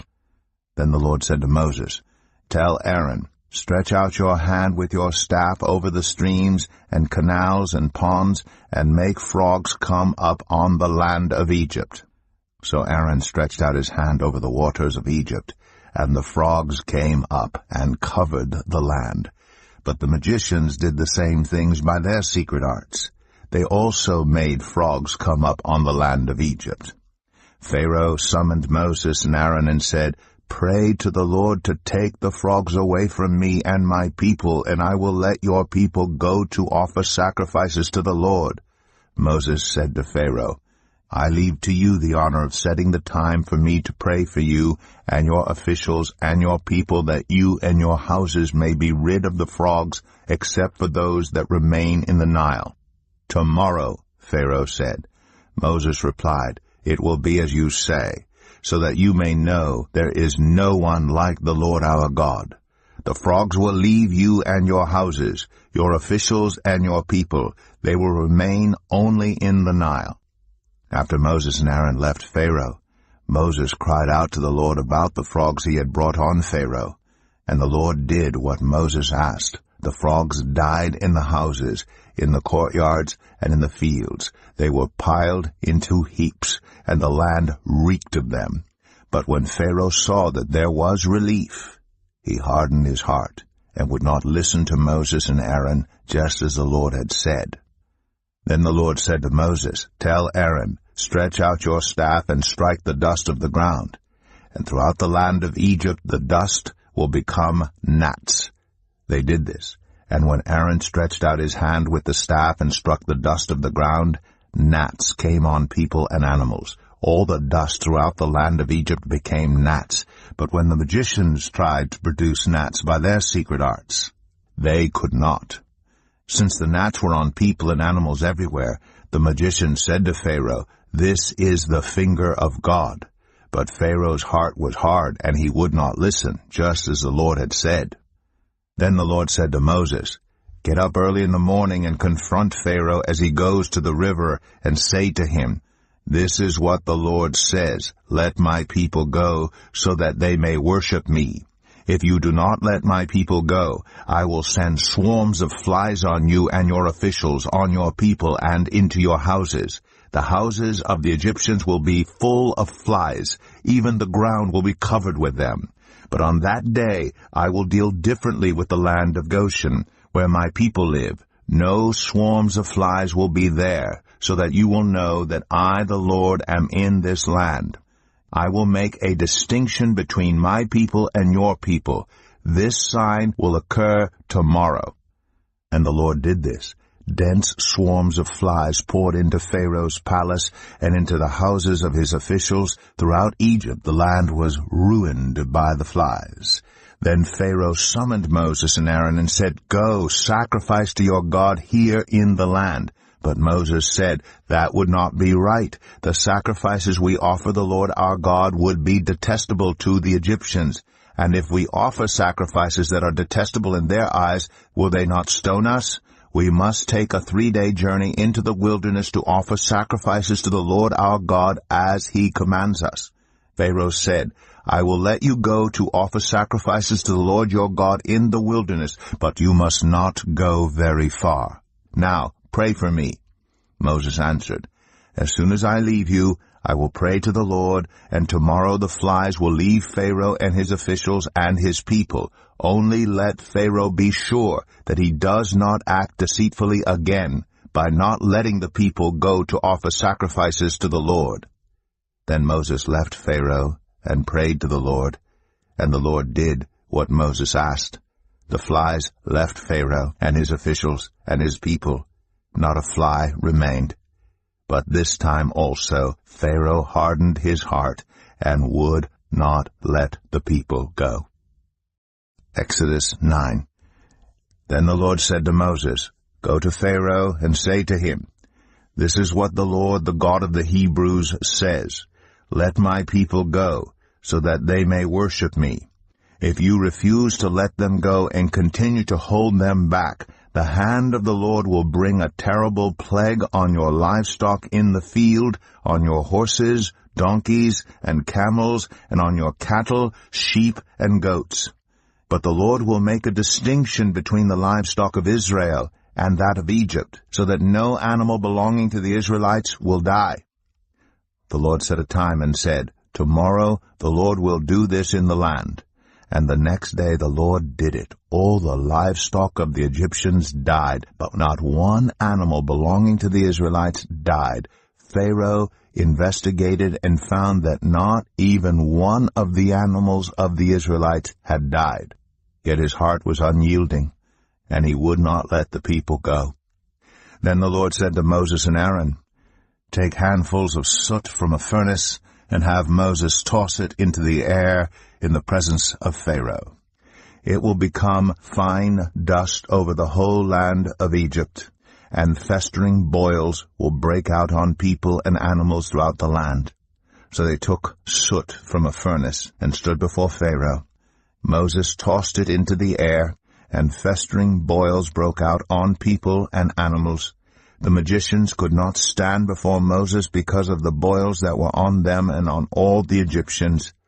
But the Lord hardened Pharaoh's heart, and he would not listen to Moses and Aaron, just as the Lord had said to Moses. Then the Lord said to Moses, "Get up early in the morning, confront Pharaoh, and say to him, 'This is what the Lord, the God of the Hebrews, says. Let my people go, so that they may worship me. Or this time I will send the full force of my plagues against you and against your officials and your people, so you may know that there is no one like me in all the earth. For by now I could have stretched out my hand and struck you and your people with a plague that would have wiped you off the earth. But I have raised you up for this very purpose, that I might show you my power, and that my name might be proclaimed in all the earth. You still set yourself against my people and will not let them go. Therefore, at this time tomorrow I will send the worst hailstorm that has ever fallen on Egypt from the day it was founded till now. Give an order now to bring your livestock and everything you have in the field to a place of shelter, because the hail will fall on every person and animal that has not been brought in and is still out in the field, and they will die." Those officials of Pharaoh who feared the word of the Lord hurried to bring their slaves and their livestock inside, but those who ignored the word of the Lord left their slaves and livestock in the field. Then the Lord said to Moses, "Stretch out your hand toward the sky so that hail will fall all over Egypt, on people and animals, and on everything growing in the fields of Egypt." When Moses stretched out his staff toward the sky, the Lord sent thunder and hail and lightning flashed down to the ground. So the Lord rained hail on the land of Egypt. Hail fell and lightning flashed back and forth. It was the worst storm in all the land of Egypt since it had become a nation. Throughout Egypt, hail struck everything in the fields, both people and animals. It beat down everything growing in the fields and stripped every tree. The only place it did not hail was the land of Goshen, where the Israelites were. Then Pharaoh summoned Moses and Aaron. "This time I have sinned," he said to them. "The Lord is in the right, and I and my people are in the wrong. Pray to the Lord, for we have had enough thunder and hail. I will let you go. You don't have to stay any longer." Moses replied, "When I have gone out of the city, I will spread out my hands in prayer to the Lord. The thunder will stop, and there will be no more hail, so you may know that the earth is the Lord's. But I know that you and your officials still do not fear the Lord God." The flax and barley were destroyed, since the barley had headed and the flax was in bloom. The wheat and spelt, however, were not destroyed because they ripen later. Then Moses left Pharaoh and went out of the city. He spread out his hands toward the Lord. The thunder and hail stopped, and the rain no longer poured down on the land.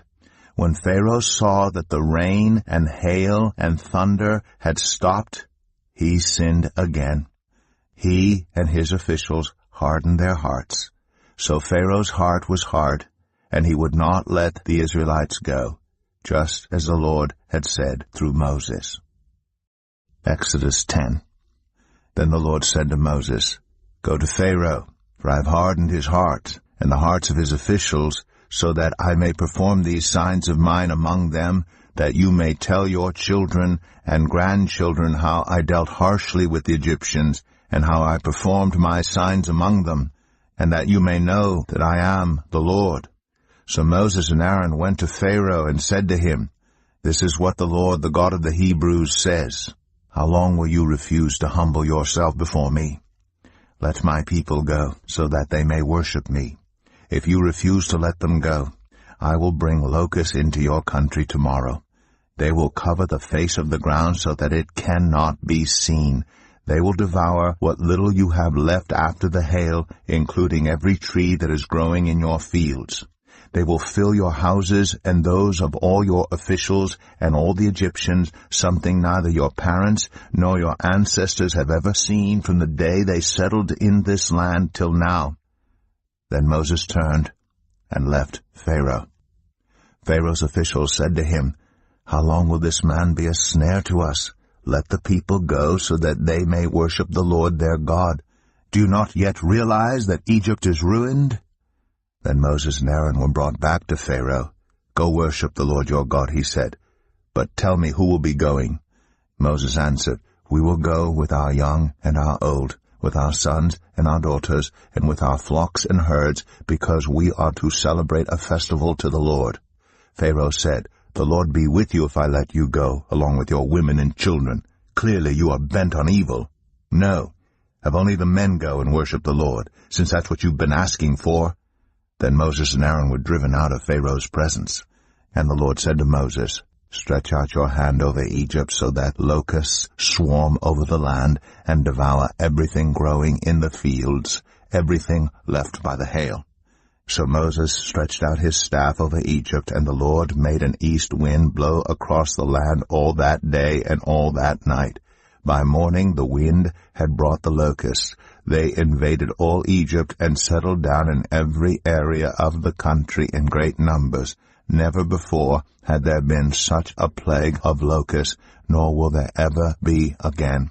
They covered all the ground until it was black. They devoured all that was left after the hail, everything growing in the fields, and the fruit on the trees. Nothing green remained on tree or plant in all the land of Egypt. Pharaoh quickly summoned Moses and Aaron and said, I have sinned against the Lord your God and against you. Now forgive my sin once more, and pray to the Lord your God to take this deadly plague away from me. Moses left Pharaoh and prayed to the Lord. And the Lord changed the wind to a very strong west wind, which caught up the locusts and carried them into the Red Sea. Not a locust was left anywhere in Egypt. But the Lord hardened Pharaoh's heart, and he would not let the Israelites go. Then the Lord said to Moses, Stretch out your hand toward the sky, so that darkness spreads over Egypt, darkness that can be felt. So Moses stretched out his hand toward the sky, and total darkness covered all Egypt for 3 days. No one could see anyone else or move about for 3 days. Yet all the Israelites had light in the places where they lived. Then Pharaoh summoned Moses and said, Go, worship the Lord. Even your women and children may go with you. Only leave your flocks and herds behind.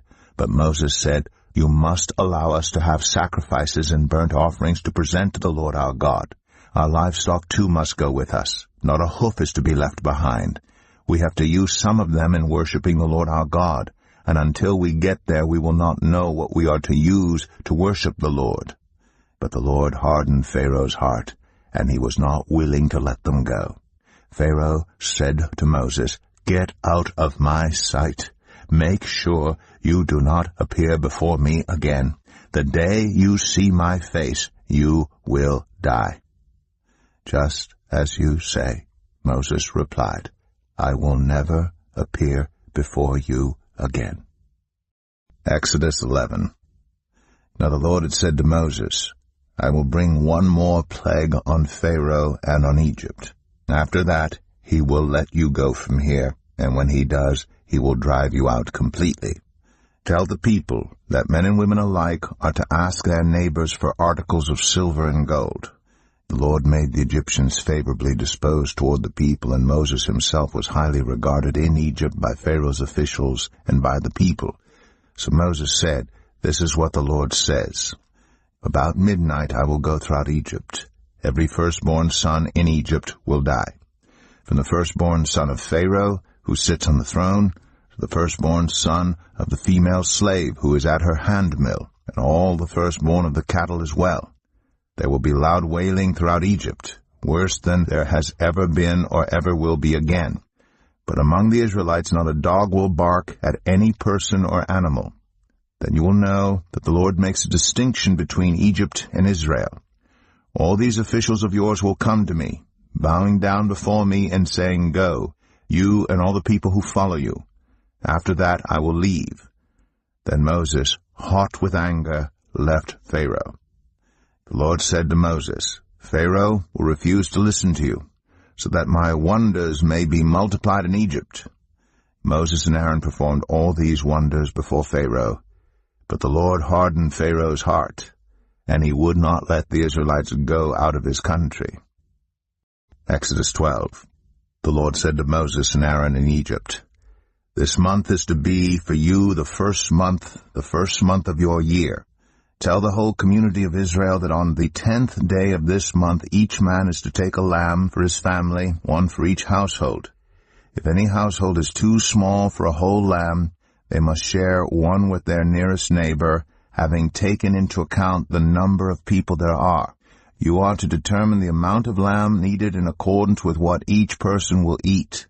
The animals you choose must be year-old males without defect, and you may take them from the sheep or the goats. Take care of them until the 14th day of the month, when all the members of the community of Israel must slaughter them at twilight. Then they are to take some of the blood and put it on the sides and tops of the door frames of the houses where they eat the lambs. That same night they are to eat the meat roasted over the fire, along with bitter herbs, and bread made without yeast. Do not eat the meat raw or boiled in water, but roasted over a fire, with the head, legs, and internal organs. Do not leave any of it till morning. If some is left till morning, you must burn it. This is how you are to eat it: with your cloak tucked into your belt, your sandals on your feet, and your staff in your hand. Eat it in haste. It is the Lord's Passover. On that same night I will pass through Egypt, and strike down every firstborn of both people and animals. And I will bring judgment on all the gods of Egypt. I am the Lord. The blood will be a sign for you on the houses where you are, and when I see the blood, I will pass over you. No destructive plague will touch you when I strike Egypt. This is a day you are to commemorate. For the generations to come you shall celebrate it as a festival to the Lord, a lasting ordinance. For 7 days you are to eat bread made without yeast. On the first day remove the yeast from your houses, for whoever eats anything with yeast in it from the first day through the 7th must be cut off from Israel. On the first day hold a sacred assembly, and another one on the 7th day. Do no work at all on these days, except to prepare food for everyone to eat. That is all you may do. Celebrate the festival of unleavened bread, because it was on this very day that I brought your divisions out of Egypt. Celebrate this day as a lasting ordinance for the generations to come. In the first month you are to eat bread made without yeast, from the evening of the 14th day until the evening of the 21st day.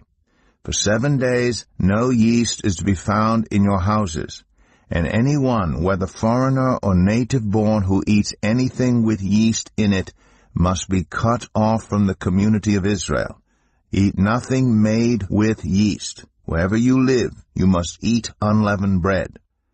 Then Moses summoned all the elders of Israel and said to them, Go at once and select the animals for your families and slaughter the Passover lamb. Take a bunch of hyssop, dip it into the blood in the basin, and put some of the blood on the top and on both sides of the door frame. None of you shall go out of the door of your house until morning. When the Lord goes through the land to strike down the Egyptians, he will see the blood on the top and sides of the door frame, and will pass over that doorway. And he will not permit the destroyer to enter your houses and strike you down. Obey these instructions as a lasting ordinance for you and your descendants. When you enter the land that the Lord will give you as he promised, observe this ceremony. And when your children ask you, What does this ceremony mean to you?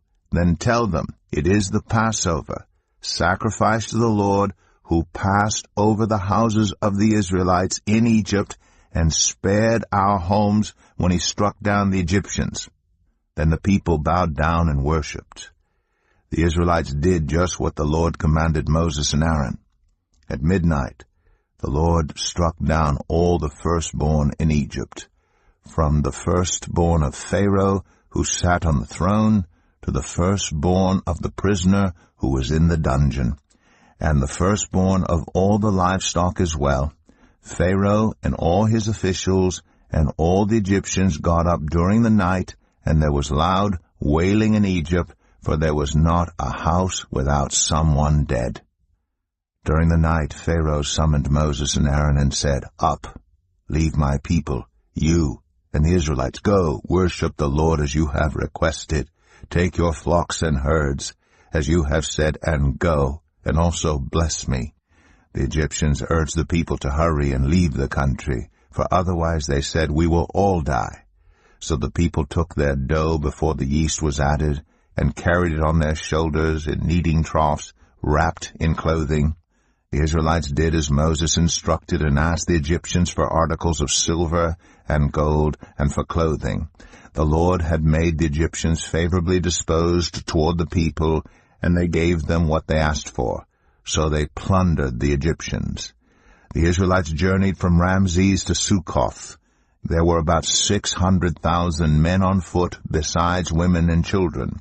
Many other people went up with them, and also large droves of livestock, both flocks and herds. With the dough the Israelites had brought from Egypt, they baked loaves of unleavened bread. The dough was without yeast because they had been driven out of Egypt and did not have time to prepare food for themselves. Now the length of time the Israelite people lived in Egypt was 430 years. At the end of the 430 years, to the very day, all the Lord's divisions left Egypt. Because the Lord kept vigil that night to bring them out of Egypt, on this night all the Israelites are to keep vigil to honor the Lord for the generations to come. The Lord said to Moses and Aaron, "These are the regulations for the Passover meal. No foreigner may eat it. Any slave you have bought may eat it after you have circumcised him, but a temporary resident or a hired worker may not eat it. It must be eaten inside the house. Take none of the meat outside the house. Do not break any of the bones. The whole community of Israel must celebrate it. A foreigner residing among you who wants to celebrate the Lord's Passover must have all the males in his household circumcised. Then he may take part like one born in the land. No uncircumcised male may eat it. The same law applies both to the native-born and to the foreigner residing among you."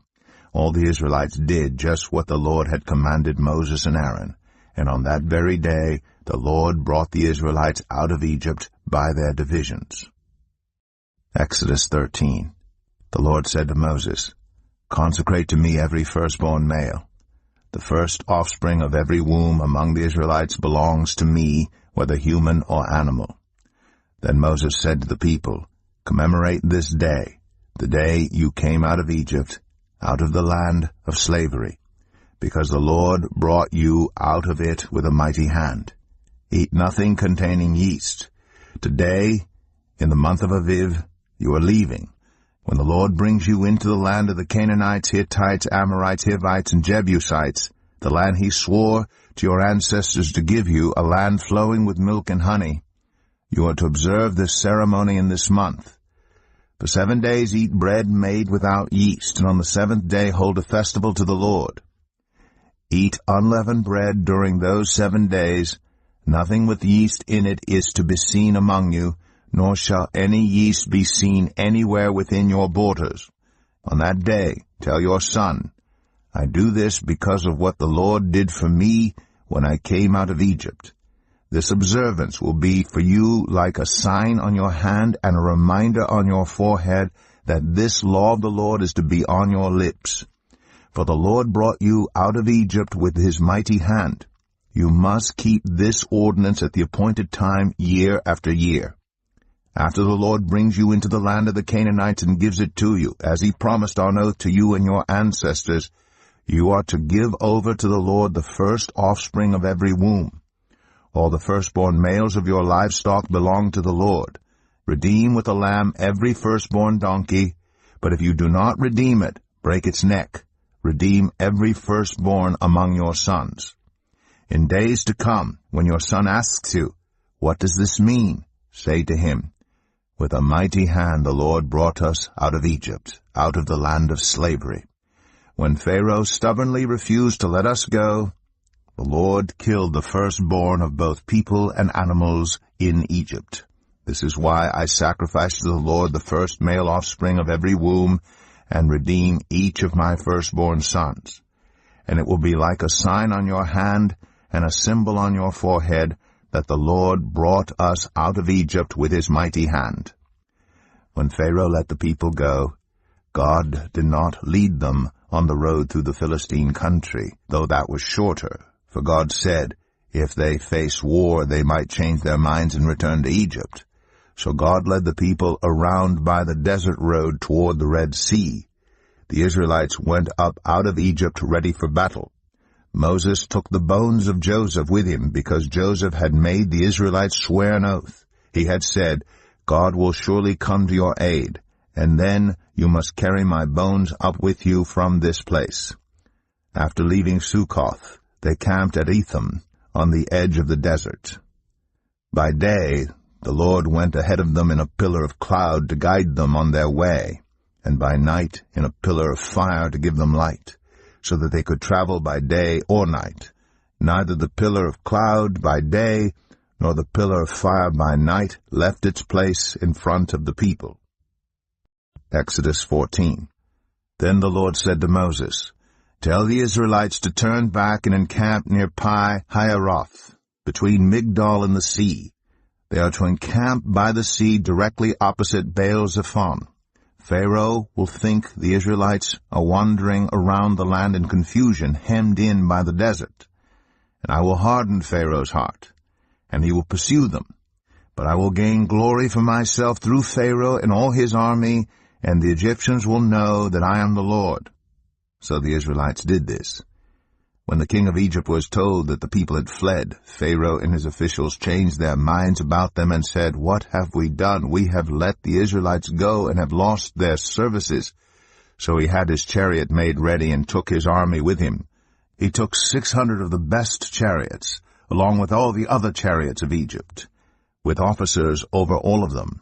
The Lord hardened the heart of Pharaoh, king of Egypt, so that he pursued the Israelites who were marching out boldly.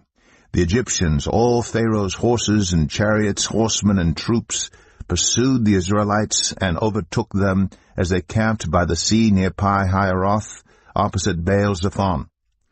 As Pharaoh approached, the Israelites looked up, and there were the Egyptians marching after them. They were terrified and cried out to the Lord. They said to Moses, "Was it because there were no graves in Egypt that you brought us to the desert to die? What have you done to us by bringing us out of Egypt? Didn't we say to you in Egypt, 'Leave us alone, let us serve the Egyptians'? It would have been better for us to serve the Egyptians than to die in the desert."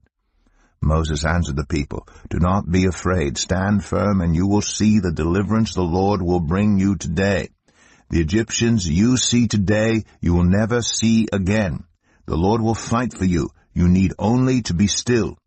Then the Lord said to Moses, "Why are you crying out to me? Tell the Israelites to move on. Raise your staff and stretch out your hand over the sea to divide the water, so that the Israelites can go through the sea on dry ground. I will harden the hearts of the Egyptians so that they will go in after them, and I will gain glory through Pharaoh and all his army, through his chariots and his horsemen.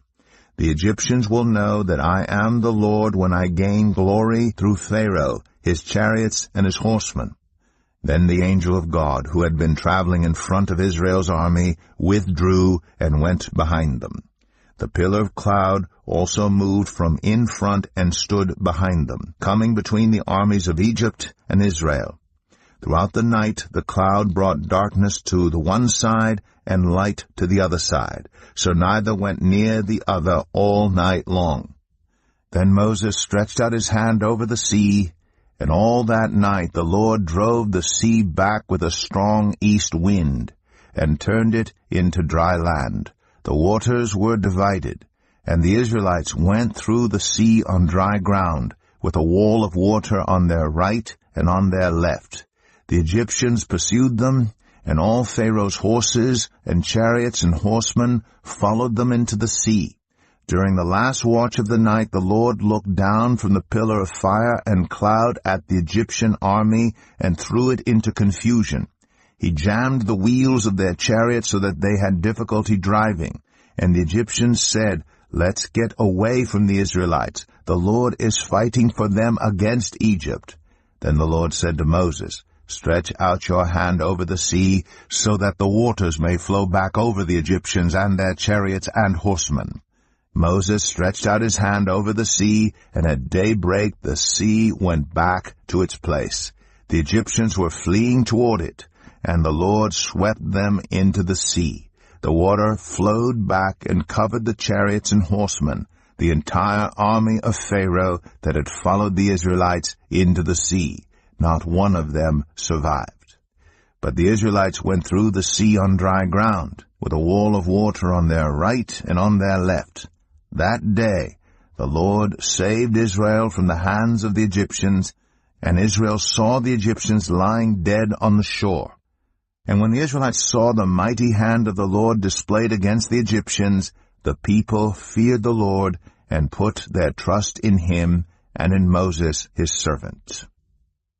Exodus 15. Then Moses and the Israelites sang this song to the Lord. I will sing to the Lord, for he is highly exalted. Both horse and driver he has hurled into the sea.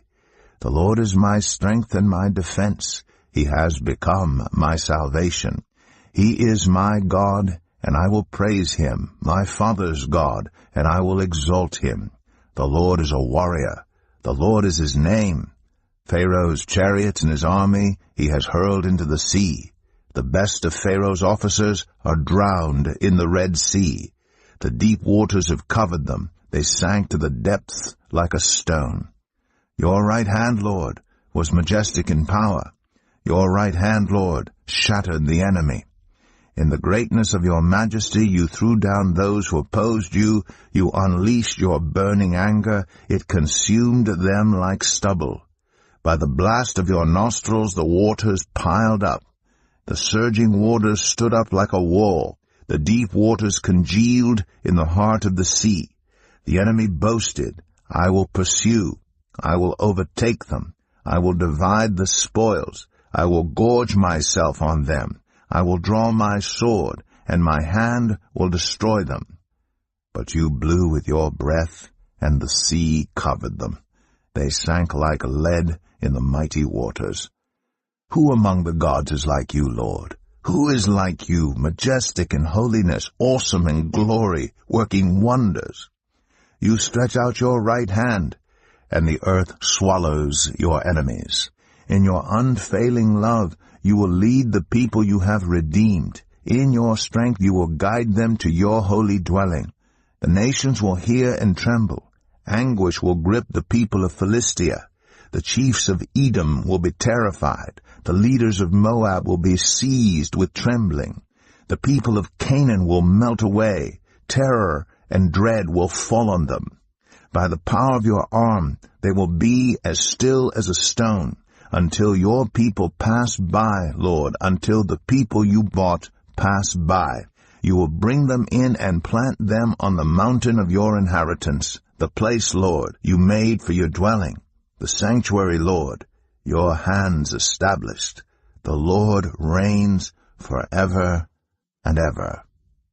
When Pharaoh's horses, chariots, and horsemen went into the sea, the Lord brought the waters of the sea back over them, but the Israelites walked through the sea on dry ground. Then Miriam, the prophet, Aaron's sister, took a timbrel in her hand, and all the women followed her with timbrels and dancing.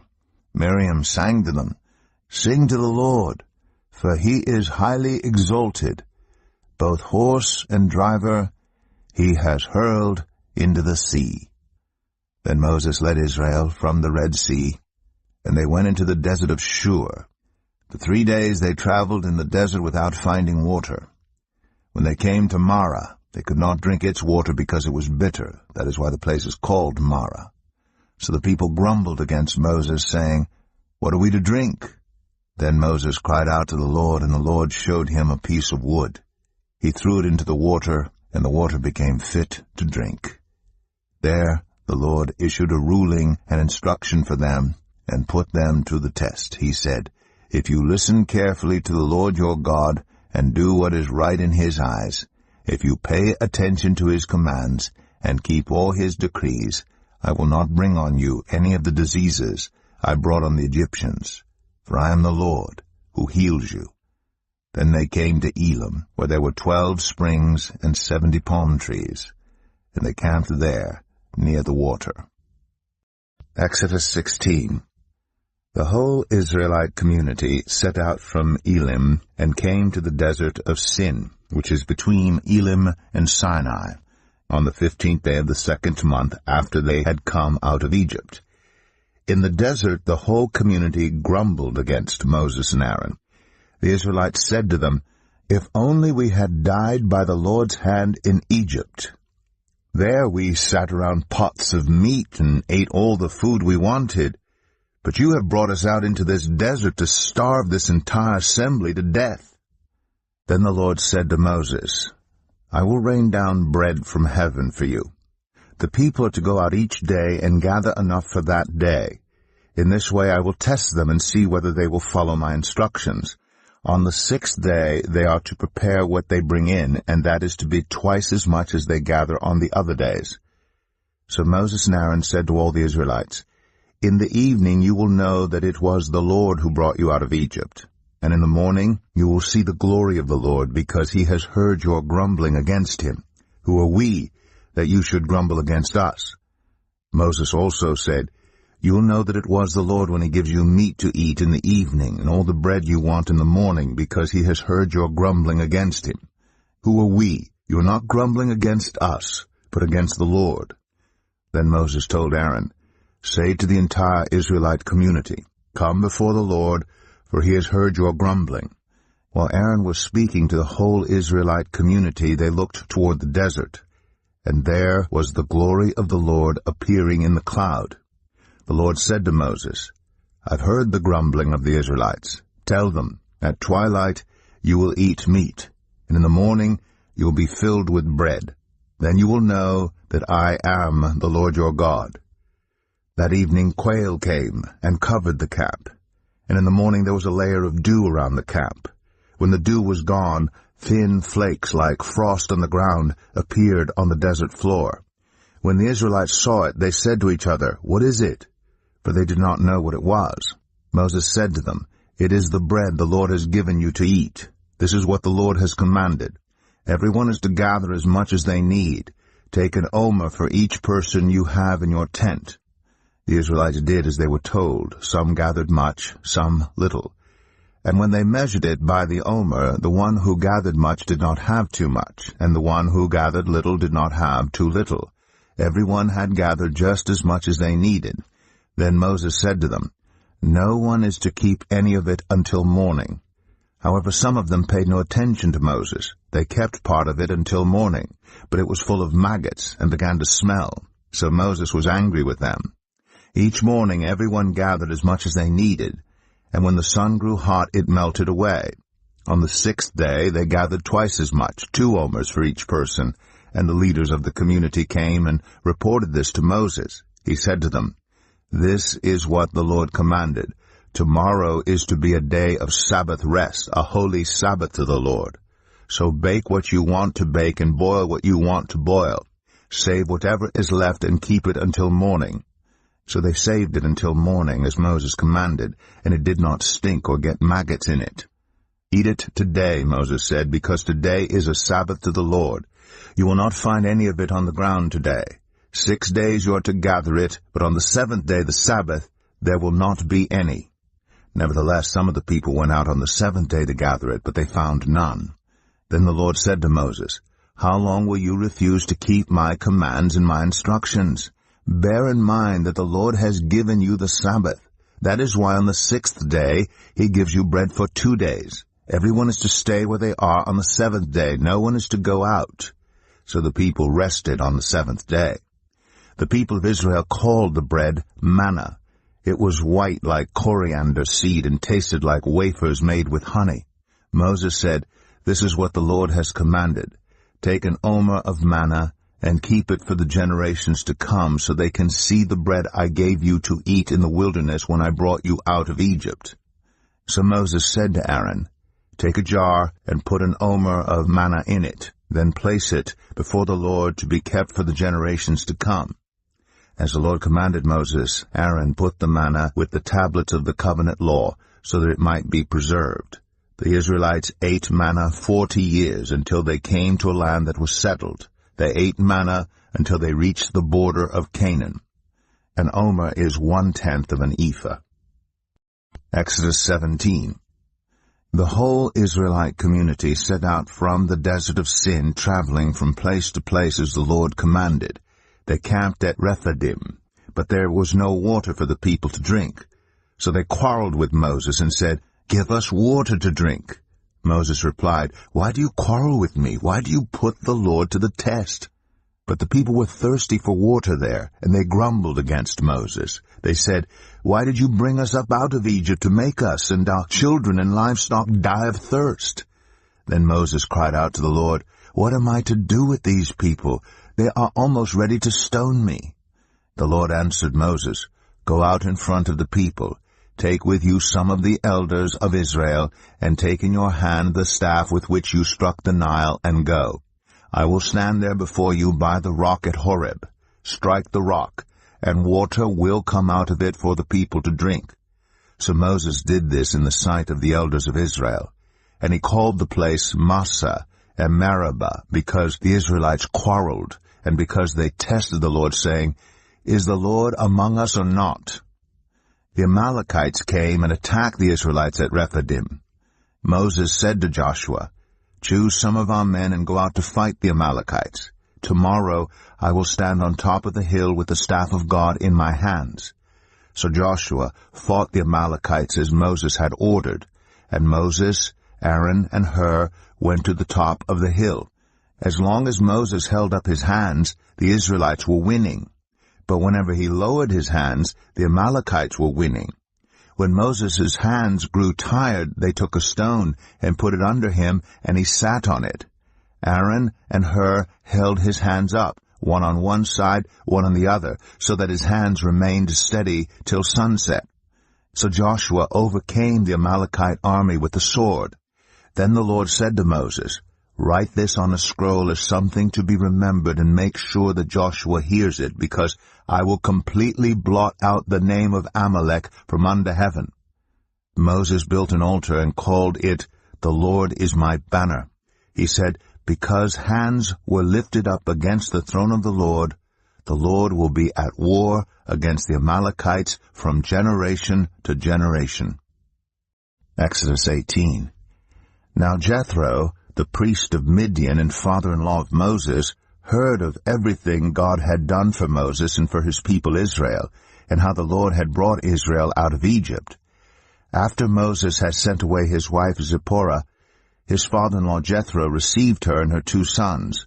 One son was named Gershom, for Moses said, "I have become a foreigner in a foreign land," and the other was named Eleazar, for he said, "My father's God was my helper. He saved me from the sword of Pharaoh."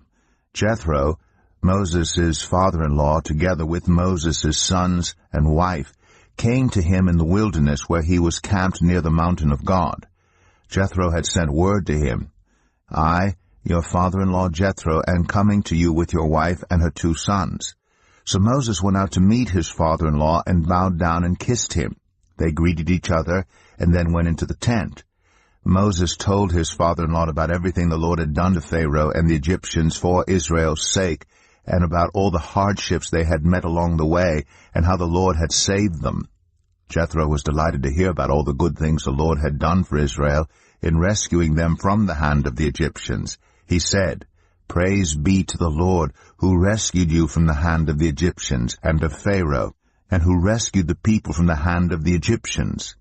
Now I know that the Lord is greater than all other gods, for he did this to those who had treated Israel arrogantly." Then Jethro, Moses' father-in-law, brought a burnt offering and other sacrifices to God, and Aaron came with all the elders of Israel to eat a meal with Moses' father-in-law in the presence of God. The next day Moses took his seat to serve as judge for the people, and they stood around him from morning till evening.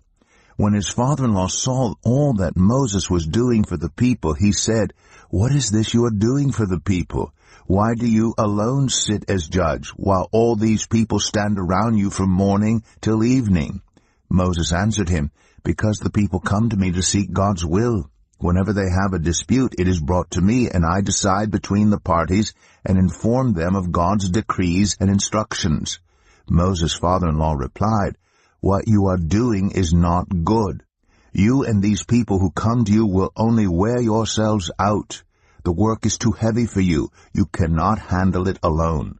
Listen now to me, and I will give you some advice, and may God be with you.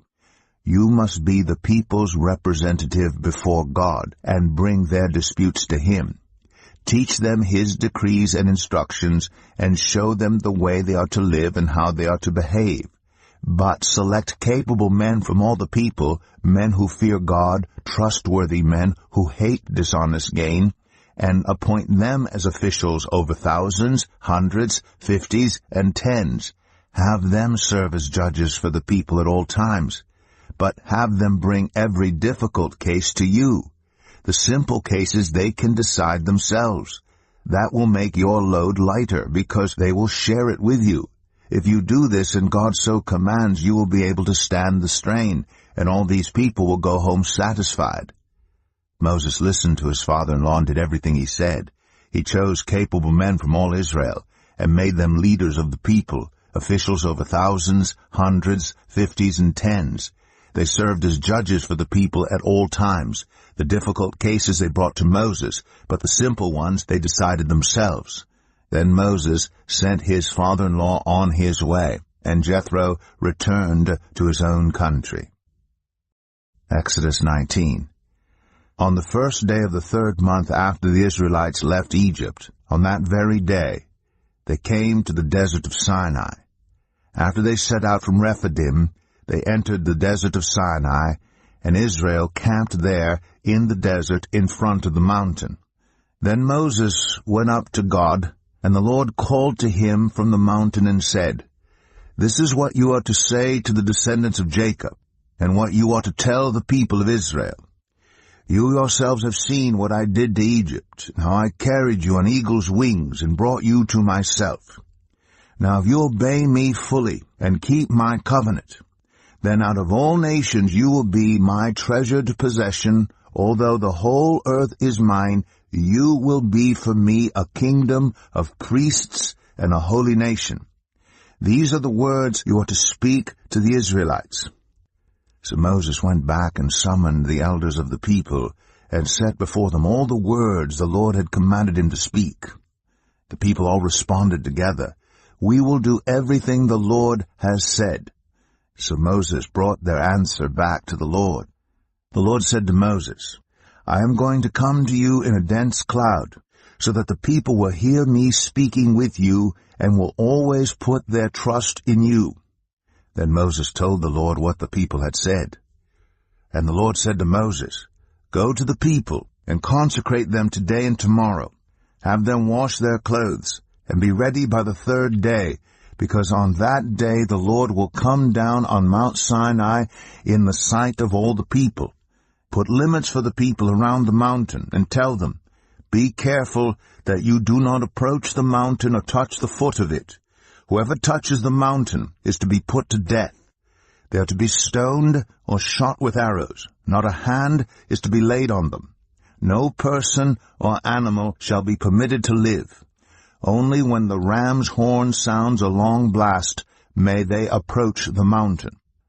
After Moses had gone down the mountain to the people, he consecrated them, and they washed their clothes. Then he said to the people, "Prepare yourselves for the 3rd day. Abstain from sexual relations." On the morning of the 3rd day there was thunder and lightning, with a thick cloud over the mountain, and a very loud trumpet blast. Everyone in the camp trembled.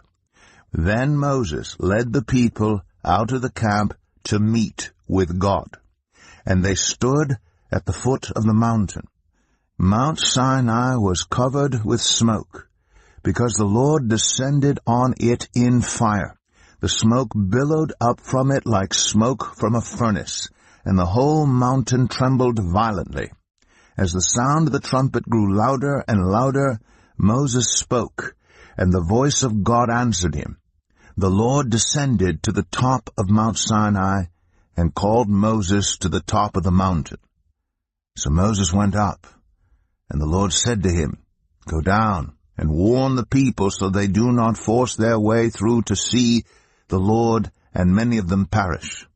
Even the priests who approach the Lord must consecrate themselves, or the Lord will break out against them." Moses said to the Lord, "The people cannot come up Mount Sinai because you yourself warned us. Put limits around the mountain and set it apart as holy." The Lord replied, "Go down and bring Aaron up with you. But the priests and the people must not force their way through to come up to the Lord, or he will break out against them." So Moses went down to the people and told them. Exodus 20. And God spoke all these words, "I am the Lord your God, who brought you out of Egypt, out of the land of slavery. You shall have no other gods before me. You shall not make for yourself an image in the form of anything in heaven above, or on the earth beneath, or in the waters below.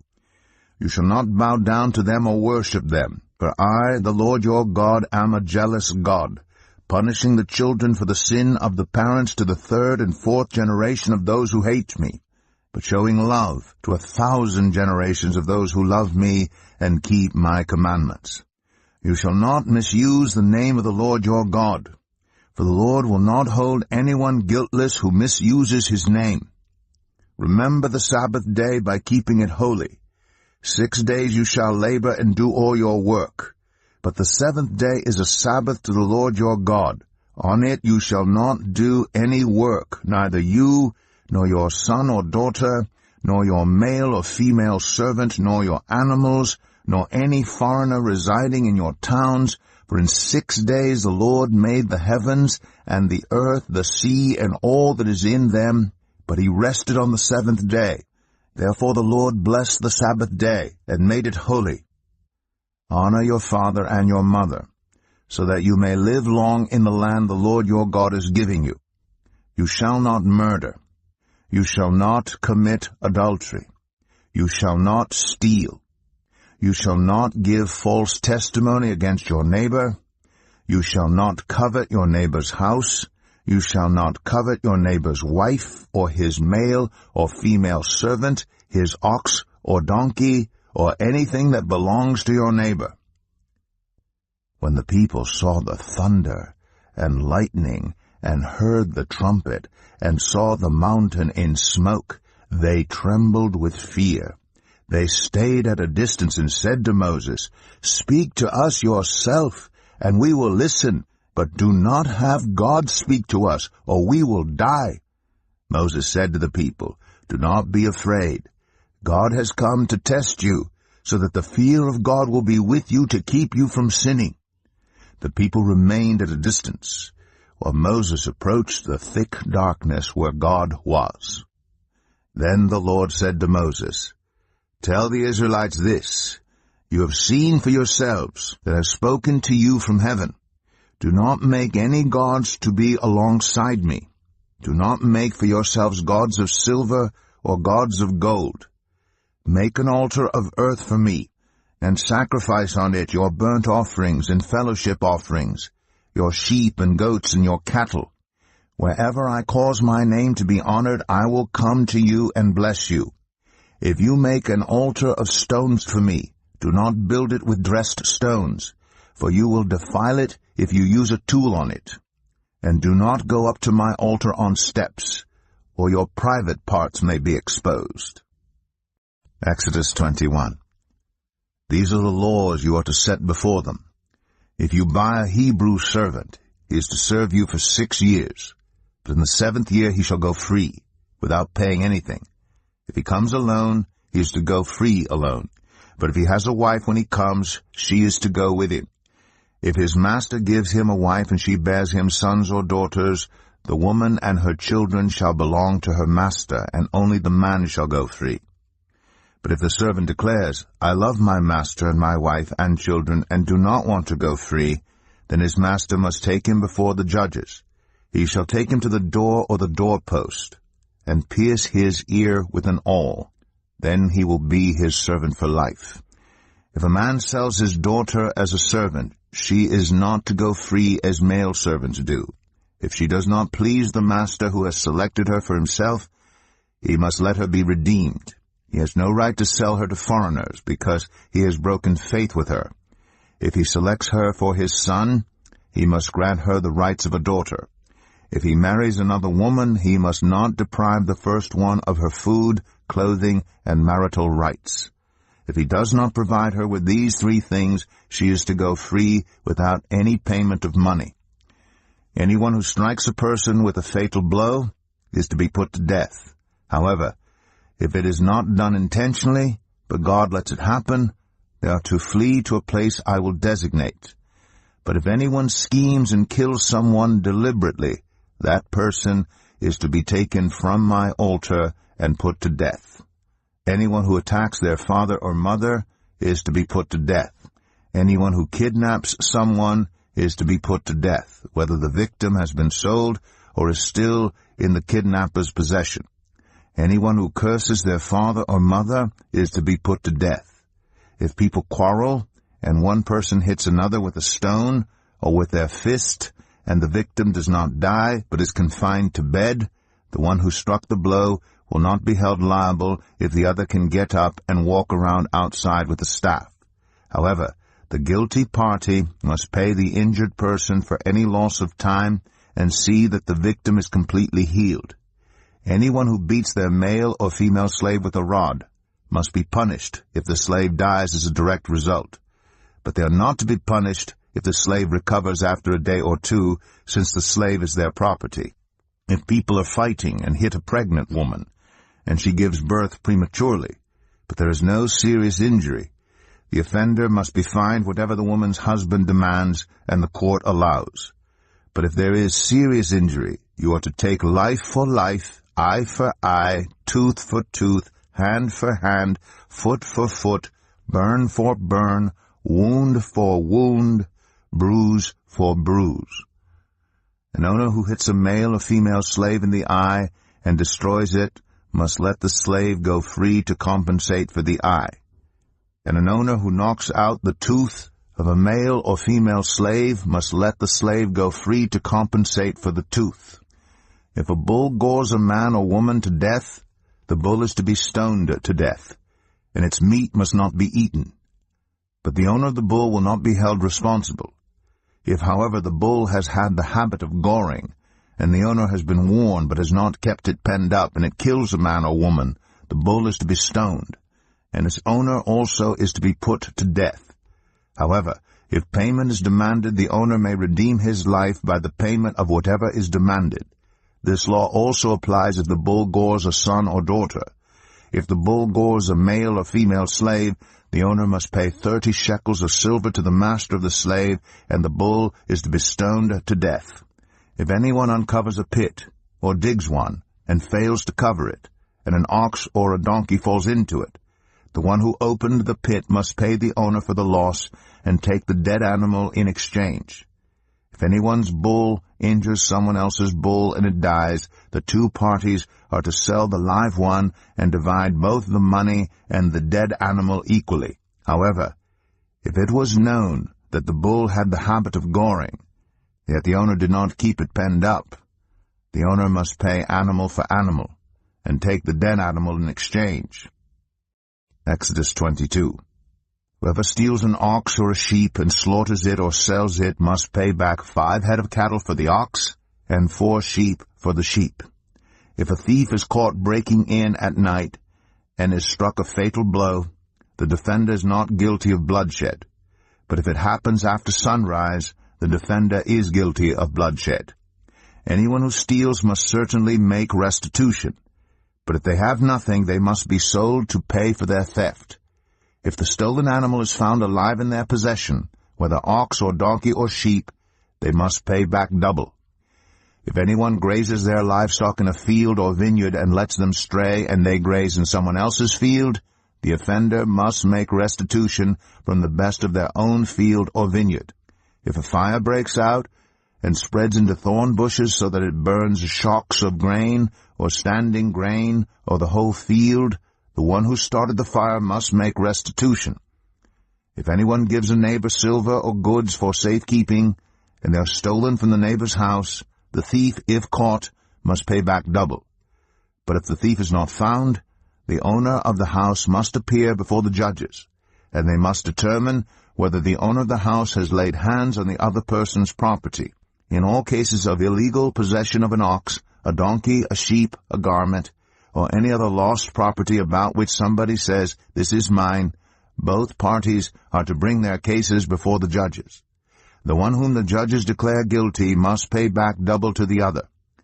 If anyone gives a donkey, an ox, a sheep, or any other animal to their neighbor for safekeeping, and it dies or is injured or is taken away while no one is looking, the issue between them will be settled by the taking of an oath before the Lord that the neighbor did not lay hands on the other person's property. The owner is to accept this, and no restitution is required. But if the animal was stolen from the neighbor, restitution must be made to the owner. If it was torn to pieces by a wild animal, the neighbor shall bring in the remains as evidence and shall not be required to pay for the torn animal. If anyone borrows an animal from their neighbor, and it is injured or dies while the owner is not present, they must make restitution. But if the owner is with the animal, the borrower will not have to pay. If the animal was hired, the money paid for the hire covers the loss. If a man seduces a virgin who is not pledged to be married and sleeps with her, he must pay the bride price, and she shall be his wife. If her father absolutely refuses to give her to him, he must still pay the bride price for virgins. Do not allow a sorceress to live.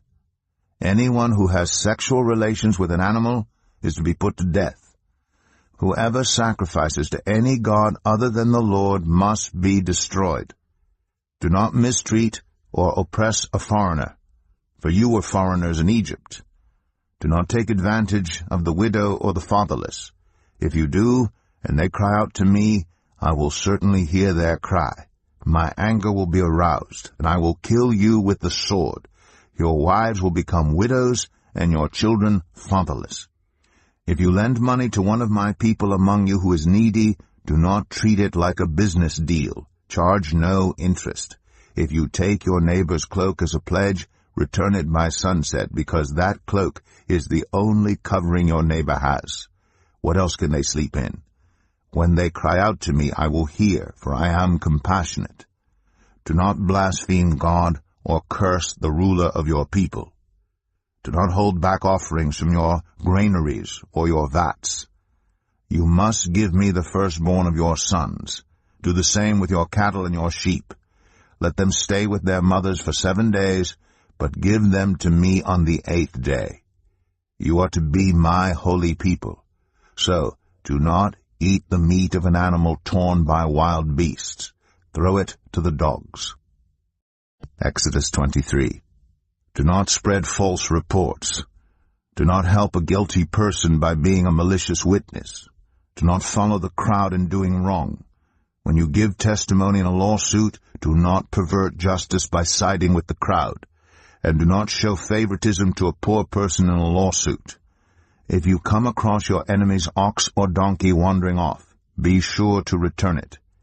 If you see the donkey of someone who hates you fallen down under its load, do not leave it there. Be sure you help them with it. Do not deny justice to your poor people in their lawsuits. Have nothing to do with a false charge, and do not put an innocent or honest person to death, for I will not acquit the guilty. Do not accept a bribe, for a bribe blinds those who see and twists the words of the innocent. Do not oppress a foreigner. You yourselves know how it feels to be foreigners, because you were foreigners in Egypt. For 6 years you are to sow your fields and harvest the crops. But during the 7th year, let the land lie unplowed and unused. Then the poor among your people may get food from it, and the wild animals may eat what is left. Do the same with your vineyard and your olive grove.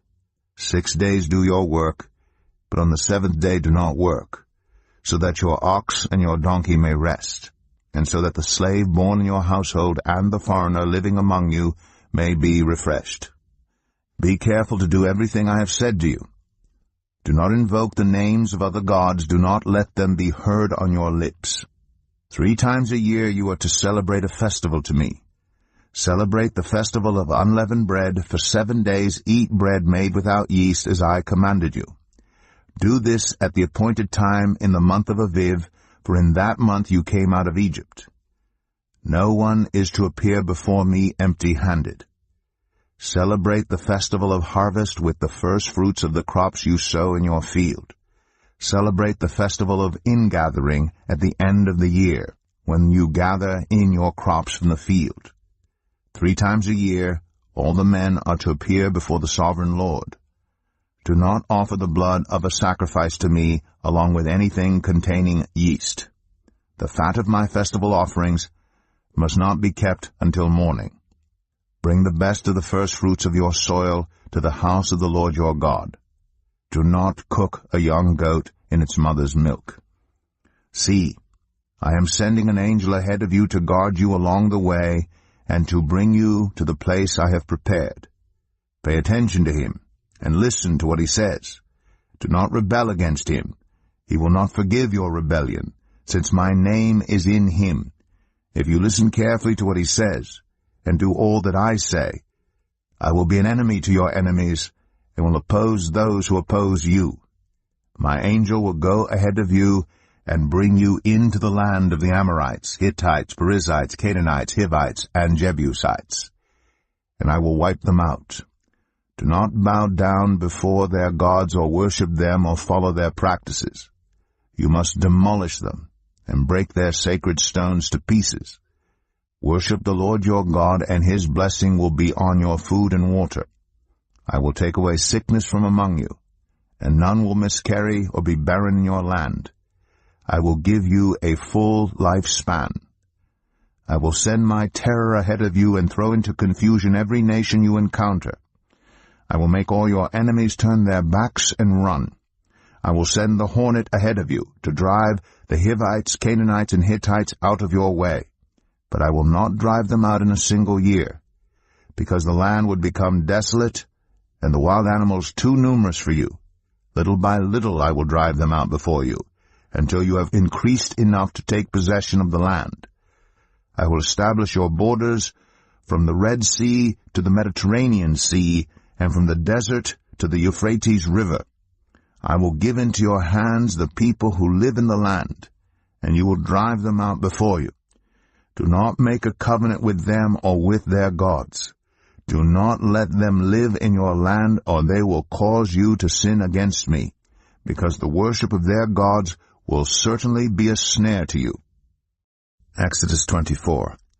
Then the Lord said to Moses, Come up to the Lord, you and Aaron, Nadab and Abihu, and 70 of the elders of Israel.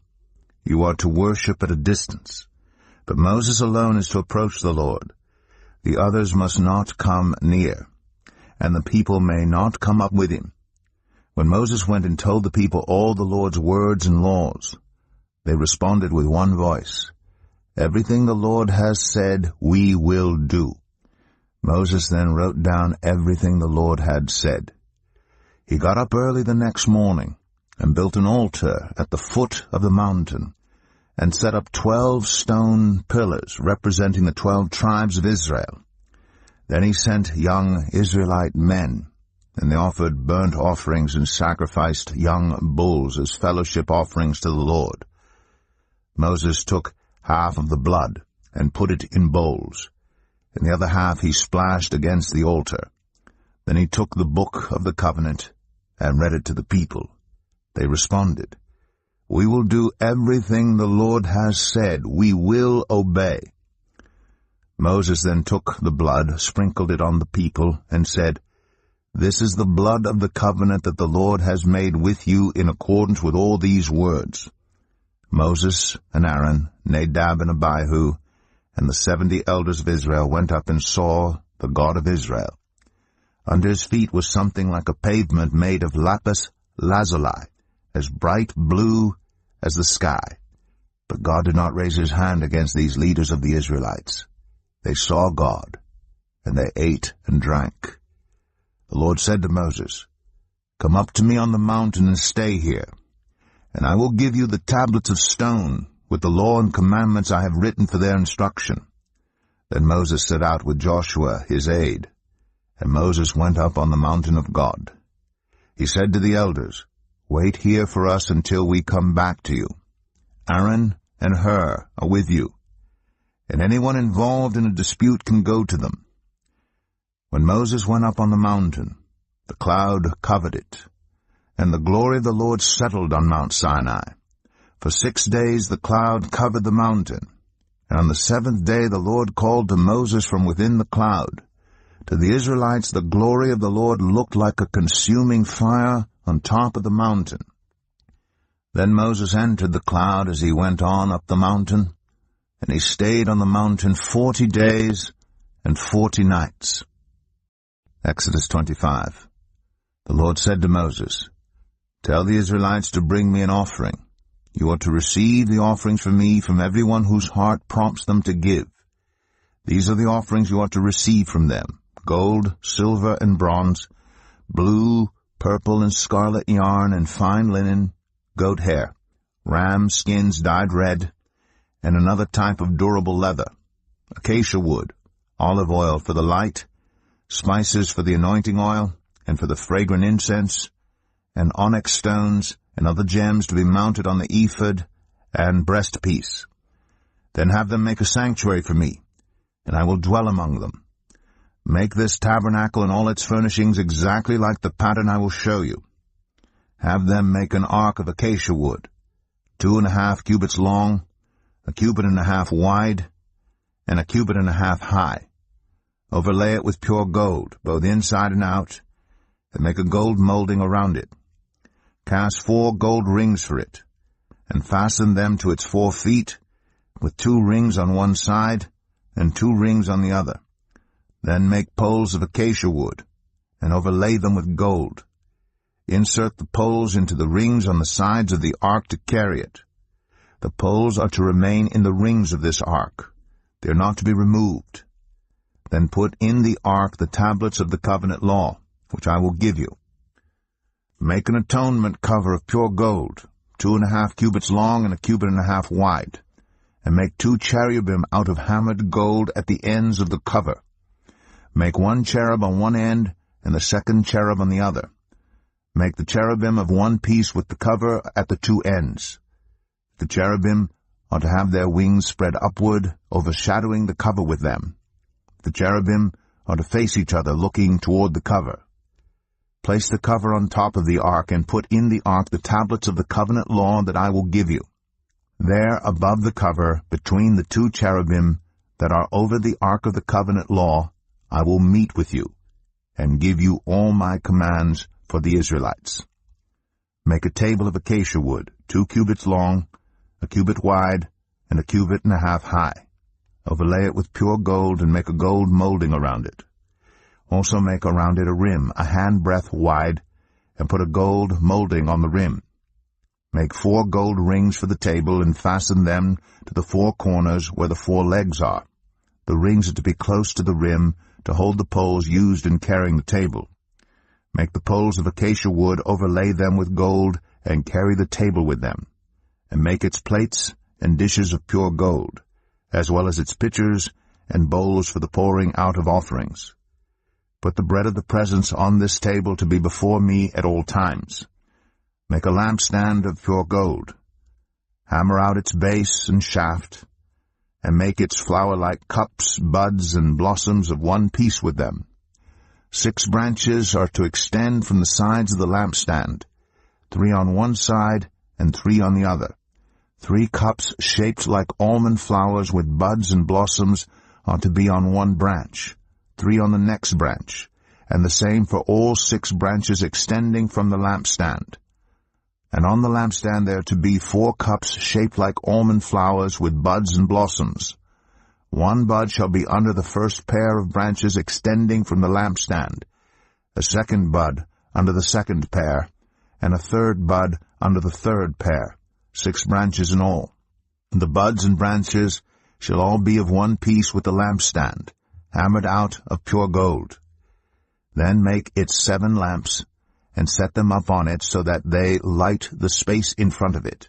Its wick trimmers and trays are to be of pure gold. A talent of pure gold is to be used for the lampstand and all these accessories. See that you make them according to the pattern shown you on the mountain. Exodus 26.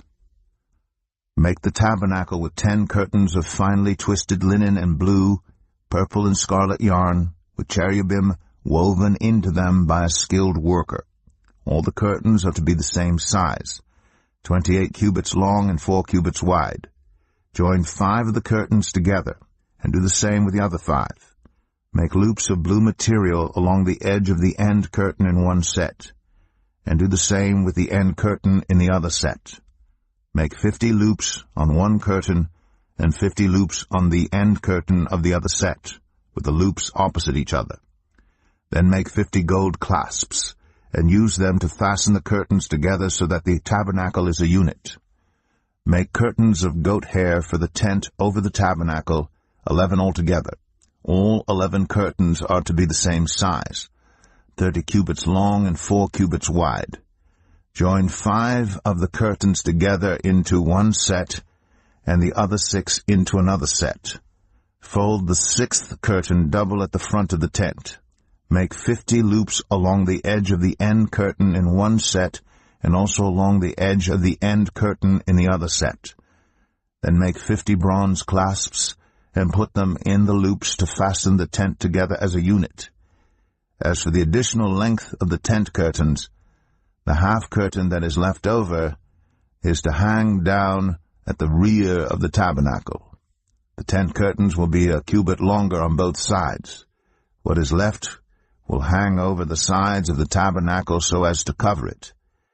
Make for the tent a covering of ram skins dyed red, and over that a covering of the other durable leather. Make upright frames of acacia wood for the tabernacle. Each frame is to be 10 cubits long and a cubit and a half wide, with 2 projections set parallel to each other. Make all the frames of the tabernacle in this way. Make 20 frames for the south side of the tabernacle, and make 40 silver bases to go under them, 2 bases for each frame, 1 under each projection. For the other side, the north side of the tabernacle, make 20 frames, and 40 silver bases, 2 under each frame. Make 6 frames for the far end, that is, the west end of the tabernacle, and make 2 frames for the corners at the far end. At these 2 corners they must be double from the bottom all the way to the top, and fitted into a single ring. Both shall be like that. So there will be 8 frames, and 16 silver bases, 2 under each frame. Also make crossbars of acacia wood, 5 for the frames on one side of the tabernacle, 5 for those on the other side, and 5 for the frames in the west, at the far end of the tabernacle. The center crossbar is to extend from end to end at the middle of the frames. Overlay the frames with gold, and make gold rings to hold the crossbars. Also, overlay the crossbars with gold.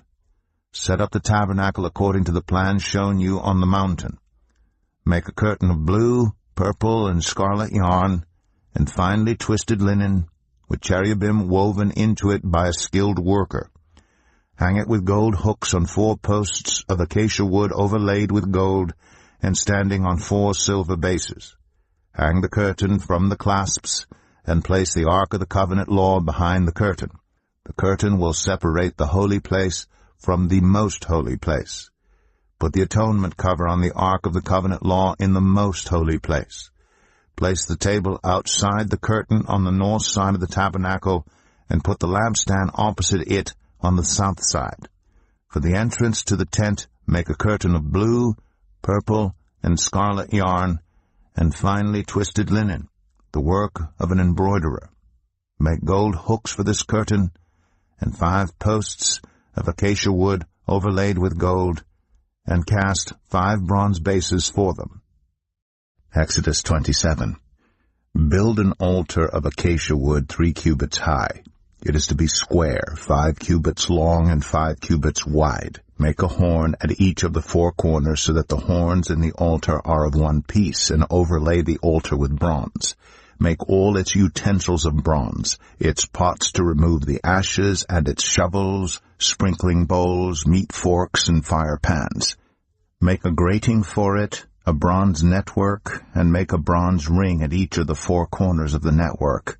Put it under the ledge of the altar so that it is halfway up the altar. Make poles of acacia wood for the altar, and overlay them with bronze. The poles are to be inserted into the rings, so they will be on 2 sides of the altar when it is carried. Make the altar hollow out of boards. It is to be made just as you were shown on the mountain. Make a courtyard for the tabernacle. The south side shall be 100 cubits long, and is to have curtains of finely twisted linen, with 20 posts, and 20 bronze bases, and with silver hooks and bands on the posts. The north side shall also be 100 cubits long, and is to have curtains with 20 posts and 20 bronze bases, and with silver hooks and bands on the posts. The west end of the courtyard shall be 50 cubits wide, and have curtains with 10 posts and 10 bases. On the east end toward the sunrise, the courtyard shall also be 50 cubits wide. Curtains 15 cubits long are to be on one side of the entrance, with 3 posts and 3 bases, and curtains 15 cubits long are to be on the other side, with 3 posts and 3 bases. For the entrance to the courtyard provide a curtain 20 cubits and 4 bases. All the posts around the courtyard are to have silver bands and hooks and bronze bases. The courtyard shall be 100 cubits long and 50 cubits wide, with curtains of finely twisted linen 5 cubits high, and with bronze bases. All the other articles used in the service of the tabernacle, whatever their function, including all the tent pegs for it, and those for the courtyard, are to be of bronze. Command the Israelites to bring you clear oil of pressed olives for the light, so that the lamps may be kept burning. In the tent of meeting, outside the curtain that shields the ark of the covenant law, Aaron and his sons are to keep the lamps burning before the Lord from evening till morning. This is to be a lasting ordinance among the Israelites for the generations to come. Exodus 28. Have Aaron your brother brought to you from among the Israelites, along with his sons, Nadab and Abihu, Eleazar and Ithamar, so they may serve me as priests. Make sacred garments for your brother Aaron, to give him dignity and honor. Tell all the skilled workers to whom I have given wisdom in such matters that they are to make garments for Aaron for his consecration, so he may serve me as priest. These are the garments they are to make: a breastpiece, an ephod, a robe, a woven tunic, a turban, and a sash. They are to make these sacred garments for your brother Aaron and his sons, so they may serve me as priests. Have them use gold and blue, purple, and scarlet yarn, and fine linen. Make the ephod of gold, and of blue, purple, and scarlet yarn, and of finely twisted linen, the work of skilled hands. It is to have 2 shoulder pieces attached to 2 of its corners, so it can be fastened. Its skillfully woven waistband is to be like it, of 1 piece with the ephod, and made with gold, and with blue, purple, and scarlet yarn, and with finely twisted linen. Take 2 onyx stones, and engrave on them the names of the sons of Israel in the order of their birth, 6 names on 1 stone, and the remaining 6 on the other. Engrave the names of the sons of Israel on the 2 stones the way a gem cutter engraves a seal. Then mount the stones in gold filigree settings, and fasten them on the shoulder pieces of the ephod as memorial stones for the sons of Israel. Aaron is to bear the names on his shoulders as a memorial before the Lord. Make gold filigree settings, and 2 braided chains of pure gold like a rope, and attach the chains to the settings. Fashion a breastpiece for making decisions, the work of skilled hands. Make it like the ephod, of gold, and of blue, purple, and scarlet yarn, and of finely twisted linen. It is to be square, a span long and a span wide, and folded double. Then mount 4 rows of precious stones on it. The first row shall be carnelian, chrysolite, and beryl. The second row shall be turquoise, lapis lazuli, and emerald. The third row shall be jacinth, agate, and amethyst. The fourth row shall be topaz, onyx, and jasper. Mount them in gold filigree settings. There are to be 12 stones, 1 for each of the names of the sons of Israel, each engraved like a seal with the name of one of the 12 tribes. For the breastpiece, make braided chains of pure gold, like a rope. Make 2 gold rings for it, and fasten them to 2 corners of the breastpiece. Fasten the 2 gold chains to the rings at the corners of the breastpiece, and the other ends of the chains to the 2 settings, attaching them to the shoulder pieces of the ephod at the front. Make 2 gold rings and attach them to the other 2 corners of the breastpiece on the inside edge next to the ephod. Make 2 more gold rings and attach them to the bottom of the shoulder pieces on the front of the ephod, close to the seam just above the waistband of the ephod. The rings of the breastpiece are to be tied to the rings of the ephod with blue cord connecting it to the waistband, so that the breastpiece will not swing out from the ephod.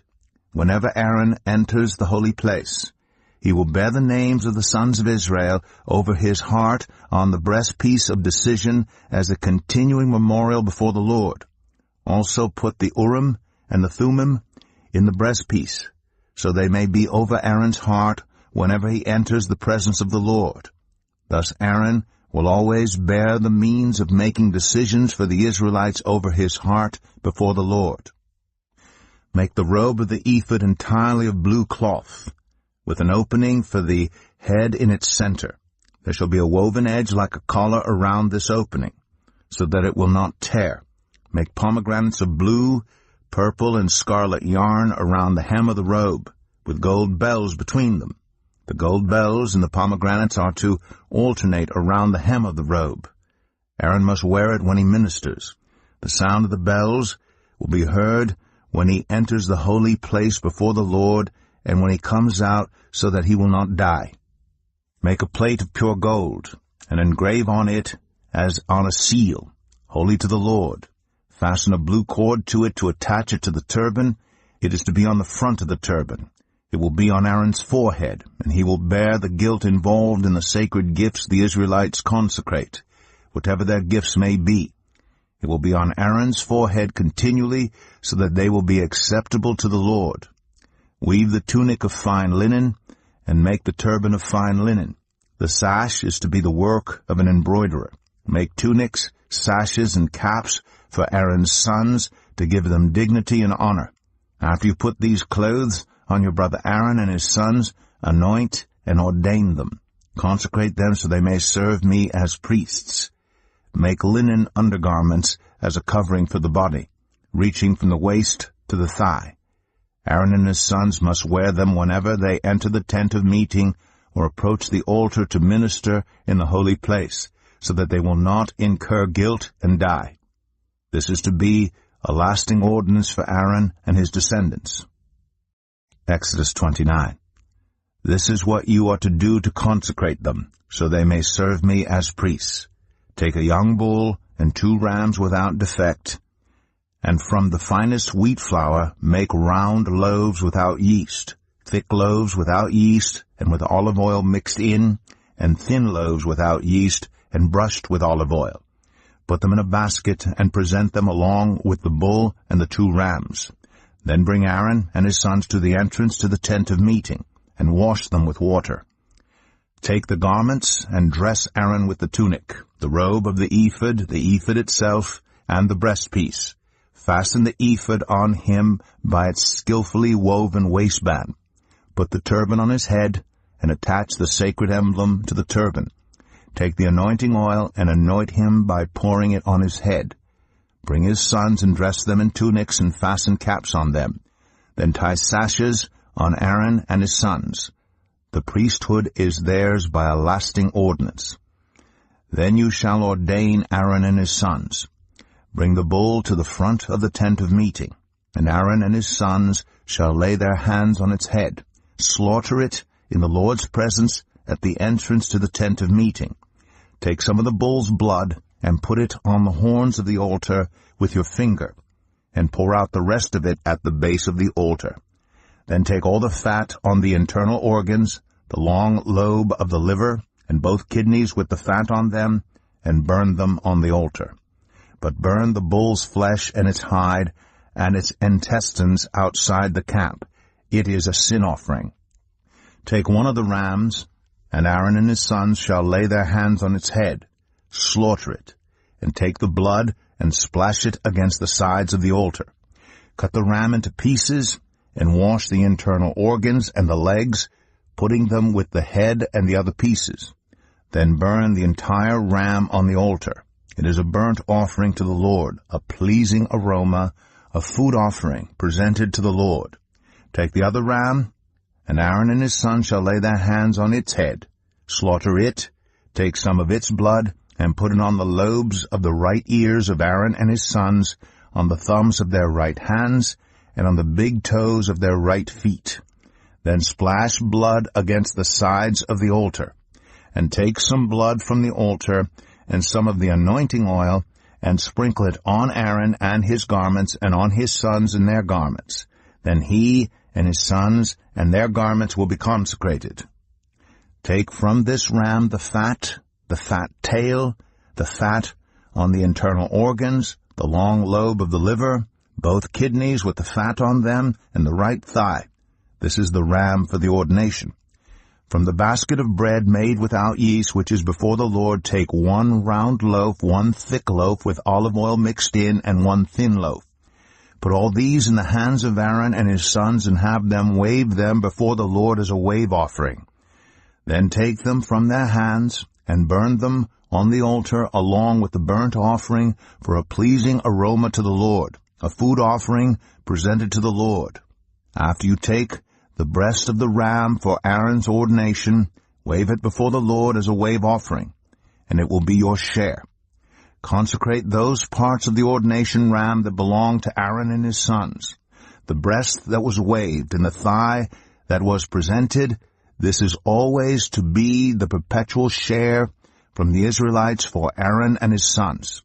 It is the contribution the Israelites are to make to the Lord from their fellowship offerings. Aaron's sacred garments will belong to his descendants, so that they can be anointed and ordained in them. The son who succeeds him as priest and comes to the tent of meeting to minister in the holy place is to wear them 7 days. Take the ram for the ordination and cook the meat in a sacred place. At the entrance to the tent of meeting, Aaron and his sons are to eat the meat of the ram and the bread that is in the basket. They are to eat these offerings by which atonement was made for their ordination and consecration. But no one else may eat them, because they are sacred. And if any of the meat of the ordination ram or any bread is left over till morning, burn it up. It must not be eaten, because it is sacred. Do for Aaron and his sons everything I have commanded you, taking 7 days to ordain them. Sacrifice a bull each day as a sin offering to make atonement. Purify the altar by making atonement for it, and anoint it to consecrate it. For 7 days make atonement for the altar and consecrate it. Then the altar will be most holy, and whatever touches it will be holy. This is what you are to offer on the altar regularly each day: 2 lambs a year old. Offer one in the morning and the other at twilight. With the first lamb offer 1/10 of an ephah of the finest flour mixed with 1/4 of a hin of oil from pressed olives, and 1/4 of a hin of wine as a drink offering. Sacrifice the other lamb at twilight with the same grain offering and its drink offering as in the morning, a pleasing aroma, a food offering presented to the Lord. For the generations to come, this burnt offering is to be made regularly at the entrance to the tent of meeting before the Lord. There I will meet you and speak to you. There also I will meet with the Israelites, and the place will be consecrated by my glory. So I will consecrate the tent of meeting and the altar, and will consecrate Aaron and his sons to serve me as priests. Then I will dwell among the Israelites, and be their God. They will know that I am the Lord their God, who brought them out of Egypt, so that I might dwell among them. I am the Lord their God. Exodus 30. Make an altar of acacia wood for burning incense. It is to be square, 1 cubit long, and 1 cubit wide, and 2 cubits high. Its horns of 1 piece with it.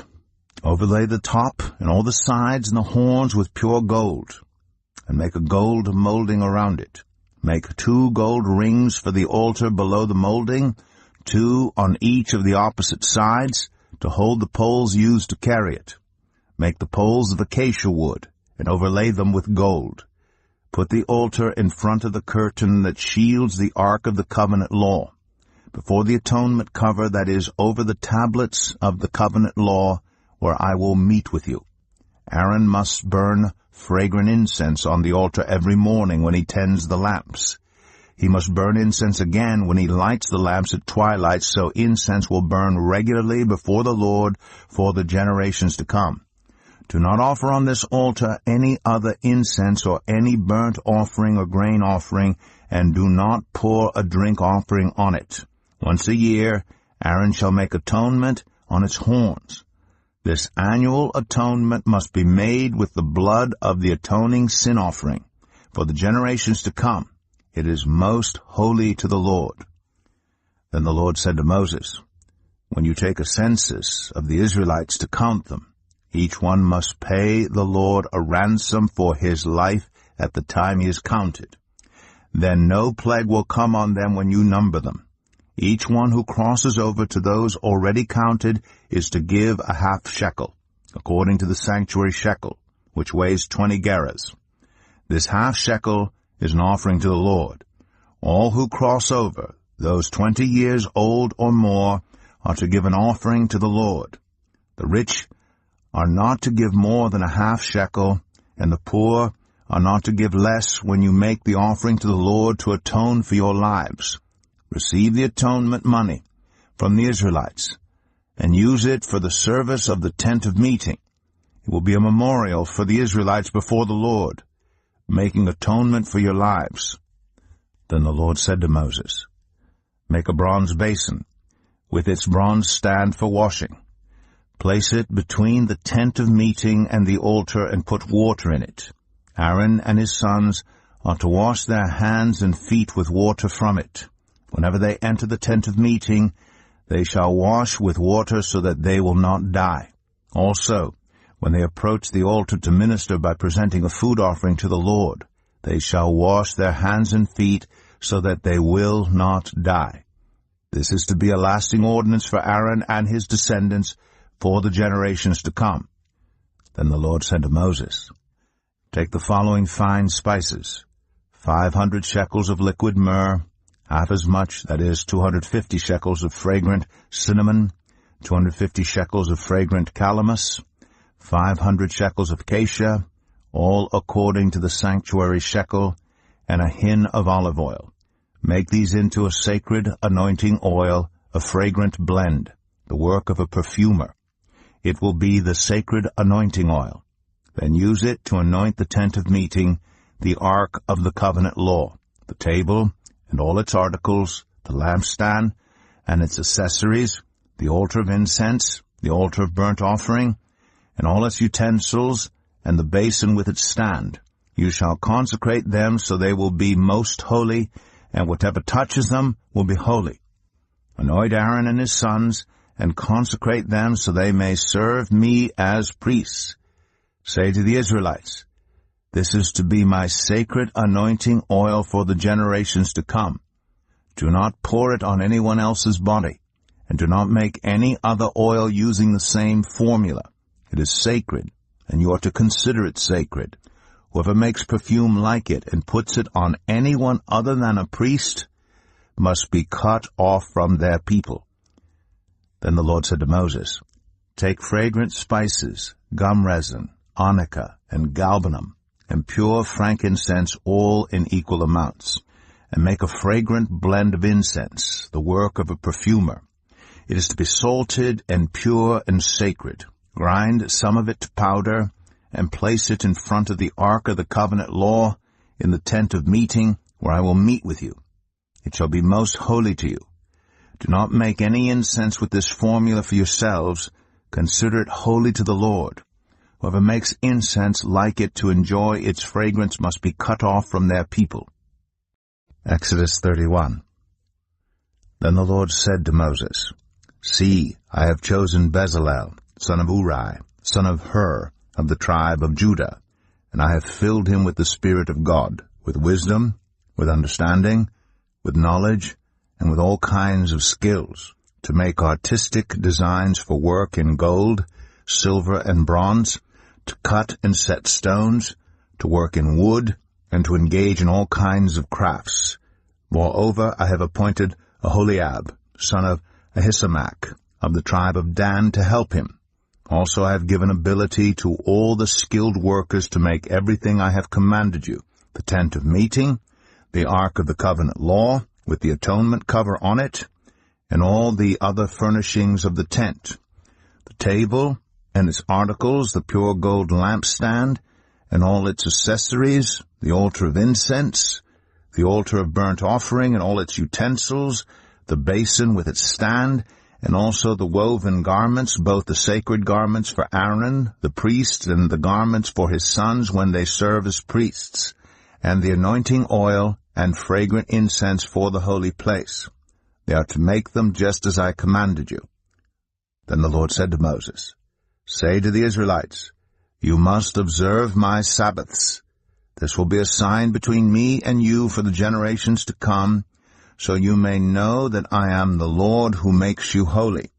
Observe the Sabbath, because it is holy to you. Anyone who desecrates it is to be put to death. Those who do any work on that day must be cut off from their people. For 6 days work is to be done, but the seventh day is a day of Sabbath rest, holy to the Lord. Whoever does any work on the Sabbath day is to be put to death. The Israelites are to observe the Sabbath, celebrating it for the generations to come as a lasting covenant. It will be a sign between me and the Israelites forever, for in 6 days the Lord made the heavens and the earth, and on the seventh day he rested and was refreshed. When the Lord finished speaking to Moses on Mount Sinai, he gave him the 2 tablets of the covenant law, the tablets of stone inscribed by the finger of God. Exodus 32. When the people saw that Moses was so long in coming down from the mountain, they gathered round Aaron and said, Come, make us gods who will go before us. As for this fellow Moses, who brought us up out of Egypt, we don't know what has happened to him. Aaron answered them, Take off the gold earrings that your wives, your sons, and your daughters are wearing, and bring them to me. So all the people took off their earrings and brought them to Aaron. He took what they handed him and made it into an idol, cast in the shape of a calf, fashioning it with a tool. Then they said, These are your gods, Israel, who brought you up out of Egypt. When Aaron saw this, he built an altar in front of the calf and announced, Tomorrow there will be a festival to the Lord. So the next day the people rose early and sacrificed burnt offerings and presented fellowship offerings.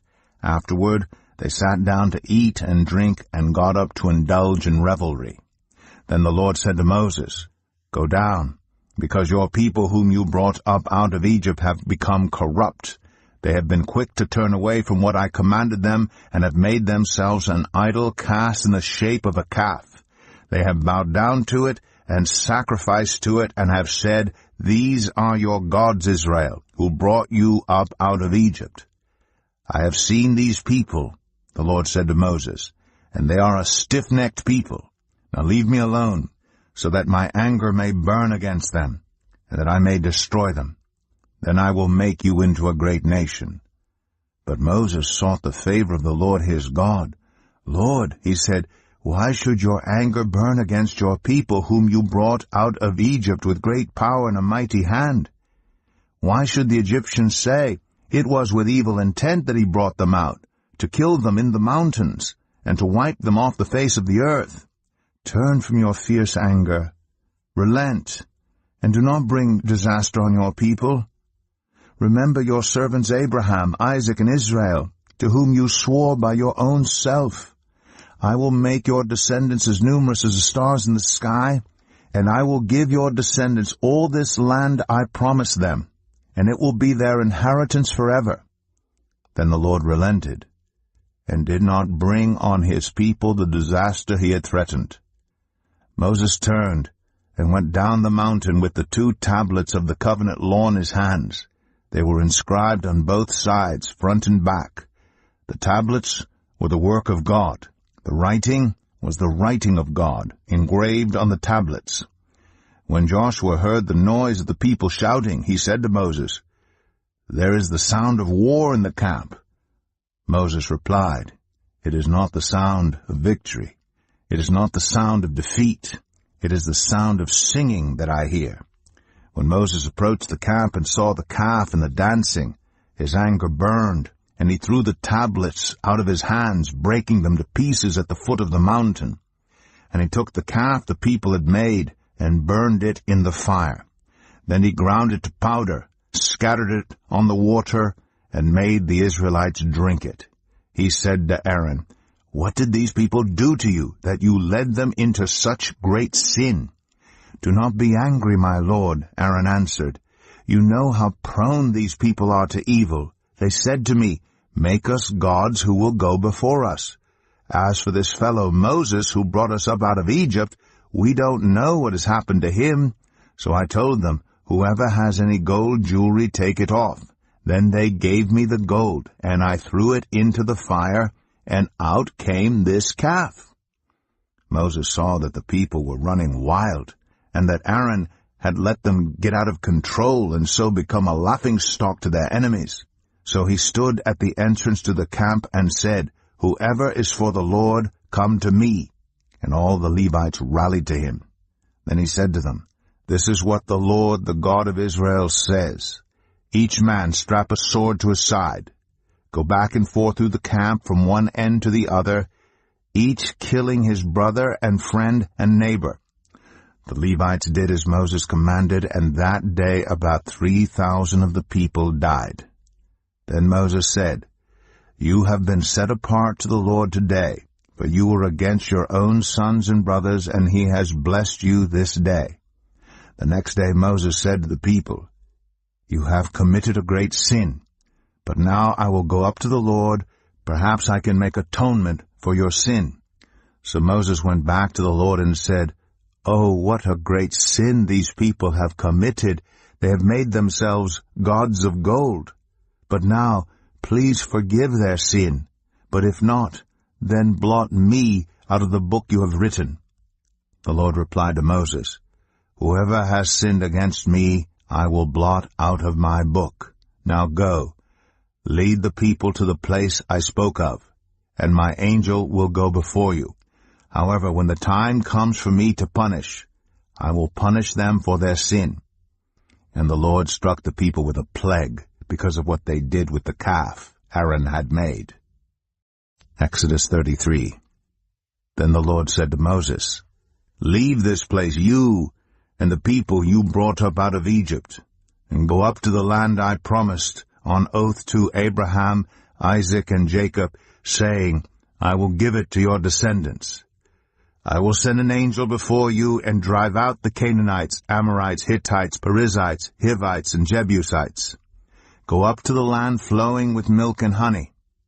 But I will not go with you, because you are a stiff-necked people, and I might destroy you on the way." When the people heard these distressing words, they began to mourn, and no one put on any ornaments. For the Lord had said to Moses, "Tell the Israelites, you are a stiff-necked people. If I were to go with you even for a moment, I might destroy you. Now take off your ornaments, and I will decide what to do with you." So the Israelites stripped off their ornaments at Mount Horeb. Now Moses used to take a tent and pitch it outside the camp some distance away, calling it the tent of meeting. Anyone inquiring of the Lord would go to the tent of meeting outside the camp. And whenever Moses went out to the tent, all the people rose and stood at the entrances to their tents, watching Moses until he entered the tent. As Moses went into the tent, the pillar of cloud would come down and stay at the entrance, while the Lord spoke with Moses. Whenever the people saw the pillar of cloud standing at the entrance to the tent, they all stood and worshipped, each at the entrance to their tent. The Lord would speak to Moses face to face, as one speaks to a friend. Then Moses would return to the camp. But his young aide Joshua, son of Nun, did not leave the tent. Moses said to the Lord, "You have been telling me, 'Lead these people,' but you have not let me know whom you will send with me. You have said, 'I know you by name,' and you have found favor with me. If you are pleased with me, teach me your ways, so I may know you, and continue to find favor with you. Remember that this nation is your people." The Lord replied, "My presence will go with you, and I will give you rest." Then Moses said to him, If your presence does not go with us, do not send us up from here. How will anyone know that you are pleased with me and with your people unless you go with us? What else will distinguish me and your people from all the other people on the face of the earth?" And the Lord said to Moses, "I will do the very thing you have asked, because I am pleased with you, and I know you by name." Then Moses said, "Now, show me your glory." And the Lord said, "I will cause all my goodness to pass in front of you, and I will proclaim my name, the Lord, in your presence. I will have mercy on whom I will have mercy, and I will have compassion on whom I will have compassion. But," he said, "you cannot see my face, for no one may see me and live." Then the Lord said, "There is a place near me where you may stand on a rock. When my glory passes by, I will put you in a cleft in the rock and cover you with my hand until I have passed by. Then I will remove my hand, and you will see my back, but my face must not be seen." Exodus 34. The Lord said to Moses, "Chisel out 2 stone tablets like the first ones, and I will write on them the words that were on the first tablets, which you broke. Be ready in the morning, and then come up on Mount Sinai. Present yourself to me there on top of the mountain. No one is to come with you or be seen anywhere on the mountain. Not even the flocks and herds may graze in front of the mountain." So Moses chiseled out 2 stone tablets like the first ones, and went up Mount Sinai early in the morning, as the Lord had commanded him. And he carried the 2 stone tablets in his hands. Then the Lord came down in the cloud, and stood there with him, and proclaimed his name, the Lord. And he passed in front of Moses, proclaiming, "The Lord, the compassionate and gracious God, slow to anger, abounding in love and faithfulness, maintaining love to thousands, and forgiving wickedness, rebellion, and sin. Yet he does not leave the guilty unpunished. He punishes the children and their children for the sin of the parents to the 3rd and 4th generation." Moses bowed to the ground at once and worshipped. "Lord," he said, "if I have found favor in your eyes, then let the Lord go with us. Although this is a stiff-necked people, forgive our wickedness and our sin, and take us as your inheritance." Then the Lord said, "I am making a covenant with you. Before all your people I will do wonders never before done in any nation in all the world. The people you live among will see how awesome is the work that I, the Lord, will do for you. Obey what I command you today. I will drive out before you the Amorites, Canaanites, Hittites, Perizzites, Hivites, and Jebusites. Be careful not to make a treaty with those who live in the land where you are going, or they will be a snare among you.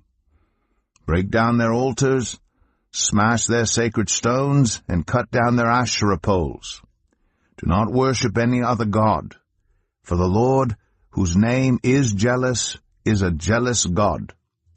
Be careful not to make a treaty with those who live in the land, for when they prostitute themselves to their gods and sacrifice to them, they will invite you, and you will eat their sacrifices. And when you choose some of their daughters as wives for your sons, and those daughters prostitute themselves to their gods, they will lead your sons to do the same. Do not make any idols. Celebrate the festival of unleavened bread. For 7 days eat bread made without yeast, as I commanded you. Do this at the appointed time in the month of Aviv, for in that month you came out of Egypt. The first offspring of every womb belongs to me, including all the firstborn males of your livestock, whether from herd or flock. Redeem the firstborn donkey with a lamb, but if you do not redeem it, break its neck. Redeem all your firstborn sons. No one is to appear before me empty-handed. 6 days you shall labor, but on the 7th day you shall rest, Even during the plowing season and harvest you must rest. Celebrate the festival of weeks with the first fruits of the wheat harvest, and the festival of ingathering at the turn of the year. 3 times a year all your men are to appear before the sovereign Lord, the God of Israel. I will drive out nations before you, and enlarge your territory, and no one will covet your land when you go up 3 times each year to appear before the Lord your God. Do not offer the blood of a sacrifice to me along with anything containing yeast, and do not let any of the sacrifice from the Passover festival remain until morning. Bring the best of the first fruits of your soil to the house of the Lord your God. Do not cook a young goat in its mother's milk. Then the Lord said to Moses, Write down these words, for in accordance with these words I have made a covenant with you and with Israel. Moses was there with the Lord 40 days and 40 nights without eating bread or drinking water, and he wrote on the tablets the words of the covenant, the 10 Commandments. When Moses came down from Mount Sinai with the 2 tablets of the covenant law in his hands, he was not aware that his face was radiant, because he had spoken with the Lord. When Aaron and all the Israelites saw Moses, his face was radiant, and they were afraid to come near him. But Moses called to them. So Aaron and all the leaders of the community came back to him, and he spoke to them. Afterward all the Israelites came near him, and he gave them all the commands the Lord had given him on Mount Sinai. When Moses finished speaking to them, he put a veil over his face. But whenever he entered the Lord's presence to speak with him, he removed the veil until he came out. And when he came out and told the Israelites what he had been commanded, they saw that his face was radiant. Then Moses would put the veil back over his face until he went in to speak with the Lord. Exodus 35. Moses assembled the whole Israelite community and said to them, These are the things the Lord has commanded you to do. For 6 days work is to be done. But the 7th day shall be your holy day, a day of Sabbath rest to the Lord. Whoever does any work on it is to be put to death. Do not light a fire in any of your dwellings on the Sabbath day. Moses said to the whole Israelite community, This is what the Lord has commanded. From what you have, take an offering for the Lord. Everyone who is willing is to bring to the Lord an offering of gold, silver, and bronze, blue, purple, and scarlet yarn, and fine linen, goat hair, ram skins dyed red, and another type of durable leather, acacia wood, olive oil for the light, spices for the anointing oil, and for the fragrant incense, and onyx stones, and other gems to be mounted on the ephod and breastpiece.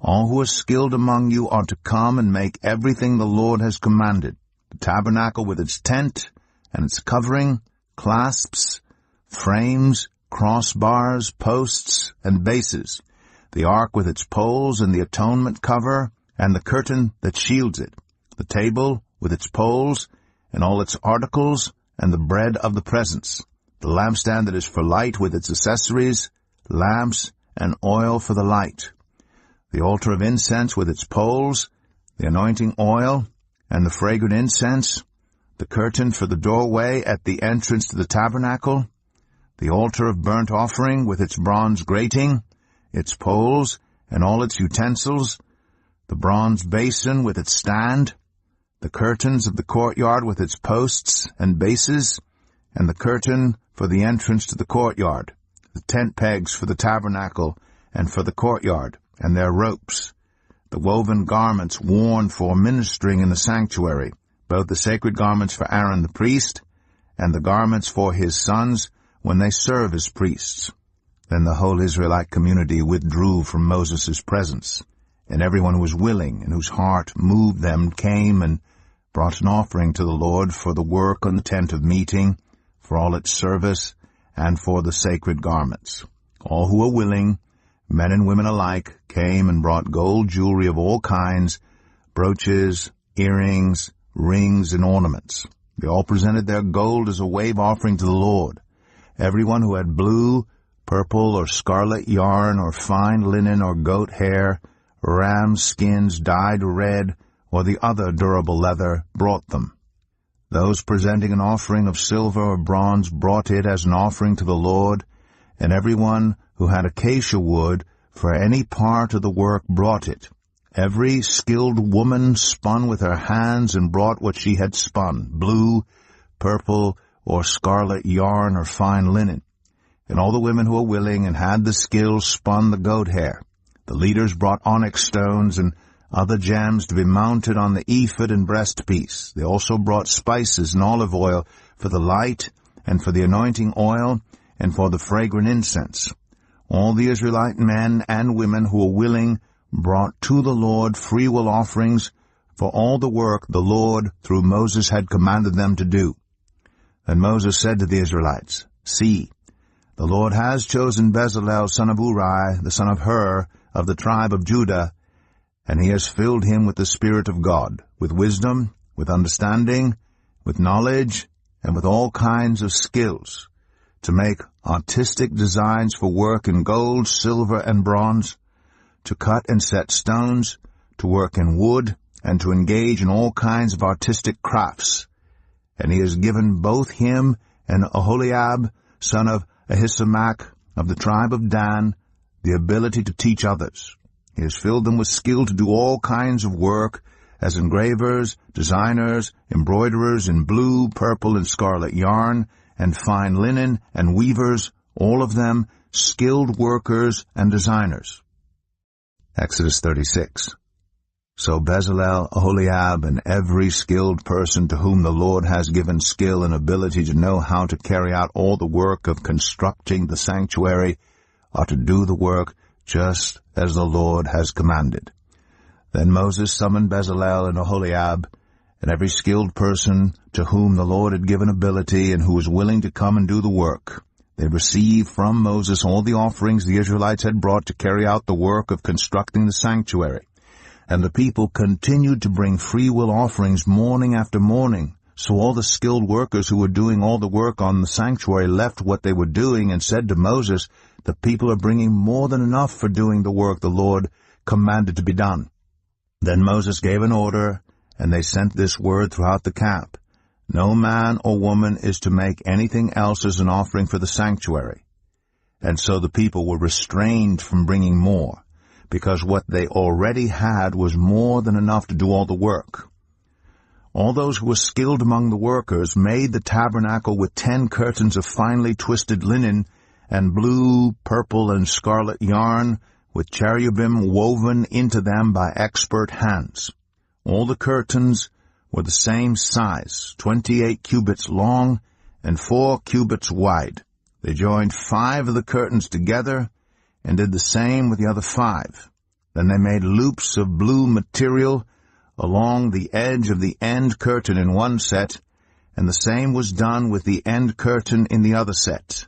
They also made 50 loops on one curtain and 50 loops on the end curtain of the other set, with the loops opposite each other. Then they made 50 gold clasps and used them to fasten the 2 sets of curtains together so that the tabernacle was a unit. They made curtains of goat hair for the tent over the tabernacle, 11 altogether. All 11 curtains were the same size, 30 cubits long and 4 cubits wide. They joined 5 of the curtains into one set and the other 6 into another set. Then they made 50 loops along the edge of the end curtain in one set and also along the edge of the end curtain in the other set. They made 50 bronze clasps to fasten the tent together as a unit. Then they made for the tent a covering of ram skins dyed red, and over that a covering of the other durable leather. They made upright frames of acacia wood for the tabernacle. Each frame was 10 cubits long and 1.5 cubits wide, with 2 projections set parallel to each other. They made all the frames of the tabernacle in this way. They made 20 frames for the south side of the tabernacle, and made 40 silver bases to go under them, 2 bases for each frame, 1 under each projection. For the other side, the north side of the tabernacle, they made 20 frames and 40 silver bases, 2 under each frame. They made 6 frames for the far end, that is, the west end of the tabernacle, and 2 frames were made for the corners of the tabernacle at the far end. At these 2 corners the frames were double from the bottom all the way to the top, and fitted into a single ring. Both were made alike. So there were 8 frames and 16 silver bases, 2 under each frame. They also made crossbars of acacia wood, 5 for the frames on one side of the tabernacle, 5 for those on the other side, and 5 for the frames on the west, at the far end of the tabernacle. They made the center crossbar so that it extended from end to end at the middle of the frames. They overlaid the frames with gold, and made gold rings to hold the crossbars. They also overlaid the crossbars with gold. They made the curtain of blue, purple, and scarlet yarn, and finely twisted linen, with cherubim woven into it by a skilled worker. They made 4 posts of acacia wood for it, and overlaid them with gold. They made gold hooks for them, and cast their 4 silver bases. For the entrance to the tent, they made a curtain of blue, purple, and scarlet yarn, and finely twisted linen, the work of an embroiderer. And they made 5 posts with hooks for them. They overlaid the tops of the posts and their bands with gold, and made their 5 bases of bronze. Exodus 37. Bezalel made the ark of acacia wood, 2.5 cubits long, 1.5 cubits wide, and 1.5 cubits high. He overlaid it with pure gold, both inside and out, and made a gold molding around it. He cast 4 gold rings for it, and fastened them to its 4 feet, with 2 rings on one side and 2 rings on the other. Then he made poles of acacia wood, and overlaid them with gold. And he inserted the poles into the rings on the sides of the ark to carry it. He made the atonement cover of pure gold, 2.5 cubits long and 1.5 cubits wide. Then he made 2 cherubim out of hammered gold at the ends of the cover. He made 1 cherub on one end and the second cherub on the other. At the 2 ends he made them of one piece with the cover. The cherubim had their wings spread upward, overshadowing the cover with them. The cherubim faced each other, looking toward the cover. They made the table of acacia wood, 2 cubits long, 1 cubit wide, and 1.5 cubits high. Then they overlaid it with pure gold and made a gold molding around it. They also made around it a rim, a handbreadth wide, and put a gold molding on the rim. They cast 4 gold rings for the table and fastened them to the 4 corners where the 4 legs were. The rings were put close to the rim to hold the poles used in carrying the table. The poles for carrying the table were made of acacia wood and were overlaid with gold. And they made from pure gold the articles for the table, its plates and dishes and bowls and its pitchers for the pouring out of drink offerings. They made the lampstand of pure gold. They hammered out its base and shaft and made its flower-like cups, buds, and blossoms of one piece with them. 6 branches extended from the sides of the lampstand, 3 on one side and 3 on the other. 3 cups shaped like almond flowers with buds and blossoms were on one branch, 3 on the next branch, and the same for all 6 branches extending from the lampstand. And on the lampstand were 4 cups shaped like almond flowers with buds and blossoms. 1 bud was under the first pair of branches extending from the lampstand, a 2nd bud under the 2nd pair, and a 3rd bud under the 3rd pair, 6 branches in all. The buds and the branches were all of one piece with the lampstand hammered out of pure gold. They made its 7 lamps as well as its wick trimmers and trays of pure gold. They made the lampstand and all its accessories from 1 talent of pure gold. They made the altar of incense out of acacia wood. It was square, 1 cubit long and 1 cubit wide and 2 cubits high. Its horns of one piece with it. They overlaid the top and all the sides and the horns with pure gold, and made a gold molding around it. They made 2 gold rings below the molding, 2 on each of the opposite sides, to hold the poles used to carry it. They made the poles of acacia wood, and overlaid them with gold.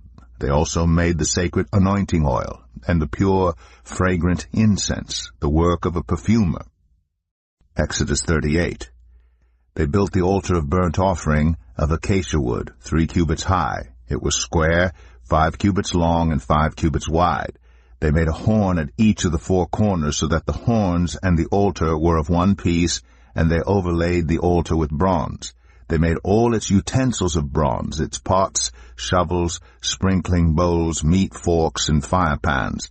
They made a grating for the altar, a bronze network to be under its ledge, halfway up the altar. They cast bronze rings to hold the poles for the 4 corners of the bronze grating. They made the poles of acacia wood, and overlaid them with bronze. They inserted the poles into the rings so they would be on the sides of the altar for carrying it. They made it hollow out of boards. They made the bronze basin and its bronze stand from the mirrors of the women who served at the entrance to the tent of meeting. Next they made the courtyard. The south side was 100 cubits long, and had curtains of finely twisted linen, with 20 posts and 20 bronze bases, and with silver hooks and bands on the post. The north side was also 100 cubits long, and had 20 posts and 20 bronze bases with silver hooks and bands on the post. The west end was 50 cubits wide, and had curtains, with 10 posts and 10 bases, with silver hooks and bands on the posts. The east end toward the sunrise was also 50 cubits wide. Curtains 15 cubits long were on one side of the entrance, with 3 posts and 3 bases, and curtains 15 cubits long were on the other side of the entrance to the courtyard, with 3 posts and 3 bases. All the curtains around the courtyard were of finely twisted linen. The bases for the posts were bronze. The hooks and bands on the posts were silver, and their tops were overlaid with silver. So all the posts of the courtyard had silver bands. The curtain for the entrance to the courtyard was made of blue, purple, and scarlet yarn, and finely twisted linen, the work of an embroiderer. It was 20 cubits long, and like the curtains of the courtyard, 5 cubits high, with 4 posts and 4 bronze bases. Their hooks and bands were silver, and their tops were overlaid with silver. All the tent pegs of the tabernacle and of the surrounding courtyard were bronze. These are the amounts of the material used for the tabernacle. The tabernacle of the covenant law, which were recorded at Moses' command by the Levites under the direction of Ithamar, son of Aaron, the priest. Bezalel, son of Uri, the son of Hur, of the tribe of Judah, made everything the Lord commanded Moses. With him was Oholiab, son of Ahisamach, of the tribe of Dan, an engraver and designer, and an embroiderer in blue, purple, and scarlet yarn and fine linen. The total amount of the gold from the wave offering used for all the work on the sanctuary was 29 talents and 730 shekels, according to the sanctuary shekel. The silver obtained from those of the community who were counted in the census was 100 talents and 1,775 shekels, according to the sanctuary shekel. 1 becker per person, that is half a shekel, according to the sanctuary shekel, from everyone who had crossed over to those counted, 20 years old or more, a total of 603,550 men. The 100 talents of silver were used to cast the bases for the sanctuary and for the curtain, 100 bases from the 100 talents, 1 talent for each base. They used the 1,775 shekels to make the hooks for the posts, to overlay the tops of the posts, and to make their bands. The bronze from the wave offering was 70 talents and 2,400 shekels. They used it to make the bases for the entrance to the tent of meeting, the bronze altar with its bronze grating and all its utensils, the bases for the surrounding courtyard and those for its entrance, and all the tent pegs for the tabernacle and those for the surrounding courtyard. Exodus 39. From the blue, purple, and scarlet yarn they made woven garments for ministering in the sanctuary. They also made sacred garments for Aaron, as the Lord commanded Moses.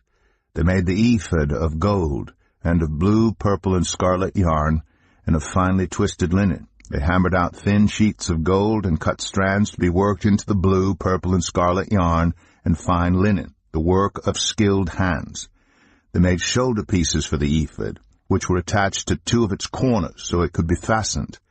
Its skillfully woven waistband was like it, of 1 piece, with the ephod, and made with gold, and with blue, purple, and scarlet yarn, and with finely twisted linen, as the Lord commanded Moses. They mounted the onyx stones in gold filigree settings, and engraved them like a seal with the names of the sons of Israel. Then they fastened them on the shoulder pieces of the ephod as memorial stones for the sons of Israel, as the Lord commanded Moses. They fastened the breastpiece, the work of a skilled craftsman. They made it like the ephod, of gold, and of blue, purple, and scarlet yarn, and of finely twisted linen. It was square, a span long, and a span wide, and folded double. Then they mounted 4 rows of precious stones on it. The first row was cornelian, chrysolite, and beryl. The second row was turquoise, lapis lazuli, and emerald. The third row was jacinth, agate, and amethyst. The fourth row was topaz, onyx, and jasper. They were mounted in gold filigree settings. There were 12 stones, one for each of the names of the sons of Israel, each engraved like a seal with the name of one of the 12 tribes. For the breastpiece they made braided chains of pure gold like a rope. They made 2 gold filigree settings and 2 gold rings, and fastened the rings to 2 of the corners of the breastpiece. They fastened the 2 gold chains to the rings at the corners of the breastpiece, and the other ends of the chains to the 2 settings, attaching them to the shoulder pieces of the ephod at the front. They made 2 gold rings, and attached them to the other 2 corners of the breastpiece on the inside edge next to the ephod. Then they made 2 more gold rings, and attached them to the bottom of the shoulder pieces on the front of the ephod, close to the seam, just above the waistband of the ephod. They tied the rings of the breastpiece to the rings of the ephod with blue cord, connecting it to the waistband so that the breastpiece would not swing out from the ephod, as the Lord commanded Moses. They made the robe of the ephod entirely of blue cloth, the work of a weaver, with an opening in the center of the robe like the opening of a collar, and a band around this opening so that it would not tear. They made pomegranates of blue, purple, and scarlet yarn, and finely twisted linen around the hem of the robe. And they made bells of pure gold, and attached them around the hem between the pomegranates. The bells and pomegranates alternated around the hem of the robe to be worn for ministering, as the Lord commanded Moses. For Aaron and his sons they made tunics of fine linen, the work of a weaver, and the turban of fine linen, the linen caps, and the undergarments of finely twisted linen. The sash was made of finely twisted linen and blue, purple, and scarlet yarn, the work of an embroiderer, as the Lord commanded Moses. They made the plate, the sacred emblem, out of pure gold, and engraved on it, like an inscription on a seal, "Holy to the Lord." Then they fastened a blue cord to it to attach it to the turban, as the Lord commanded Moses. So all the work on the tabernacle, the tent of meeting, was completed. The Israelites did everything just as the Lord commanded Moses. Then they brought the tabernacle to Moses, the tent and all its furnishings, its clasps, frames, crossbars, posts, and bases, the covering of ram skins dyed red, and the covering of another durable leather, and the shielding curtain, the ark of the covenant law with its poles, and the atonement cover, the table with all its articles, and the bread of the presence, the pure gold lampstand with its row of lamps and all its accessories, and the olive oil for the light, the gold altar, the anointing oil, the fragrant incense, and the curtain for the entrance to the tent, the bronze altar with its bronze grating, its poles and all its utensils, the basin with its stand, the curtains of the courtyard with its posts and bases, and the curtain for the entrance to the courtyard, the ropes and tent pegs for the courtyard, all the furnishings for the tabernacle, the tent of meeting, and the woven garments worn for ministering in the sanctuary, both the sacred garments for Aaron the priest, and the garments for his sons when serving as priests. The Israelites had done all the work just as the Lord had commanded Moses. Moses inspected the work and saw that they had done it just as the Lord had commanded. So Moses blessed them. Exodus 40. Then the Lord said to Moses, "Set up the tabernacle, the tent of meeting, on the first day of the first month. Place the ark of the covenant law in it, and shield the ark with the curtain. Bring in the table, and set out what belongs on it. Then bring in the lampstand and set up its lamps. Place the gold altar of incense in front of the ark of the covenant law, and put the curtain at the entrance to the tabernacle. Place the altar of burnt offering in front of the entrance to the tabernacle, the tent of meeting. Place the basin between the tent of meeting and the altar, and put water in it. Set up the courtyard around it, and put the curtain at the entrance to the courtyard. Take the anointing oil, and anoint the tabernacle and everything in it. Consecrate it and all its furnishings, and it will be holy. Then anoint the altar of burnt offering and all its utensils. Consecrate the altar, and it will be most holy. Anoint the basin and its stand, and consecrate them. Bring Aaron and his sons to the entrance to the tent of meeting, and wash them with water. Then dress Aaron in the sacred garments. Anoint him, and consecrate him, so he may serve me as priest. Bring his sons, and dress them in tunics. Anoint them just as you anointed their father, so they may serve me as priests. Their anointing will be to a priesthood that will continue throughout their generations. Moses did everything just as the Lord commanded him. So the tabernacle was set up on the first day of the first month in the second year. When Moses set up the tabernacle, he put the bases in place, erected the frames, inserted the crossbars, and set up the posts. Then he spread the tent over the tabernacle, and put the covering over the tent, as the Lord commanded him. He took the tablets of the covenant law and placed them in the ark, attached the poles to the ark, and put the atonement cover over it. Then he brought the ark into the tabernacle, and hung the shielding curtain, and shielded the ark of the covenant law, as the Lord commanded him. Moses placed the table in the tent of meeting on the north side of the tabernacle outside the curtain, and set out the bread on it before the Lord, as the Lord commanded him. He placed the lampstand in the tent of meeting opposite the table on the south side of the tabernacle, and set up the lamps before the Lord, as the Lord commanded him. Moses placed the gold altar in the tent of meeting in front of the curtain, and burned fragrant incense on it, as the Lord commanded him. Then he put up the curtain at the entrance to the tabernacle. He set the altar of burnt offering near the entrance to the tabernacle, the tent of meeting, and offered on it burnt offerings and grain offerings, as the Lord commanded him. He placed the basin between the tent of meeting and the altar, and put water in it for washing. And Moses and Aaron and his sons used it to wash their hands and feet. They washed whenever they entered the tent of meeting or approached the altar, as the Lord commanded Moses. Then Moses set up the courtyard around the tabernacle and altar, and put up the curtain at the entrance to the courtyard, and so Moses finished the work. Then the cloud covered the tent of meeting, and the glory of the Lord filled the tabernacle. Moses could not enter the tent of meeting because the cloud had settled on it, and the glory of the Lord filled the tabernacle. In all the travels of the Israelites, whenever the cloud lifted from above the tabernacle, they would set out. But if the cloud did not lift, they did not set out until the day it lifted. So the cloud of the Lord was over the tabernacle by day, and fire was in the cloud by night, in the sight of all the Israelites during all their travels. The Book of Leviticus, Chapter 1. The Lord called to Moses, and spoke to him from the tent of meeting. He said, "Speak to the Israelites, and say to them, When anyone among you brings an offering to the Lord, bring as your offering an animal from either the herd or the flock.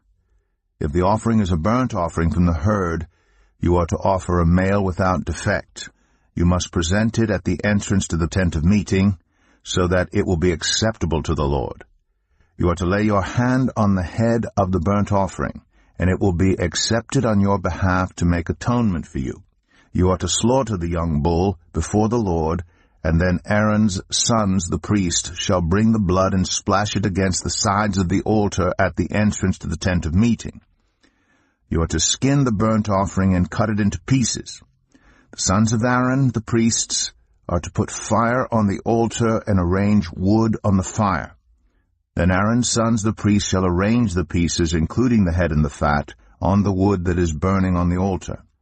You are to wash the internal organs and the legs with water, and the priest is to burn all of it on the altar. It is a burnt offering, a food offering, an aroma pleasing to the Lord. If the offering is a burnt offering from the flock, from either the sheep or the goats, you are to offer a male without defect. You are to slaughter it on the north side of the altar before the Lord, and Aaron's sons, the priests, shall splash its blood against the sides of the altar. You are to cut it into pieces, and the priest shall arrange them, including the head and the fat, on the wood that is burning on the altar. You are to wash the internal organs and the legs with water, and the priest is to bring all of them and burn them on the altar. It is a burnt offering, a food offering, an aroma pleasing to the Lord. If the offering to the Lord is a burnt offering of birds, you are to offer a dove or a young pigeon. The priest shall bring it to the altar, wring off the head, and burn it on the altar. Its blood shall be drained out on the side of the altar. He is to remove the crop and the feathers, and throw them down east of the altar where the ashes are. He shall tear it open by the wings, not dividing it completely, and then the priest shall burn it on the wood that is burning on the altar. It is a burnt offering, a food offering, an aroma pleasing to the Lord. Leviticus 2. When anyone brings a grain offering to the Lord, their offering is to be of the finest flour. They are to pour olive oil on it, put incense on it, and take it to Aaron's sons the priests. The priest shall take a handful of the flour and oil, together with all the incense, and burn this as a memorial portion on the altar, a food offering, an aroma pleasing to the Lord. The rest of the grain offering belongs to Aaron and his sons. It is a most holy part of the food offerings presented to the Lord. If you bring a grain offering baked in an oven, it is to consist of the finest flour, either thick loaves made without yeast and with olive oil mixed in, or thin loaves made without yeast and brushed with olive oil. If your grain offering is prepared on a griddle, it is to be made of the finest flour mixed with oil and without yeast. Crumble it and pour oil on it. It is a grain offering. If your grain offering is cooked in a pan, it is to be made of the finest flour and some olive oil. Bring the grain offering made of these things to the Lord. Present it to the priest, who shall take it to the altar. He shall take out the memorial portion from the grain offering and burn it on the altar as a food offering, an aroma pleasing to the Lord. The rest of the grain offering belongs to Aaron and his sons. It is a most holy part of the food offerings presented to the Lord.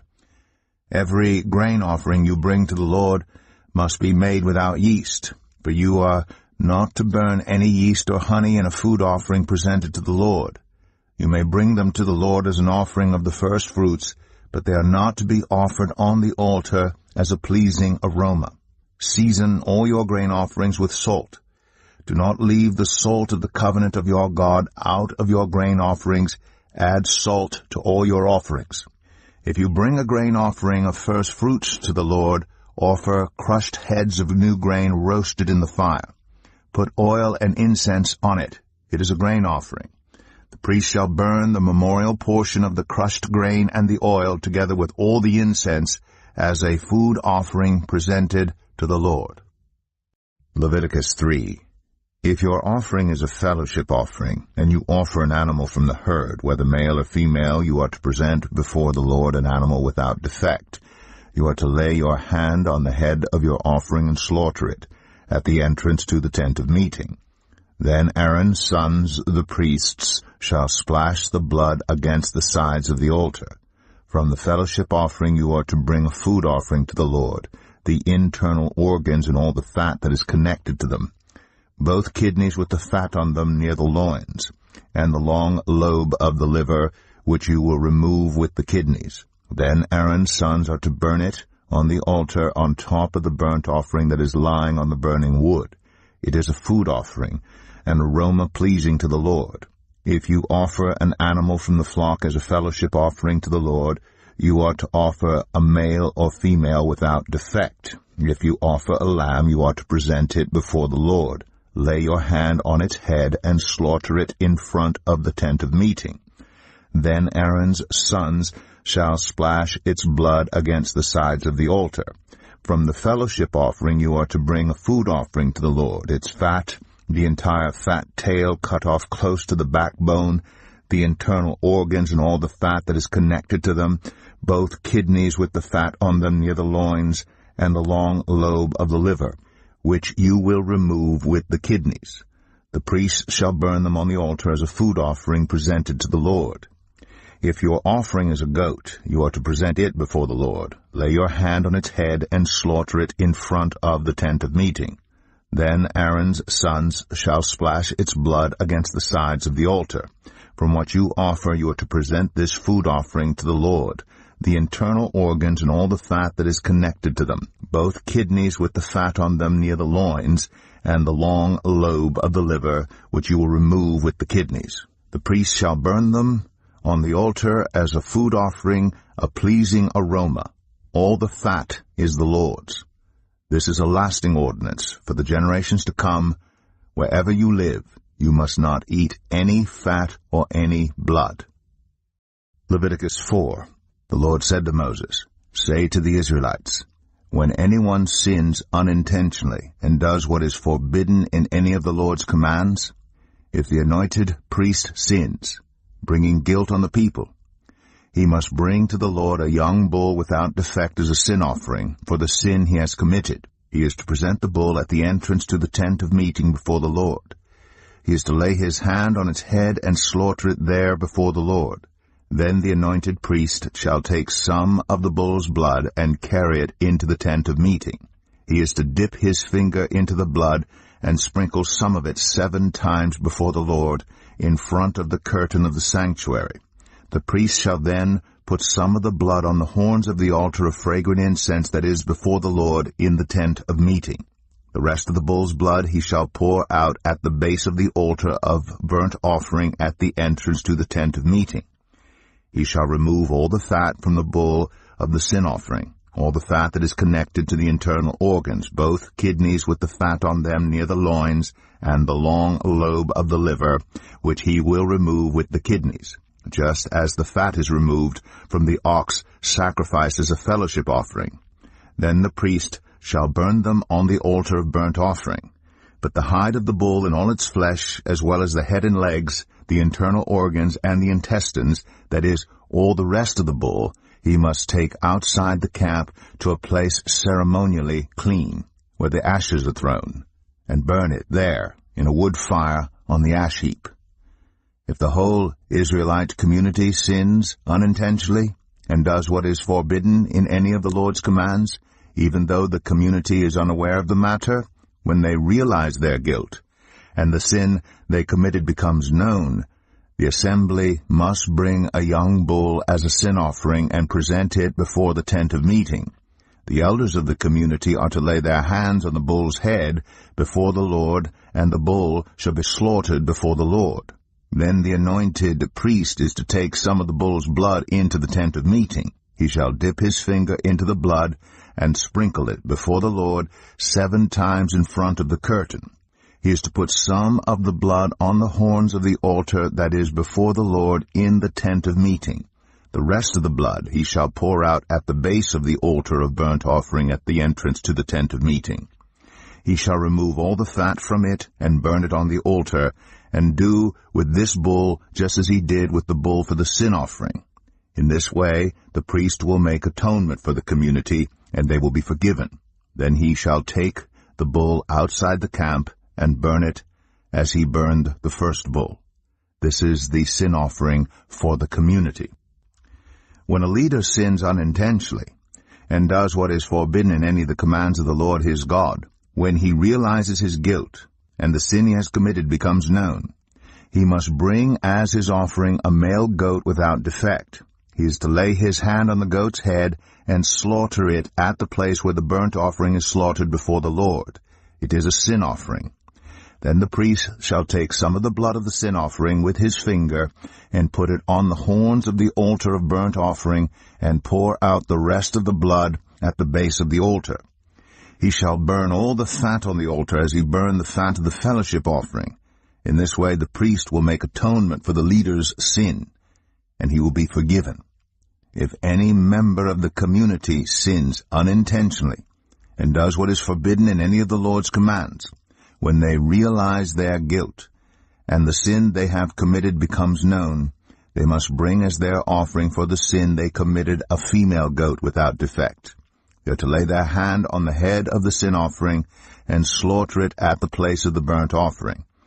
Then the priest is to take some of the blood with his finger and put it on the horns of the altar of burnt offering, and pour out the rest of the blood at the base of the altar. They shall remove all the fat, just as the fat is removed from the fellowship offering, and the priest shall burn it on the altar as an aroma pleasing to the Lord. In this way the priest will make atonement for them, and they will be forgiven. If someone brings a lamb as their sin offering, they are to bring a female without defect. They are to lay their hand on its head and slaughter it for a sin offering at the place where the burnt offering is slaughtered.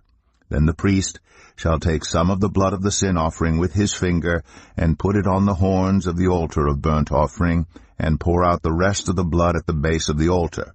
They shall remove all the fat, just as the fat is removed from the lamb of the fellowship offering, and the priest shall burn it on the altar on top of the food offerings presented to the Lord. In this way the priest shall make atonement for them for the sin they have committed, and they will be forgiven. Leviticus 5. If anyone sins because they do not speak up when they hear a public charge to testify regarding something they have seen or learned about, they will be held responsible.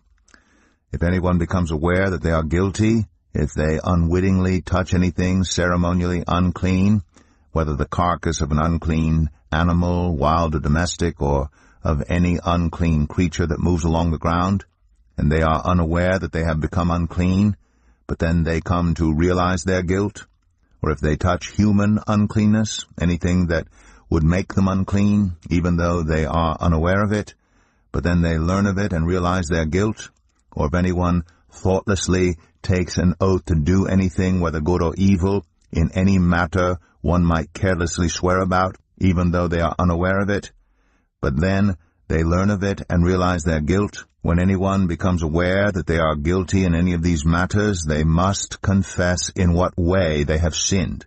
As a penalty for the sin they have committed, they must bring to the Lord a female lamb or goat from the flock as a sin offering, and the priest shall make atonement for them for their sin.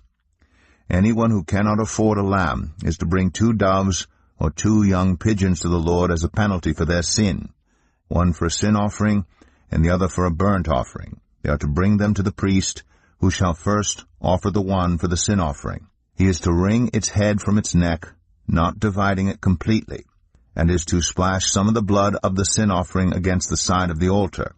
The rest of the blood must be drained out at the base of the altar. It is a sin offering. The priest shall then offer the other as a burnt offering in the prescribed way, and make atonement for them for the sin they have committed, and they will be forgiven. If, however, they cannot afford 2 doves or 2 young pigeons, they are to bring as an offering for their sin 1/10 of an ephah of the finest flour for a sin offering. They must not put olive oil or incense on it, because it is a sin offering.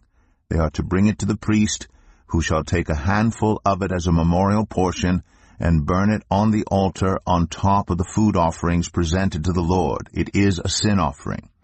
In this way the priest will make atonement for them for any of these sins they have committed, and they will be forgiven. The rest of the offering will belong to the priest, as in the case of the grain offering. The Lord said to Moses, "When anyone is unfaithful to the Lord by sinning unintentionally in regard to any of the Lord's holy things, they are to bring to the Lord as a penalty a ram from the flock, one without defect, and of the proper value in silver, according to the sanctuary shekel. It is a guilt offering. They must make restitution for what they have failed to do in regard to the holy things, pay an additional penalty of 1/5 of its value, and give it all to the priest. The priest will make atonement for them with the ram as a guilt offering, and they will be forgiven. If anyone sins and does what is forbidden in any of the Lord's commands, even though they do not know it, they are guilty and will be held responsible. They are to bring to the priest as a guilt offering a ram from the flock, one without defect, and of the proper value. In this way the priest will make atonement for them for the wrong they have committed unintentionally, and they will be forgiven. It is a guilt offering. They have been guilty of wrongdoing against the Lord. Leviticus 6. The Lord said to Moses, If anyone sins and is unfaithful to the Lord by deceiving a neighbor about something entrusted to them or left in their care, or about something stolen, or if they cheat their neighbor, or if they find lost property and lie about it, or if they swear falsely about any such sin that people may commit, when they sin in any of these ways and realize their guilt, they must return what they have stolen or taken by extortion, or what was entrusted to them, or the lost property they found, or whatever it was they swore falsely about. They must make restitution in full, and add a fifth of the value to it, and give it all to the owner on the day they present their guilt offering. And as a penalty, they must bring to the priest, that is, to the Lord, their guilt offering, a ram from the flock, one without defect, and of the proper value. In this way the priest will make atonement for them before the Lord, and they will be forgiven for any of the things they did that made them guilty. The Lord said to Moses, Give Aaron and his sons this command. These are the regulations for the burnt offering. The burnt offering is to remain on the altar hearth throughout the night, till morning, and the fire must be kept burning on the altar. The priest shall then put on his linen clothes, with linen undergarments next to his body, and shall remove the ashes of the burnt offering that the fire has consumed on the altar, and place them beside the altar. Then he is to take off these clothes and put on others, and carry the ashes outside the camp to a place that is ceremonially clean. The fire on the altar must be kept burning. It must not go out. Every morning the priest is to add firewood and arrange the burnt offering on the fire, and burn the fat of the fellowship offerings on it. The fire must be kept burning on the altar continuously. It must not go out. These are the regulations for the grain offering. Aaron's sons are to bring it before the Lord in front of the altar. The priest is to take a handful of the finest flour and some olive oil, together with all the incense on the grain offering, and burn the memorial portion on the altar as an aroma pleasing to the Lord. Aaron and his sons shall eat the rest of it, but it is to be eaten without yeast in the sanctuary area. They are to eat it in the courtyard of the tent of meeting. It must not be baked with yeast. I have given it as their share of the food offerings presented to me. Like the sin offering and the guilt offering, it is most holy. Any male descendant of Aaron may eat it.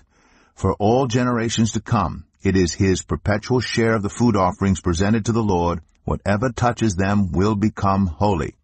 The Lord also said to Moses, This is the offering Aaron and his sons are to bring to the Lord on the day he is anointed, 1/10 of an ephah of the finest flour as a regular grain offering, half of it in the morning and half in the evening. It must be prepared with oil on a griddle. Bring it well mixed, and present the grain offering broken in pieces as an aroma pleasing to the Lord. The son who is to succeed him as anointed priest shall prepare it. It is the Lord's perpetual share, and is to be burned completely. Every grain offering of a priest shall be burned completely. It must not be eaten. The Lord said to Moses, Say to Aaron and his sons, These are the regulations for the sin offering. The sin offering is to be slaughtered before the Lord in the place the burnt offering is slaughtered. It is most holy. The priest who offers it shall eat it. It is to be eaten in the sanctuary area, in the courtyard of the tent of meeting. Whatever touches any of the flesh will become holy. And if any of the blood is spattered on a garment, you must wash it in the sanctuary area. The clay pot the meat is cooked in must be broken. But if it is cooked in a bronze pot, the pot is to be scoured and rinsed with water. Any male in a priest's family may eat it. It is most holy. But any sin offering whose blood is brought into the tent of meeting to make atonement in the holy place must not be eaten. It must be burned up. Leviticus 7. These are the regulations for the guilt offering, which is most holy. The guilt offering is to be slaughtered in the place where the burnt offering is slaughtered, and its blood is to be splashed against the sides of the altar. All its fat shall be offered, the fat tail and the fat that covers the internal organs, both kidneys with the fat on them near the loins, and the long lobe of the liver, which is to be removed with the kidneys. The priest shall burn them on the altar as a food offering presented to the Lord. It is a guilt offering. Any male in a priest's family may eat it. but it must be eaten in the sanctuary area. It is most holy. The same law applies to both the sin offering and the guilt offering. They belong to the priest who makes atonement with them. The priest who offers a burnt offering for anyone may keep its hide for himself. Every grain offering baked in an oven or cooked in a pan or on a griddle belongs to the priest who offers it, and every grain offering, whether mixed with olive oil or dry, belongs equally to all the sons of Aaron. These are the regulations for the fellowship offering anyone may present to the Lord. If they offer it as an expression of thankfulness, then along with this thank offering they are to offer thick loaves made without yeast and with olive oil mixed in, thin loaves made without yeast and brushed with oil, and thick loaves of the finest flour well kneaded and with oil mixed in. Along with their fellowship offering of thanksgiving, they are to present an offering with thick loaves of bread made with yeast. They are to bring one of each kind as an offering, a contribution to the Lord. It belongs to the priest who splashes the blood of the fellowship offering against the altar. The meat of their fellowship offering of thanksgiving must be eaten on the day it is offered. They must leave none of it till morning. If, however, their offering is the result of a vow, or is a free will offering, the sacrifice shall be eaten on the day they offer it. But anything left over may be eaten on the next day. Any meat of the sacrifice left over till the third day must be burned up. If any meat of the fellowship offering is eaten on the third day, the one who offered it will not be accepted. It will not be reckoned to their credit, for it has become impure. The person who eats any of it will be held responsible. Meat that touches anything ceremonially unclean must not be eaten. It must be burned up. As for other meat, anyone ceremonially clean may eat it. But if anyone who is unclean eats any meat of the fellowship offering belonging to the Lord, they must be cut off from their people. Anyone who touches something unclean, whether human uncleanness or an unclean animal or any unclean creature that moves along the ground and then eats any of the meat of the fellowship offering belonging to the Lord must be cut off from their people. The Lord said to Moses, "Say to the Israelites, do not eat any of the fat of cattle, sheep, or goats. The fat of an animal found dead or torn by wild animals may be used for any other purpose, but you must not eat it. Anyone who eats the fat of an animal from which a food offering may be presented to the Lord must be cut off from their people. And wherever you live, you must not eat the blood of any bird or animal. Anyone who eats blood must be cut off from their people." The Lord said to Moses, "Say to the Israelites, anyone who brings a fellowship offering to the Lord is to bring part of it as their sacrifice to the Lord. With their own hands they are to present the food offering to the Lord. They are to bring the fat together with the breast, and wave the breast before the Lord as a wave offering. The priest shall burn the fat on the altar, but the breast belongs to Aaron and his sons. You are to give the right thigh of your fellowship offerings to the priest as a contribution. The son of Aaron who offers the blood and the fat of the fellowship offering shall have the right thigh as his share. From the fellowship offerings of the Israelites I have taken the breast that is waved and the thigh that is presented, and have given them to Aaron the priest and his sons as their perpetual share from the Israelites. This is the portion of the food offerings presented to the Lord that were allotted to Aaron and his sons on the day they were presented to serve the Lord as priests. On the day they were anointed, the Lord commanded that the Israelites give this to them as their perpetual share for the generations to come. These, then, are the regulations for the burnt offering, the grain offering, the sin offering, the guilt offering, the ordination offering, and the fellowship offering, which the Lord gave Moses at Mount Sinai in the desert of Sinai on the day he commanded the Israelites to bring their offerings to the Lord. Leviticus 8. The Lord said to Moses, "Bring Aaron and his sons, their garments, the anointing oil, the bull for the sin offering, the 2 rams and the basket containing bread made without yeast, and gather the entire assembly at the entrance to the tent of meeting." Moses did as the Lord commanded him, and the assembly gathered at the entrance to the tent of meeting. Moses said to the assembly, "This is what the Lord has commanded to be done." Then Moses brought Aaron and his sons forward and washed them with water. He put the tunic on Aaron, tied the sash around him, clothed him with the robe, and put the ephod on him. He also fastened the ephod with a decorative waistband, which he tied around him. He placed the breastpiece on him and put the Urim and the Thummim in the breastpiece. Then he placed the turban on Aaron's head and set the gold plate, the sacred emblem, on the front of it, as the Lord commanded Moses. Then Moses took the anointing oil and anointed the tabernacle and everything in it, and so consecrated them. He sprinkled some of the oil on the altar 7 times, anointing the altar and all its utensils and the basin with its stand to consecrate them. He poured some of the anointing oil on Aaron's head and anointed him to consecrate him. Then he brought Aaron's sons forward, put tunics on them, tied sashes around them, and fastened caps on them as the Lord commanded Moses. He then presented the bull for the sin offering, and Aaron and his sons laid their hands on its head. Moses slaughtered the bull and took some of the blood, and with his finger he put it on all the horns of the altar to purify the altar. He poured out the rest of the blood at the base of the altar. So he consecrated it to make atonement for it. Moses also took all the fat around the internal organs, the long lobe of the liver, and both kidneys and their fat, and burned it on the altar. But the bull, with its hide, and its flesh, and its intestines, he burned up outside the camp, as the Lord commanded Moses. He then presented the ram for the burnt offering, and Aaron and his sons laid their hands on its head. Then Moses slaughtered the ram and splashed the blood against the sides of the altar. He cut the ram into pieces, and burned the head, the pieces, and the fat. He washed the internal organs and the legs with water, and burned the whole ram on the altar. It was a burnt offering, a pleasing aroma, a food offering presented to the Lord, as the Lord commanded Moses. He then presented the other ram, the ram for the ordination, and Aaron and his sons laid their hands on its head.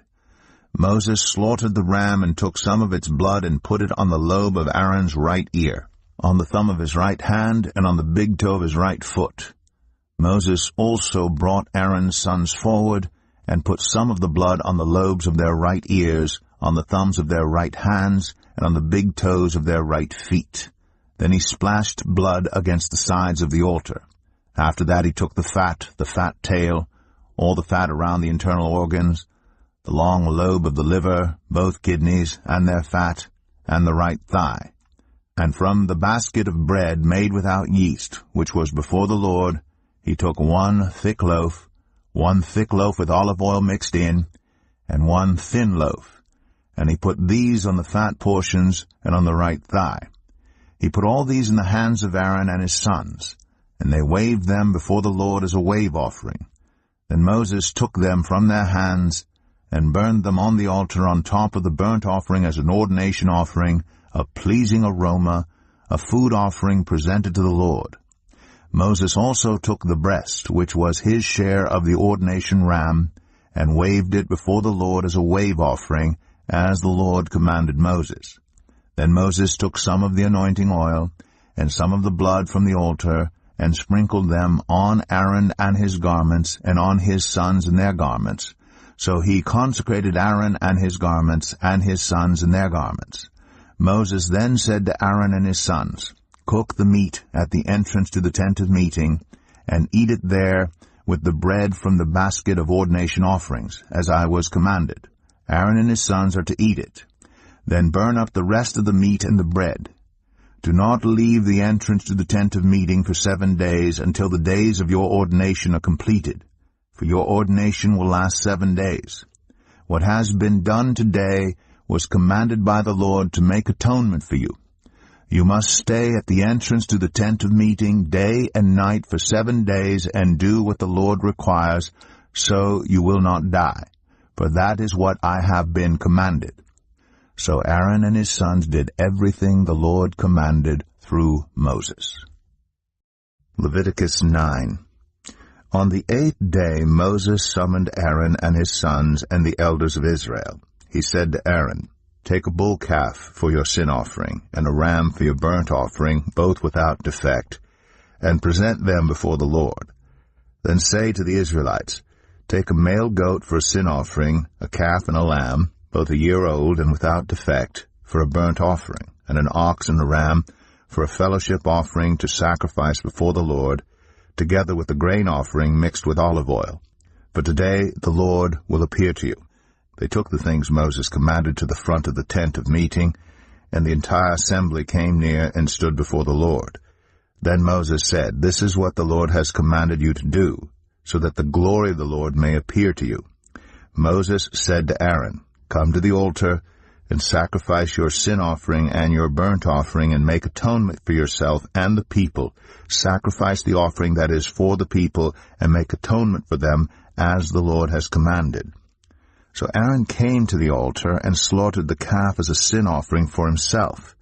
His sons brought the blood to him, and he dipped his finger into the blood and put it on the horns of the altar.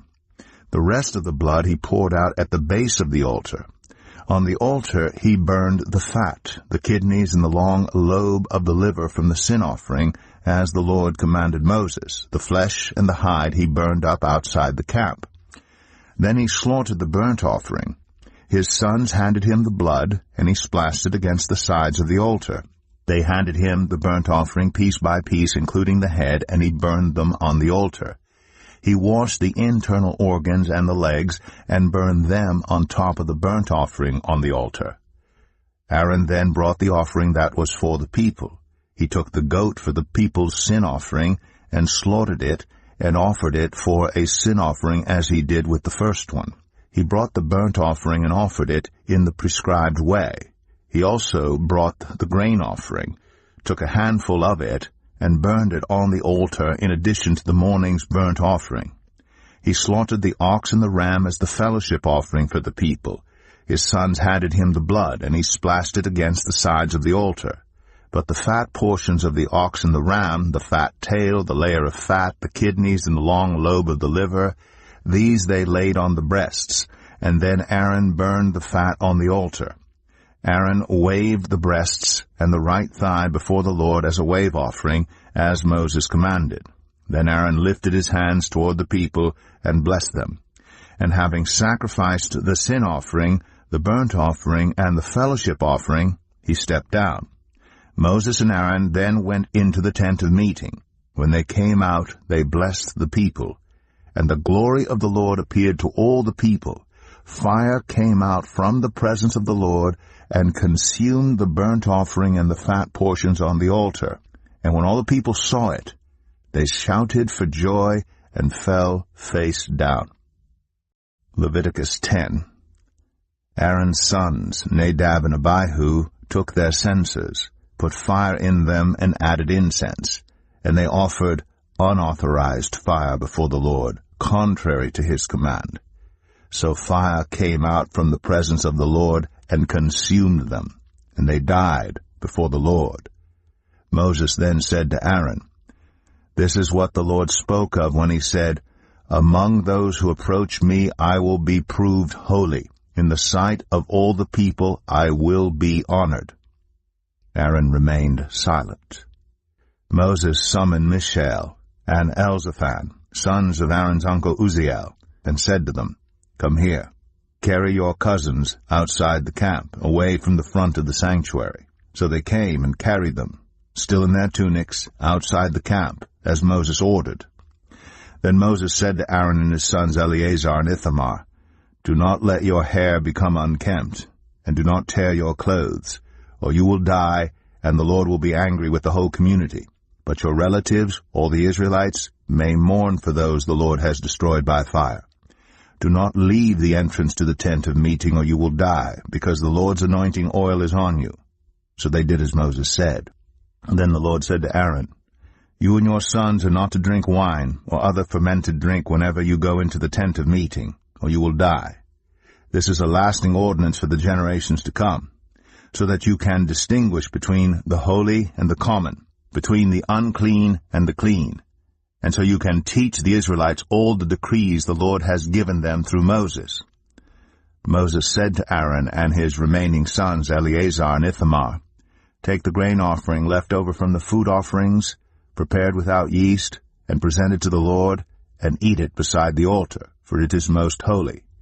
Eat it in the sanctuary area, because it is your share and your son's share of the food offerings presented to the Lord, for so I have been commanded.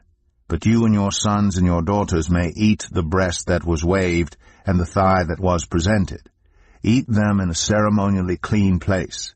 They have been given to you, and your children as your share of the Israelites' fellowship offerings. The thigh that was presented and the breast that was waved must be brought with the fat portions of the food offerings, to be waved before the Lord as a wave offering. This will be the perpetual share for you and your children, as the Lord has commanded.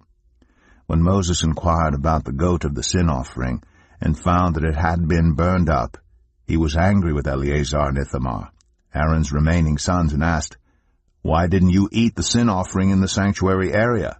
It is most holy. It was given to you to take away the guilt of the community by making atonement for them before the Lord.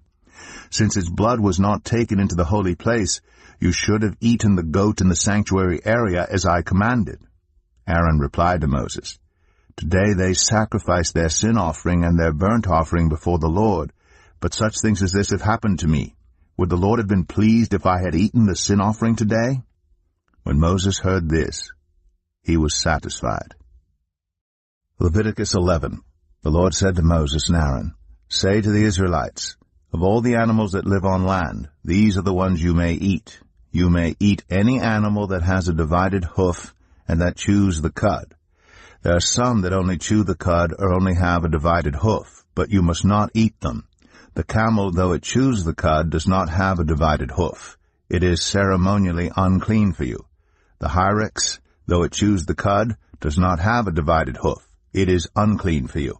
The rabbit, though it chews the cud, does not have a divided hoof. It is unclean for you. And the pig, though it has a divided hoof, does not chew the cud. It is unclean for you. You must not eat their meat or touch their carcasses. They are unclean for you. Of all the creatures living in the water of the seas and the streams, you may eat any that have fins and scales. But all creatures in the seas or streams that do not have fins and scales, whether among all the swarming things or among all the other living creatures in the water, you are to regard as unclean. And since you are to regard them as unclean, you must not eat their meat. You must regard their carcasses as unclean. Anything living in the water that does not have fins and scales is to be regarded as unclean by you. These are the birds you are to regard as unclean and not eat because they are unclean: the eagle, the vulture, the black vulture, the red kite, any kind of black kite, any kind of raven, the horned owl, the screech owl, the gull, any kind of hawk, the little owl, the cormorant, the great owl, the white owl, the desert owl, the osprey, the stork, any kind of heron, the hoopoe, and the bat. All flying insects that walk on all fours are to be regarded as unclean by you. There are, however, some flying insects that walk on all fours that you may eat, those that have jointed legs for hopping on the ground. Of these you may eat any kind of locust, katyd, cricket, or grasshopper. But all other flying insects that have 4 legs you are to regard as unclean. You will make yourselves unclean by these. Whoever touches their carcasses will be unclean till evening. Whoever picks up one of their carcasses must wash their clothes, and they will be unclean till evening. Every animal that does not have a divided hoof, or that does not chew the cud, is unclean for you. Whoever touches the carcass of any of them will be unclean. Of all the animals that walk on all fours, those that walk on their paws are unclean for you. Whoever touches their carcasses will be unclean till evening. Anyone who picks up their carcasses must wash their clothes, and they will be unclean till evening. These animals are unclean for you. Of the animals that move along the ground, these are unclean for you: the weasel, the rat, any kind of great lizard, the gecko, the monitor lizard, the wall lizard, the skink, and the chameleon. Of all those that move along the ground, these are unclean for you. Whoever touches them, when they are dead, will be unclean till evening. When one of them dies and falls on something, that article, whatever its use, will be unclean, whether it is made of wood, cloth, hide, or sackcloth. Put it in water. It will be unclean till evening, and then it will be clean. If one of them falls into a clay pot, everything in it will be unclean, and you must break the pot. Any food you are allowed to eat that has come into contact with water from any such pot is unclean, and any liquid that is drunk from such a pot is unclean. Anything that one of their carcasses falls on becomes unclean. An oven or cooking pot must be broken up. They are unclean, and you are to regard them as unclean. A spring, however, or a cistern for collecting water remains clean, but anyone who touches one of these carcasses is unclean. If a carcass falls on any seeds that are to be planted, they remain clean. But if water has been put on the seed and a carcass falls on it, it is unclean for you. If an animal that you are allowed to eat dies, anyone who touches its carcass will be unclean till evening. Anyone who eats some of its carcass must wash their clothes, and they will be unclean till evening. Anyone who picks up the carcass must wash their clothes, and they will be unclean till evening.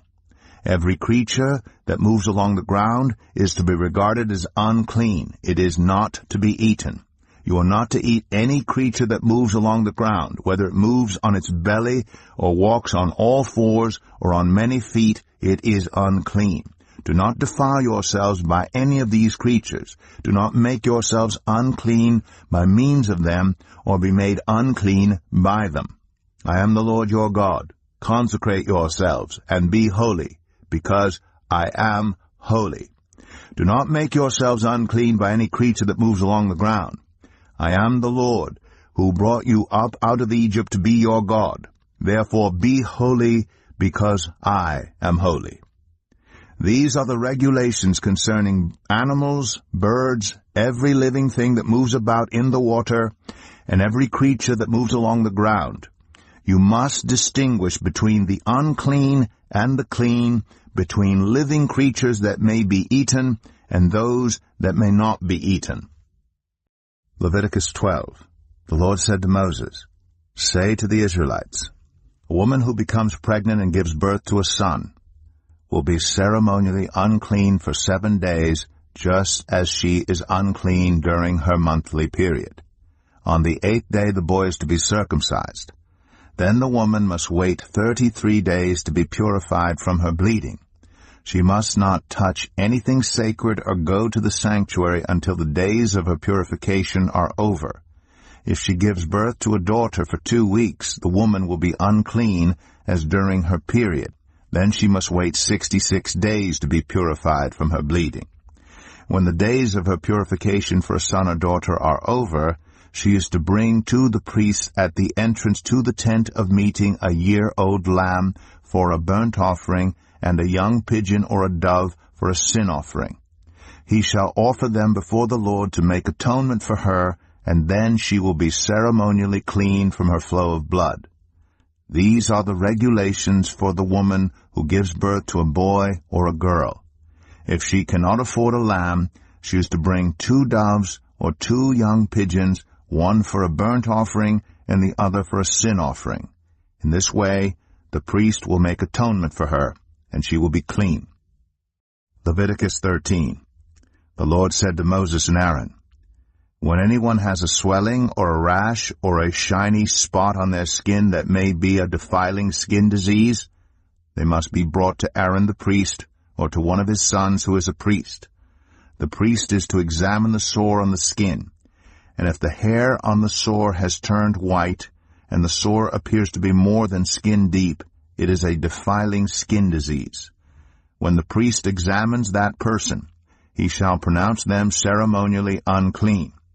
If the shiny spot on the skin is white, but does not appear to be more than skin deep, and the hair in it has not turned white, the priest is to isolate the affected person for 7 days. On the 7th day the priest is to examine them, and if he sees that the sore is unchanged and has not spread in the skin, he is to isolate them for another 7 days. On the seventh day the priest is to examine them again, and if the sore has faded and has not spread in the skin, the priest shall pronounce them clean. It is only a rash. They must wash their clothes, and they will be clean.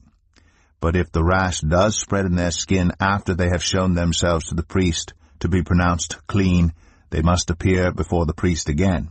The priest is to examine that person, and if the rash has spread in the skin, he shall pronounce them unclean. It is a defiling skin disease. When anyone has a defiling skin disease, they must be brought to the priest. The priest is to examine them, and if there is a white swelling in the skin that has turned the hair white, and if there is raw flesh in the swelling, it is a chronic skin disease, and the priest shall pronounce them unclean. He is not to isolate them because they are already unclean. If the disease breaks out all over their skin, and, so far as the priest can see, it covers all the skin of the affected person from head to foot, the priest is to examine them, and if the disease has covered their whole body, he shall pronounce them clean. Since it has all turned white, they are clean. But whenever raw flesh appears on them, they will be unclean. When the priest sees the raw flesh, he shall pronounce them unclean. The raw flesh is unclean. They have a defiling disease. If the raw flesh changes and turns white, they must go to the priest. The priest is to examine them, and if the sores have turned white, the priest shall pronounce the affected person clean. Then they will be clean. When someone has a boil on their skin and it heals, and in the place where the boil was, a white swelling or reddish-white spot appears, they must present themselves to the priest. The priest is to examine it, and if it appears to be more than skin deep, and the hair in it has turned white, the priest shall pronounce that person unclean. It is a defiling skin disease that has broken out where the boil was. But if when the priest examines it, there is no white hair in it, and it is not more than skin deep, and has faded, then the priest is to isolate them for 7 days. If it is spreading in the skin, the priest shall pronounce them unclean. It is a defiling disease. But if the spot is unchanged and has not spread, it is only a scar from the boil, and the priest shall pronounce them clean. When someone has a burn on their skin, and a reddish-white or white spot appears in the raw flesh of the burn, the priest is to examine the spot, and if the hair in it has turned white, and it appears to be more than skin deep, it is a defiling disease that has broken out in the burn. The priest shall pronounce them unclean. It is a defiling skin disease.